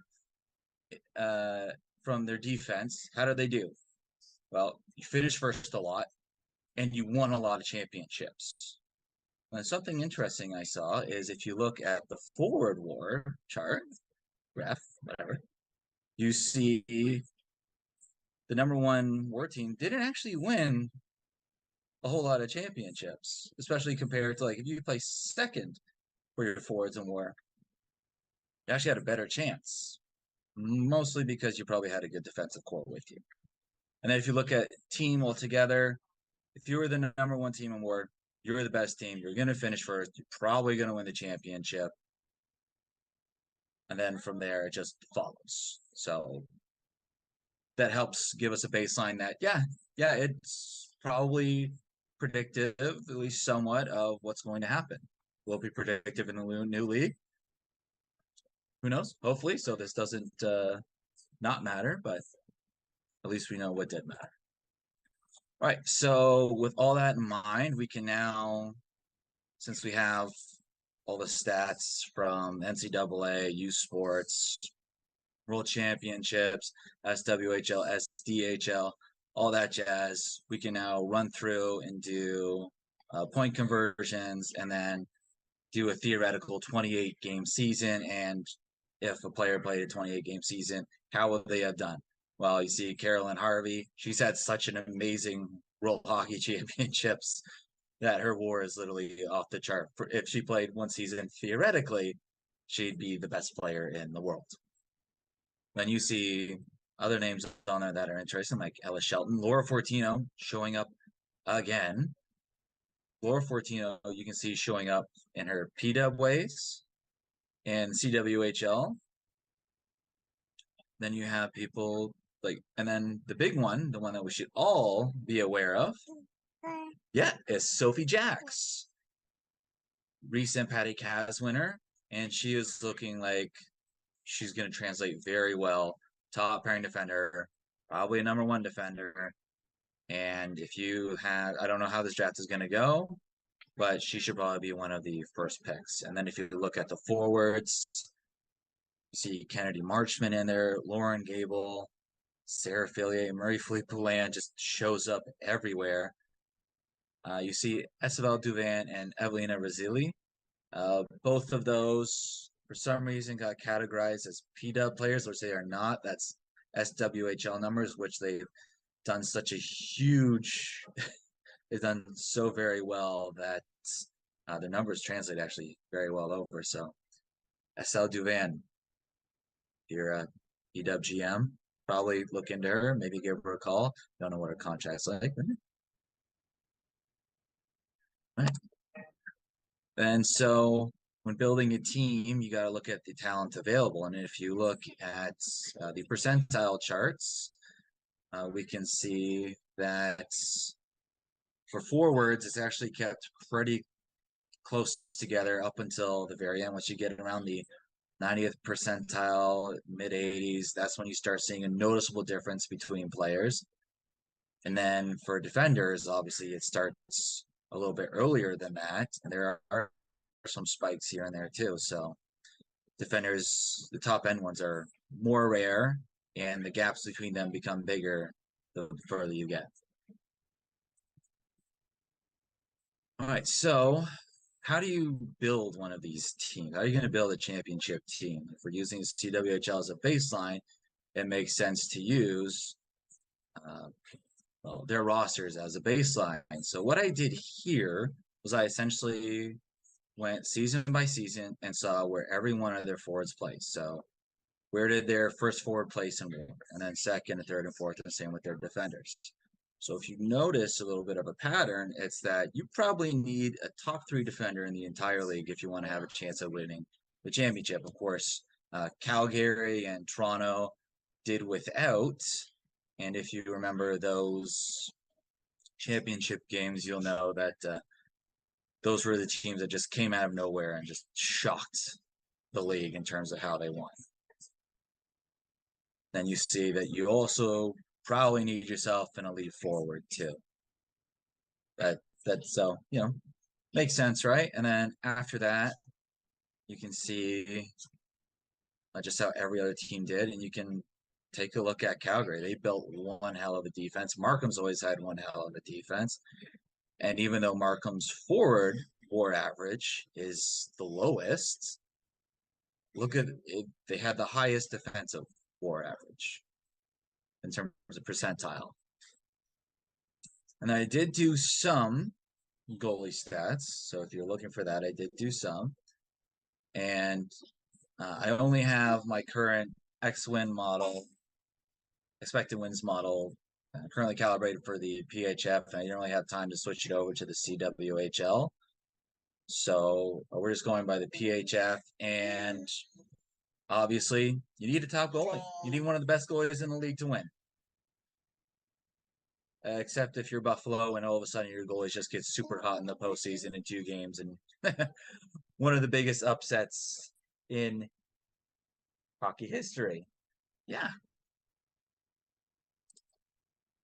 And so here's the averaged out percentiles for what you want on your team.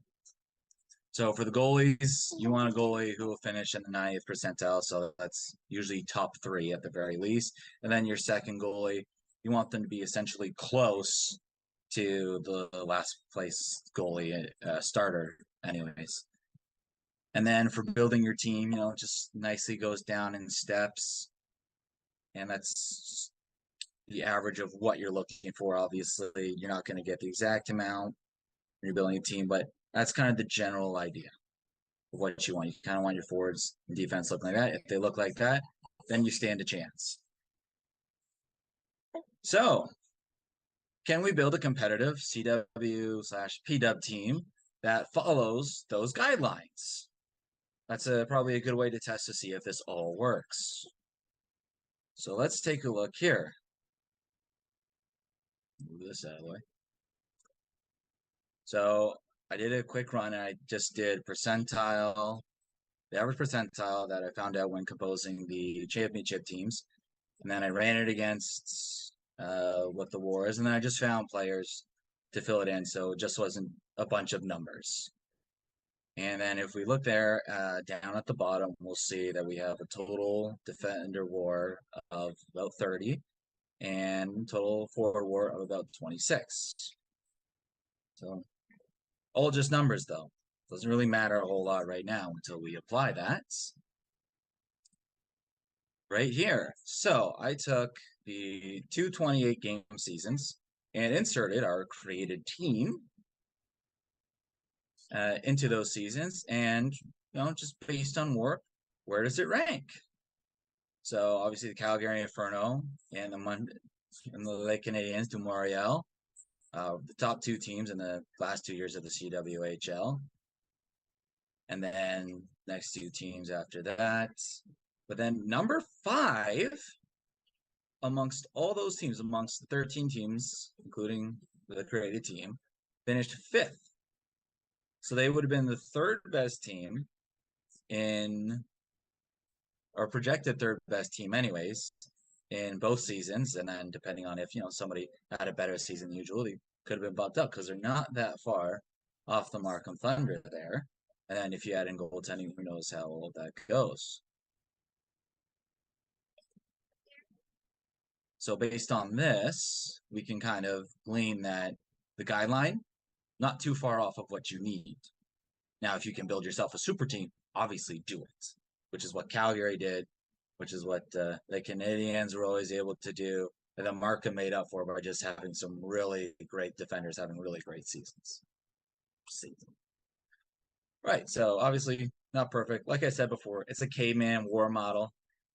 We're just operating off essentially 3 stats: games played, goals, assists, etc. And so, as you see, all offense doesn't take into any defensive considerations at all. Defensive scoring can get pretty wild. It's not era adjusted or anything. And while I don't have any stats to back this up, personally, it feels like the replacement level bar is a little bit too easy to go over. That, or the CWHL just did a really good job of having above replacement level players the whole time. So, where do we go from here with this? Like I said before, I think that because we've seen the success in how this model is able to predict CWHL winners and the success at creating a team that, will finish top 3, that there's something here. I don't know how good it's going to be or for how long, or is going to keep that up in this new league, but it's something. It's a way, and it's just using a lot of data that we do have, even if it's not that great. Next, obviously, is trying to figure out salary. How's that going to work out? And then, obviously, aging curve, which Mikael has done, but I have struggled with a lot, so we'll see if I get back to that. And then, of course, the fun part, which a lot of teams are going to do, and dream would be to be a part of this, but creating a list of draft eligible players and trying to find some hidden gems to bring them onto your PW team. And last but not least, big thank you to everybody, especially Alyssa, Carly, and Mike. You guys put on an amazing conference this year. You all should be proud. 3rd year, and you're getting big names, big people doing big things. Just super impressive. Thank you to everybody for watching and being a part of this.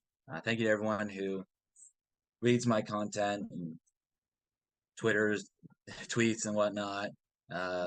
Special shout out, of course, to everybody we met at the World Championships. That was a lot of fun. And then, just search up Giants in the Crease on the interwebs and you'll find all the stuff that we have. Yeah, and that's it. Yeah, all done. Thank you again for always giving a phenomenal talks. One question, but technically 2 questions from the crowd. One, you can, which goalie do you pick first? And which round do you take them in if you have 6 rounds to pick in?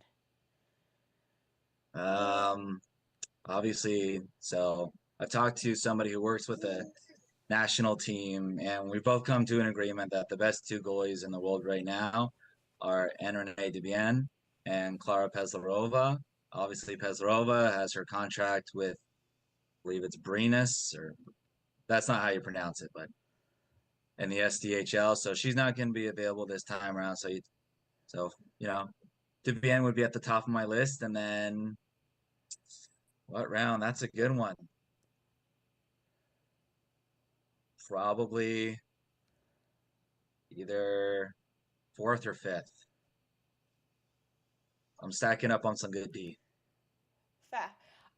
Carly also followed that up with being like, okay, but who does the baby pick? But I feel like that's more, you're going to have to like put photos of goaltenders down on the floor, like childhood Pokemon draft style, and wait and find out which picture she selects, you know? We have some Shannon future Zabados comes content back. It's Shannon for you. Zabados. I was like, if not, we have some future, you know, if Twitter still exists, then content for you. You can baby draft the entire draft for us, and we will all take it as law. Once again, thank you so much for your contribution. We are going to go to a very short break, and then we are ready for the last panel, as it would appear both of the respective children, Might be. your baby and my cat baby, are getting fidgety and need attention for 30 seconds. Give me a second. And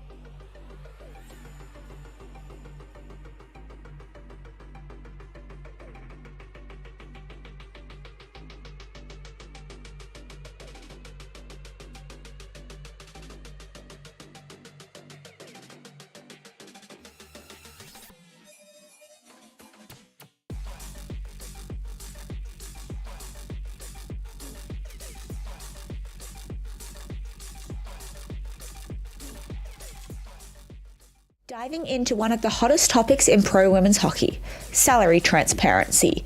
Who benefits from salaries being transparent and who benefits when they're not disclosed? Our panelists will discuss all of this and more to wrap up Women's Whkyhac version 3.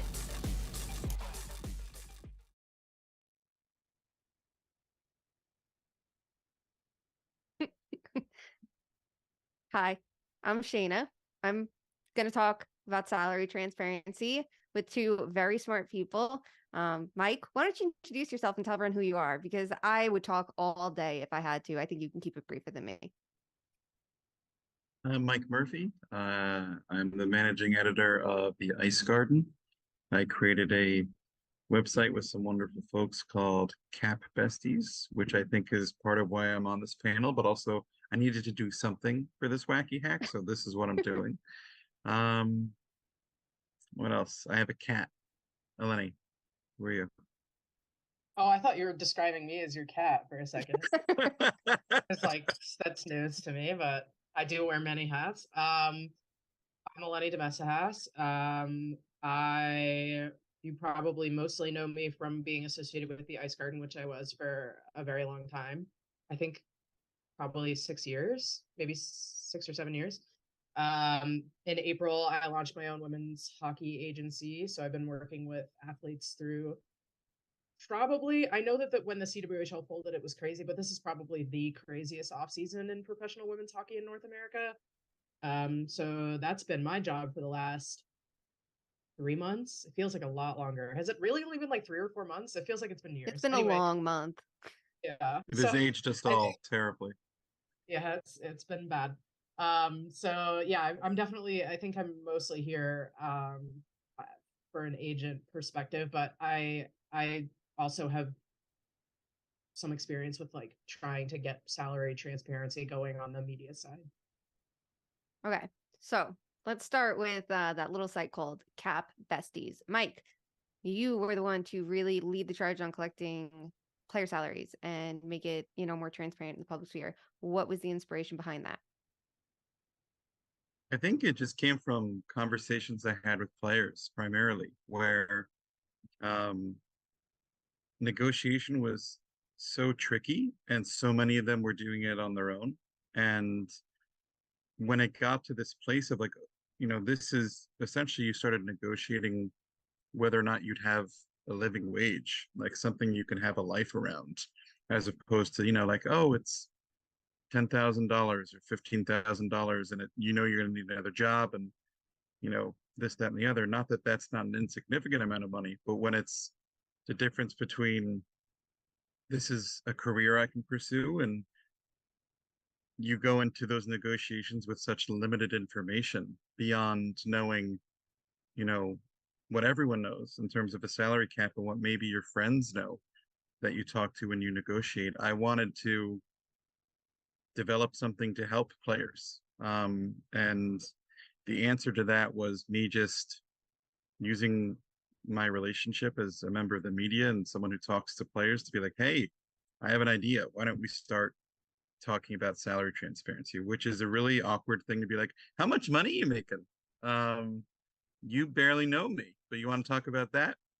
But when you're able to position it in such a way that this helps everyone, a lot of players had a really positive response to it. And that's kind of what got the ball rolling. That's what Cap Besties was. That's what, the PHF kind of amending its whole salary transparency thing was, which was kind of crazy to see unfold in real time. But it all just started from wanting to develop a resource to help people, specifically hockey players. Okay, so you kind of alluded to it. What were the biggest challenges you faced in this process? It was scary. It was scary hearing from people that I was doing things that were hurting players. I was doing things that could put players at risk of losing their contracts when things like NDAs were brought up. These are athletes I've spent, when all this had happened, like 7 years of my life trying to tell their story and to do, to treat them with respect, and to build up the sport that I fell in love with. And it was a really harrowing time trying to navigate something with just what did I have? Good intentions. I wanted to help. And I saw what knowing that information could do and heard, all these anecdotal bits from players about like I had no idea what I could make. I had no idea what I was negotiating for. And having to navigate all that while just trying to be like, oh, also I'm media. So what am I here? What is my role here? I just fell back on like, I'm just trying to do a good thing. I hope it works and I hope I don't ruin any lives. That was the biggest challenge. It's just really, really terrified that I had put a toe out of line, that I had gone in the wrong direction and something that I believed in. Maybe I wasn't the right person to lead the charge. Okay, so Eleni, let's talk about your transition into this new role. Like, what was your inspiration to be?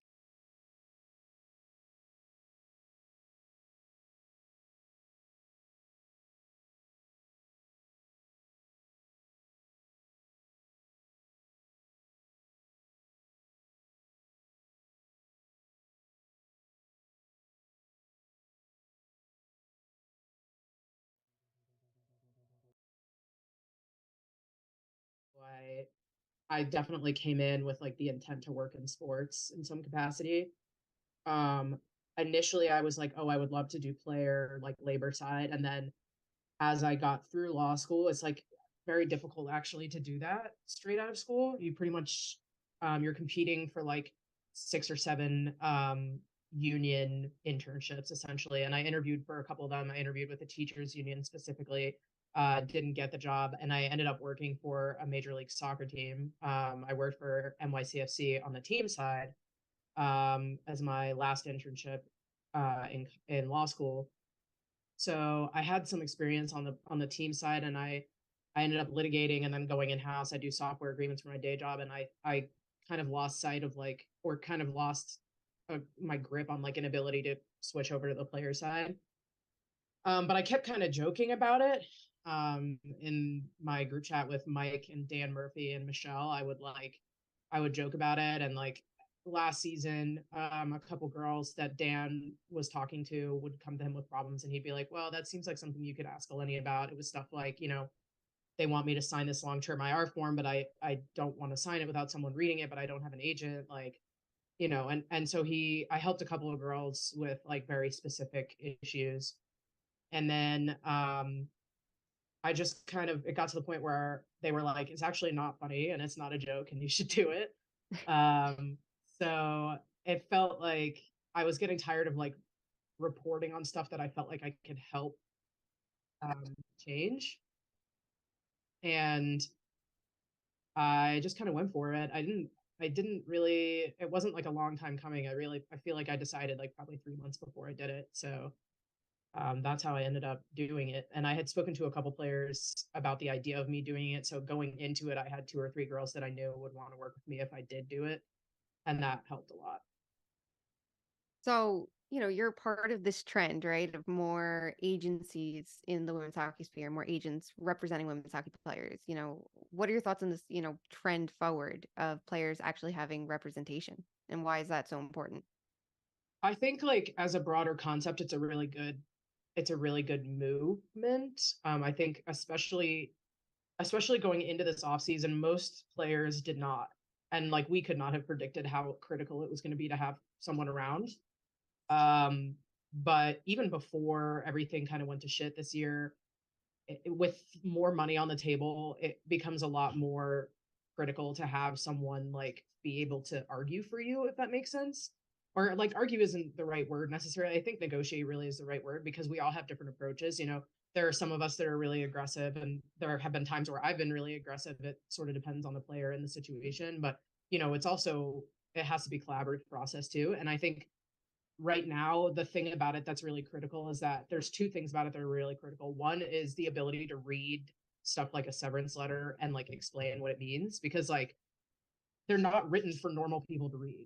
They're just not. So even if you don't have a legal background, I may be the only one like who is a lawyer, and that doesn't mean that I'm the only one that can explain it. A lot of people have a lot of experience with contracts, But if you've never done that stuff before, to sit down and read, especially when it's like a very emotional situation, to sit down and read and be able to trust that you're like understanding what it says is really hard. And it's, I think, been really good for everybody who has an agent or someone that they can lean on to like review that kind of stuff and explain to them what their options are, and like literally just provide counsel in terms of, hey, you know, like here are your options, and then them being able to ask, well, what would you do, or like what happens if I do this. I think that's been huge this off season. I do think um there's a lot of different kinds of agents, and that's been something that like will be refined as time goes on. So right now there's like a lot of us, but every single one of us does something actually quite different from everybody else. So some people are kind of operating more as a um more marketing, more on the PR side. Some people are really just negotiating and helping players find spots, and then they're kind of hands off. And so it's still a learning process for all of us to decide to really be clear about like what it is we're offering, and for the players to figure out, oh, there's actually a lot of different ways to have an agent. And so I really need to think about like, what is this person offering, and does that fit my goals, or is there someone else that maybe is more aligned to like the kind of approach that I want to take. So, how from what you know from your discussions with players and whatnot, like how did the discussions with contracts go before these players had agents? How did players navigate these situations? It's so player dependent. I think for a lot of them, especially for the younger girls, a lot of times it was just like they just wanted to play, right? So they would get offered whatever the contract was, and a lot of times they would just sign it. I think not that they don't read them and not that they don't understand them. I don't ever want to suggest that they like weren't reading or that they aren't smart enough to get it, but I think that there's kind of a taboo, especially like because it's been such a privilege to even be able to play and to have a spot. It just gets to the point where you're like, well, I don't want to push and like end up losing this.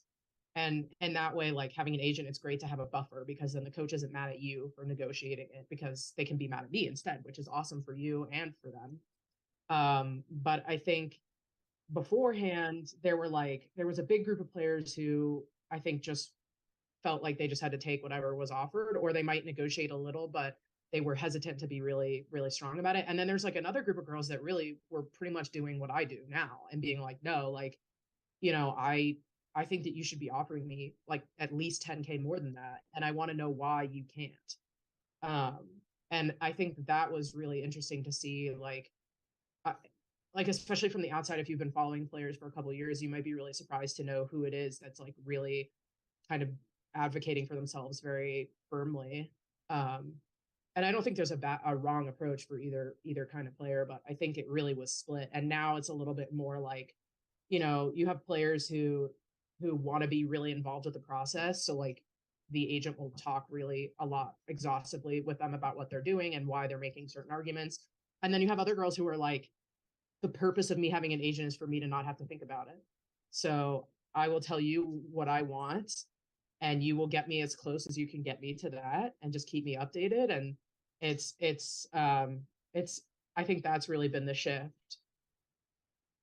Okay, so Mike, as you were building Cap Besties and collecting, different salary figures, how did players evaluate what their contract should look like before that?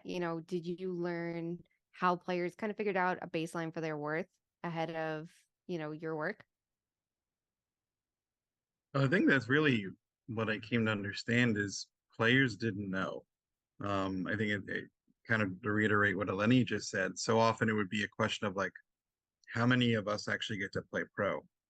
And you're offered, let's say you're offered 15,000 and you're just out of college, or you're someone who is, making a lot less than that, but you had like, you're playing in Europe and they paid for your housing and stuff, but now you get to live closer to home, you get to be your family, and you're making 15,000.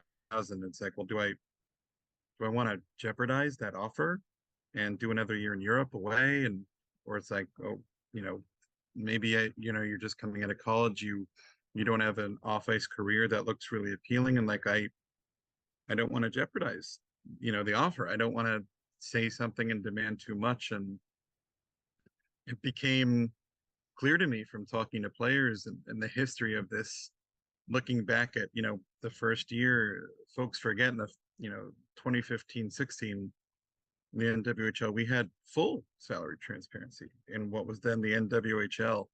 And that, I think, was something that I know I took for granted at the time. But once those numbers were there, a marketplace was established, but it wasn't necessarily established in real time as contracts were being negotiated, from what I understand. But then, of course, you had the next season where all of a sudden everyone had this idea of like, oh, top players make this and this, and that, of course, is the same season where salaries were slashed, and all of a sudden this money looked like monopoly money, and nothing was guaranteed, and it was this really precarious situation. We just never really got back to the idea of players having a good idea of what they're worth beyond just the headlines. Amanda Kessel's making X, Kelly Stack's making Y, but that was 3 years ago. What am I making now? Just all I know is the salary cap. All I know is what my team has and how much of that I can command or ask for. And, in the early days, I heard there may have been bad actors in terms of people trying to represent players, trying to get into the agency game. And that's really unfortunate.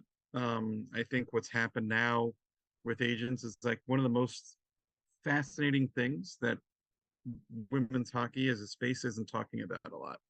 It's really, really interesting that we're seeing this boom of agencies and agents like specifically catering to pro women's hockey. And now that there's one league, there's going to be more. And we've already seen big agencies say, all right, I'm going to branch out into women's hockey. Finally, I'm going to turn it around. I'm going to, not just have NHL players.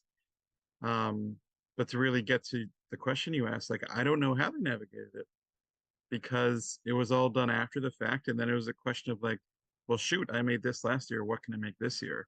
Or I heard I can make this in the league.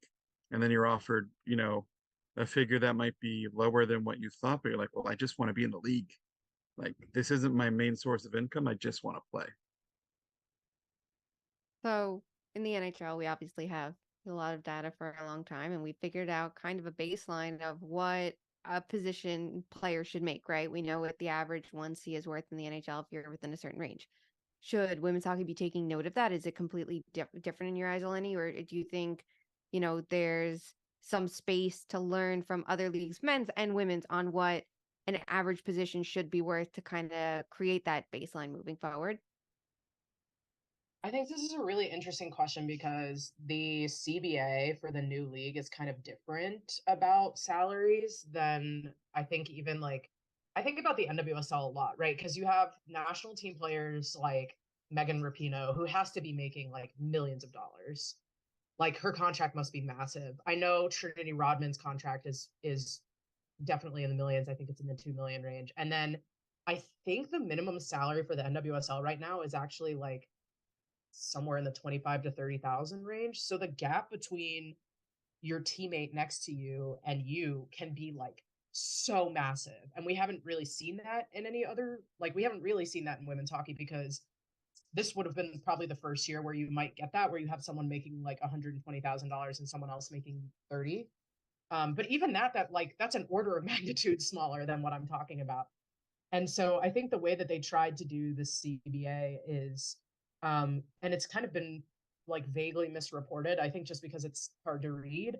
I had seen it reported originally that the max salary for the long SBCs was going to be 80K. So they have like a 1-year standard player contract, and then they have like a 3-year one. And for year one of the league, there's a certain number. I think that there's like, it's either 6 or 9. I think it's 6. Each team has to have a certain number of those 3-year standard player contracts that are guaranteed. You can't get cut for not playing well. And it's actually a minimum of 80K, not a maximum. So originally it was reported like, oh, the salaries are going to range from 35 being the minimum to 80. And that's not true. There's actually no maximum salary and there's no salary cap. There is a minimum salary, which is going to be 35. And then what they're doing instead to try to create some kind of equity is that every team has to have an average salary of 55. And you can only have a maximum of 9 players at 35 on your roster, but 9 players is half the team. So if, there's so many different ways to build the team that I think we're actually going to probably see kind of a broad spectrum of like teams where you have 2 players making like $100,000 each, and then everybody else is kind of on the low end, and that's how you get to the 55. Or you're going to have teams where there's going to be a bunch of players making from like 45 to 65, and then 2 or 3 players making 95, and then everybody else making like 80. And I think that's going to it's going to scramble the data in a way that's going to make it really hard for us to have any idea like what an average player should make, because there aren't tiers like in the NHL. You have an ELC, and like there's a top end of the ELC and a low end of the ELC. And then you have like a restricted free agency period where you have a qualifying offer. So even if that player is technically worth more money, if this player is like on the market would get $10 million, but their qualifying offer is like 6.5, and you qualify them, then you're getting them for 6.5. We're not going to have any of those mechanisms. So it's going to be really weird. There's no free agency language in it. So it seems like every summer, anyone who's not on the 3-year SBC is just going to be like the Wild West all over again. What I think you are going to see more, if I had to guess, is that it's going to be position dependent. The value of players is going to be more position dependent than like skill dependent. So the goalies, like I would expect goalies are probably going to make less and forwards are going to make more, just because there are so many goalies available for so few spots, and so many, and like comparatively so many more forward spots that need to be filled. And I would expect defense to be somewhere in the middle, but there's really no way to know for sure. My guess is we're not going to have any idea what an average anything is worth for like 5 years probably, because it's just going to be such a crazy system that we don't have any comparison. Like the WNBA doesn't do it this way either, so it's going to be weird. No, but it's going to be great, and like we're going to be able to learn so much from it. Yeah. To kind of tack on to that, let me ask. So with the PHF, we were learning a lot about changing salaries and this changing salary cap, right? The equivalency of this contract now in this cap, as the investments, as we can assume, will grow over the years. How is that going to be taken in stride as well? Is it as simple as saying if you're worth X percentage of the cap in this salary cap, you'll be worth X percentage of the cap when the values, eventually go up? And obviously there's not that hard cap system, but how do we take that in stride moving forward? Well, even in the world we were in 2 months ago, when the salary cap had simply been doubled, they were not doing it that way. So, it wasn't, even 2 months ago, it was not as simple as, oh, you were making $45,000 last year, so you should make, twice that. Yeah. No, You should make twice that this year. That was definitely not what anybody was doing for any caliber of player.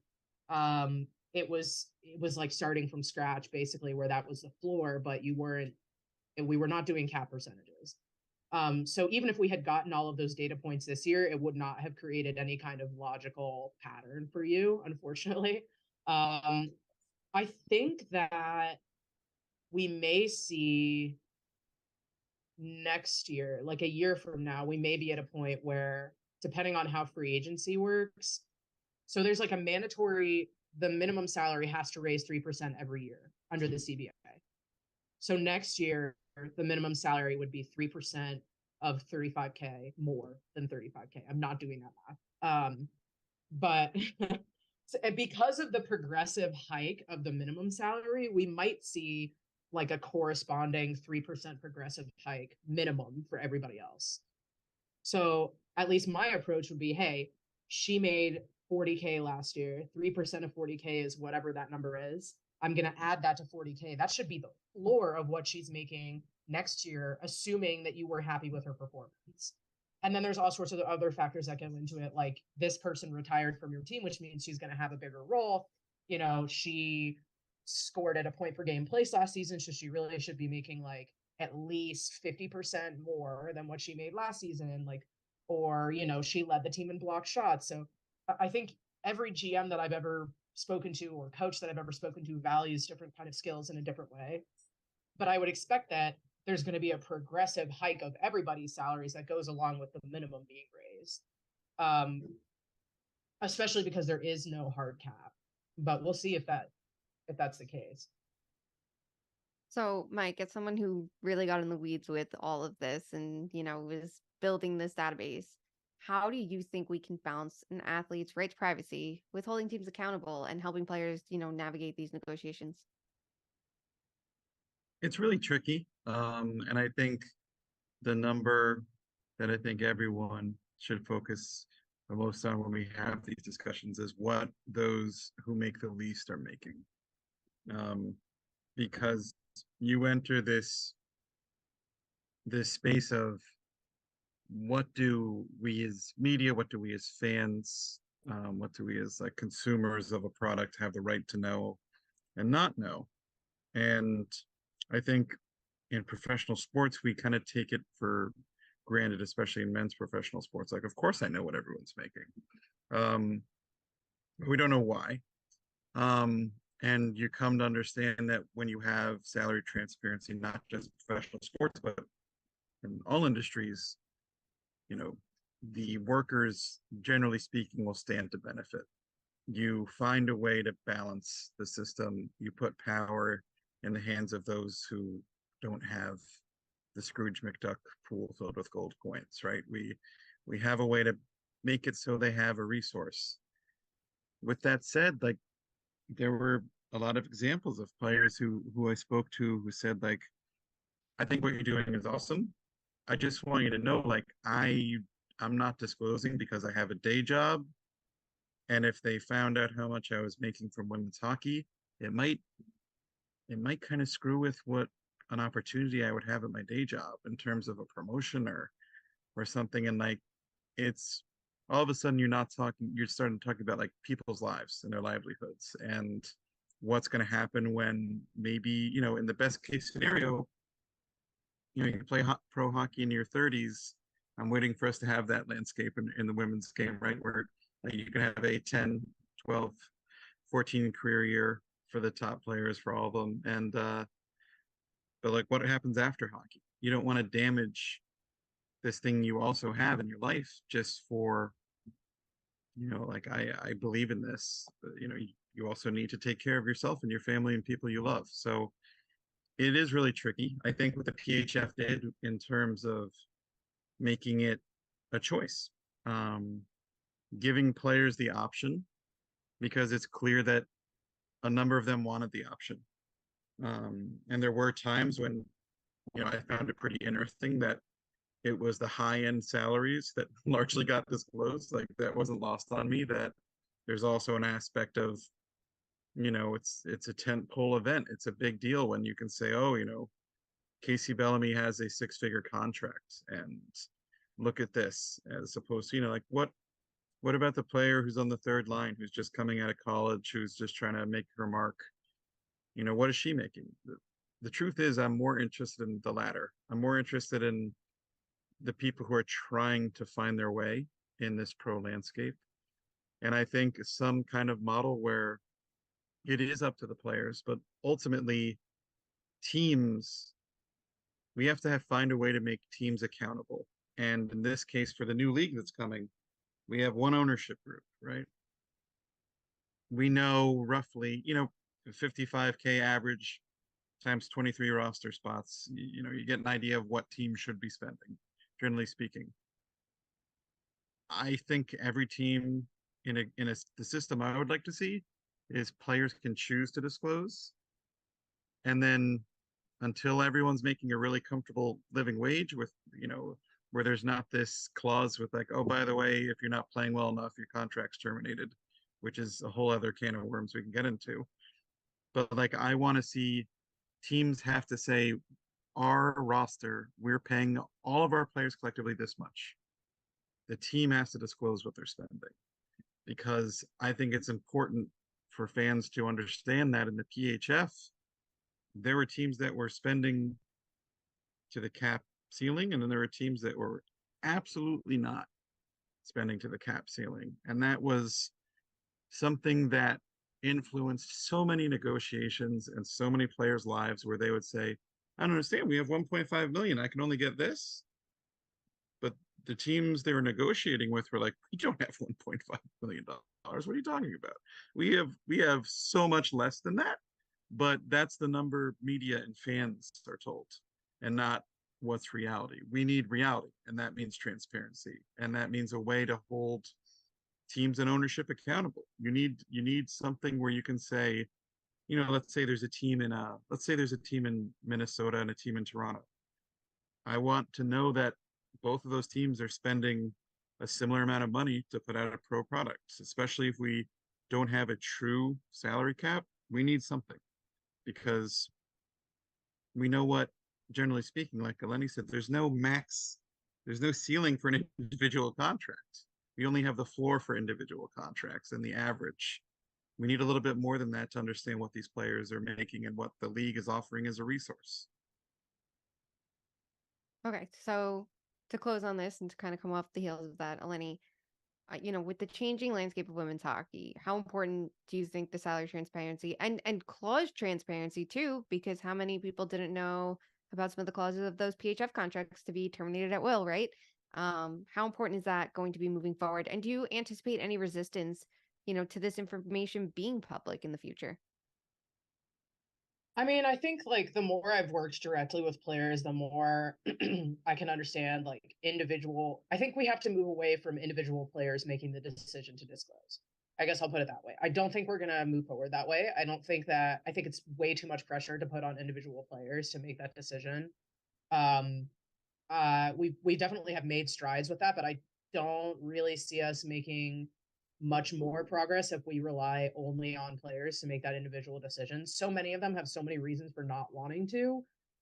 It can be as simple as like, hey, I had an offer in this place for like a lot more, and then I got screwed and I didn't end up signing there, and now I have to sign this way smaller offer somewhere else, and I don't want anybody to know that because I really Yeah. was worth this other money, but now I'm making this money and it's embarrassing. Or um, one of my college teammates that we both graduated together just got signed to a pretty big contract, and I know I'm not getting that, and like I don't want everybody to know that. Or I don't know. I mean, like there's so many different reasons, and I think really it needs to be an institutional level of transparency, because first of all, the burden should not be borne by the players to do it. And second of all, like the league has to lead the way towards normalizing discussions about salary and about the money that they're spending, not just on player salaries, but in general. So I think what we may be able to get, at least from the jump, is um there's in the CBA, it's like 55K is the average salary that you have to hit. The league, teams are all owned by the league. So there's no like individual like, oh, so and so owner of so and so team is a cheapskate. Like we can avoid that whole discourse. We don't have to worry about it. If we know that 55K is supposed to be the average, and there's a clause in the CBA that basically says there's like a 10% variance that's allowed due to player movement. So players getting traded, players getting waived, players getting signed late because someone got hurt, you signed a replacement player, or how much money you're spending on like your reserve players playing games because they get paid per game. There's this like 10% window. We may be able to get the league to disclose this team is spending, their average salary is exactly 55K. The average salary for this team is 57 and a half. The average salary, Yeah. like seeing the way that average salary fluctuates over time can give us a sort of it reminds me of NHL 23, the like fog of war, where you're like, I kind of know what's going on, but I don't have like a super sharp idea. I think that we can start with that. I would love for us to get to the point where the teams announce the player signing with the AAB, period. It gets done. They're not asking the players. It's in their player contract that their salary is getting disclosed. That's not happening until the minimum is livable. It's just not going to happen. I think that there's too much of a stigma around not being that person that's making a living wage, even with the housing stipend, which I think will help a little bit. If you're the player who has to work part-time at the front desk of a gym, like it's just, I don't think that it's gonna work. But once the minimum is like 50, maybe 55, we get to the point where like maybe that's a discussion that the union will have with the teams. But I think it's also like not really a priority of the players for it to be public to everybody. I think what the players care about is having some kind of internal database where they can know each other's salaries ultimately. Not right now, but like when we get to the point where they're livable. having the ability to go into this internal database that maybe is run by the union and say, this girl's season was really similar to mine. This is a player that I like think that I am similar to, and she's making $65,000 on this other team, or even on the same team. And to go to your GM, or have your agent go to the GM or the coach and be like, explain to me why I should make less money than this person. We know for a fact this person is making that money. What's the difference? Like, I think I should be making at least that much, and here's why. But I mean, obviously I understand the reasons why it's important for like public, like media and fans and everybody else to have access to that level of information. I just think there's like a huge gray area. But I would say we are gonna probably have to start with baby steps all over again. Typically, as far as clause transparency, like that's going to probably be a no-go, just because the contracts do typically have language in them that requires the player to keep the language confidential. So if there's no mechanism for them to disclose their salaries, it can get really tricky as to whether or not it's actually okay for them to publicly talk about their salaries. Obviously, their right to discuss their salaries with their coworkers is protected by federal law. So that's one thing. But to be able to tell someone like Mike what they're making, or for someone to come out and be like, I think this clause in the contract is bullshit, like that's probably not really going to happen until after the contracts are done. And even then, like, your confidentiality obligation usually is something that doesn't terminate with the agreement. It's something that exists in perpetuity. So even players who signed contracts last year that had a terminate at will contract clause, if that existed, like, they can't talk about it now, because they signed an agreement that said that they wouldn't. And the severance agreement, any agreement that you sign is always going to have a confidentiality provision that tells you not to talk about this stuff. So it's striking the balance between what they can talk about and what they can't. And that's another reason why I think it needs to be an institutional decision to make things public, because they can say whatever they want. They're not restricted the same way that players are. So I would love to see it kind of be more of a league priority. But also, since this league like really was birthed by players in a sense, like maybe the attitude towards it will be totally different. I would love to see that, because I think that those guys do understand why it's important. And so if the union is the one who's really, really pushing for the way, like shaping the league, I might be wrong, and we might jump light years ahead in 2 years. Awesome. Okay, Alyssa, we're gonna kick back to you.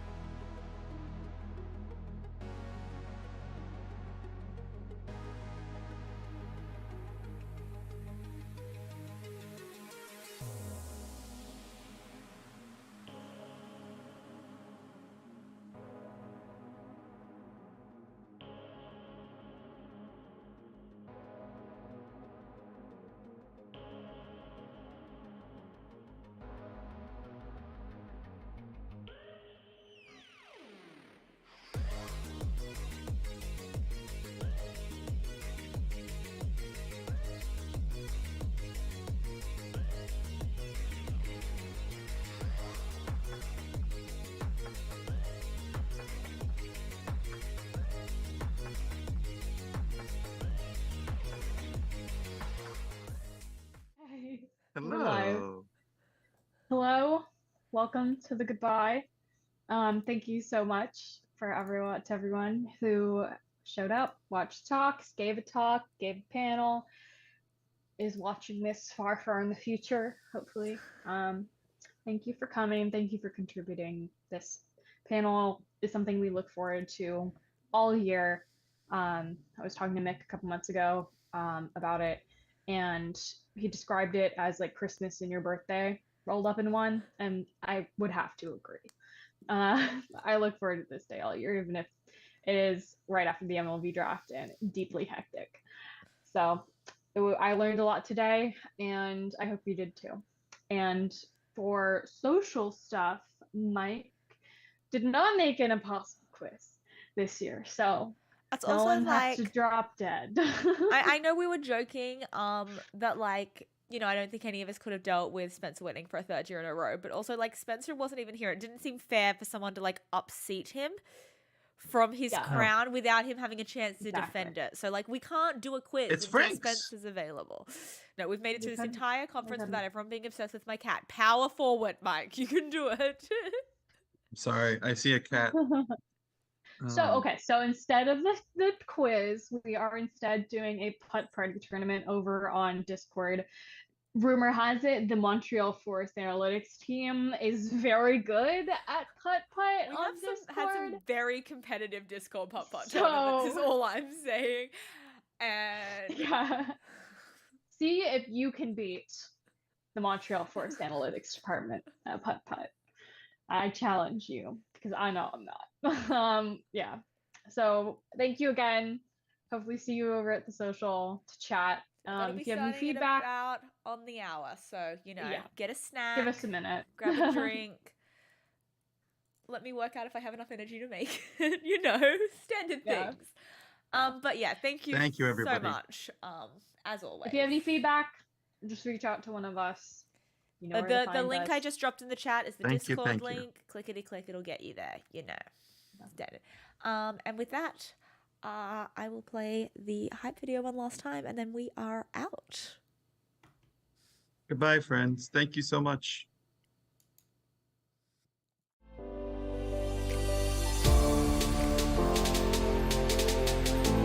Ignition sequence start. 6, 5, 4, 3, 2, 1, 0. All engine running.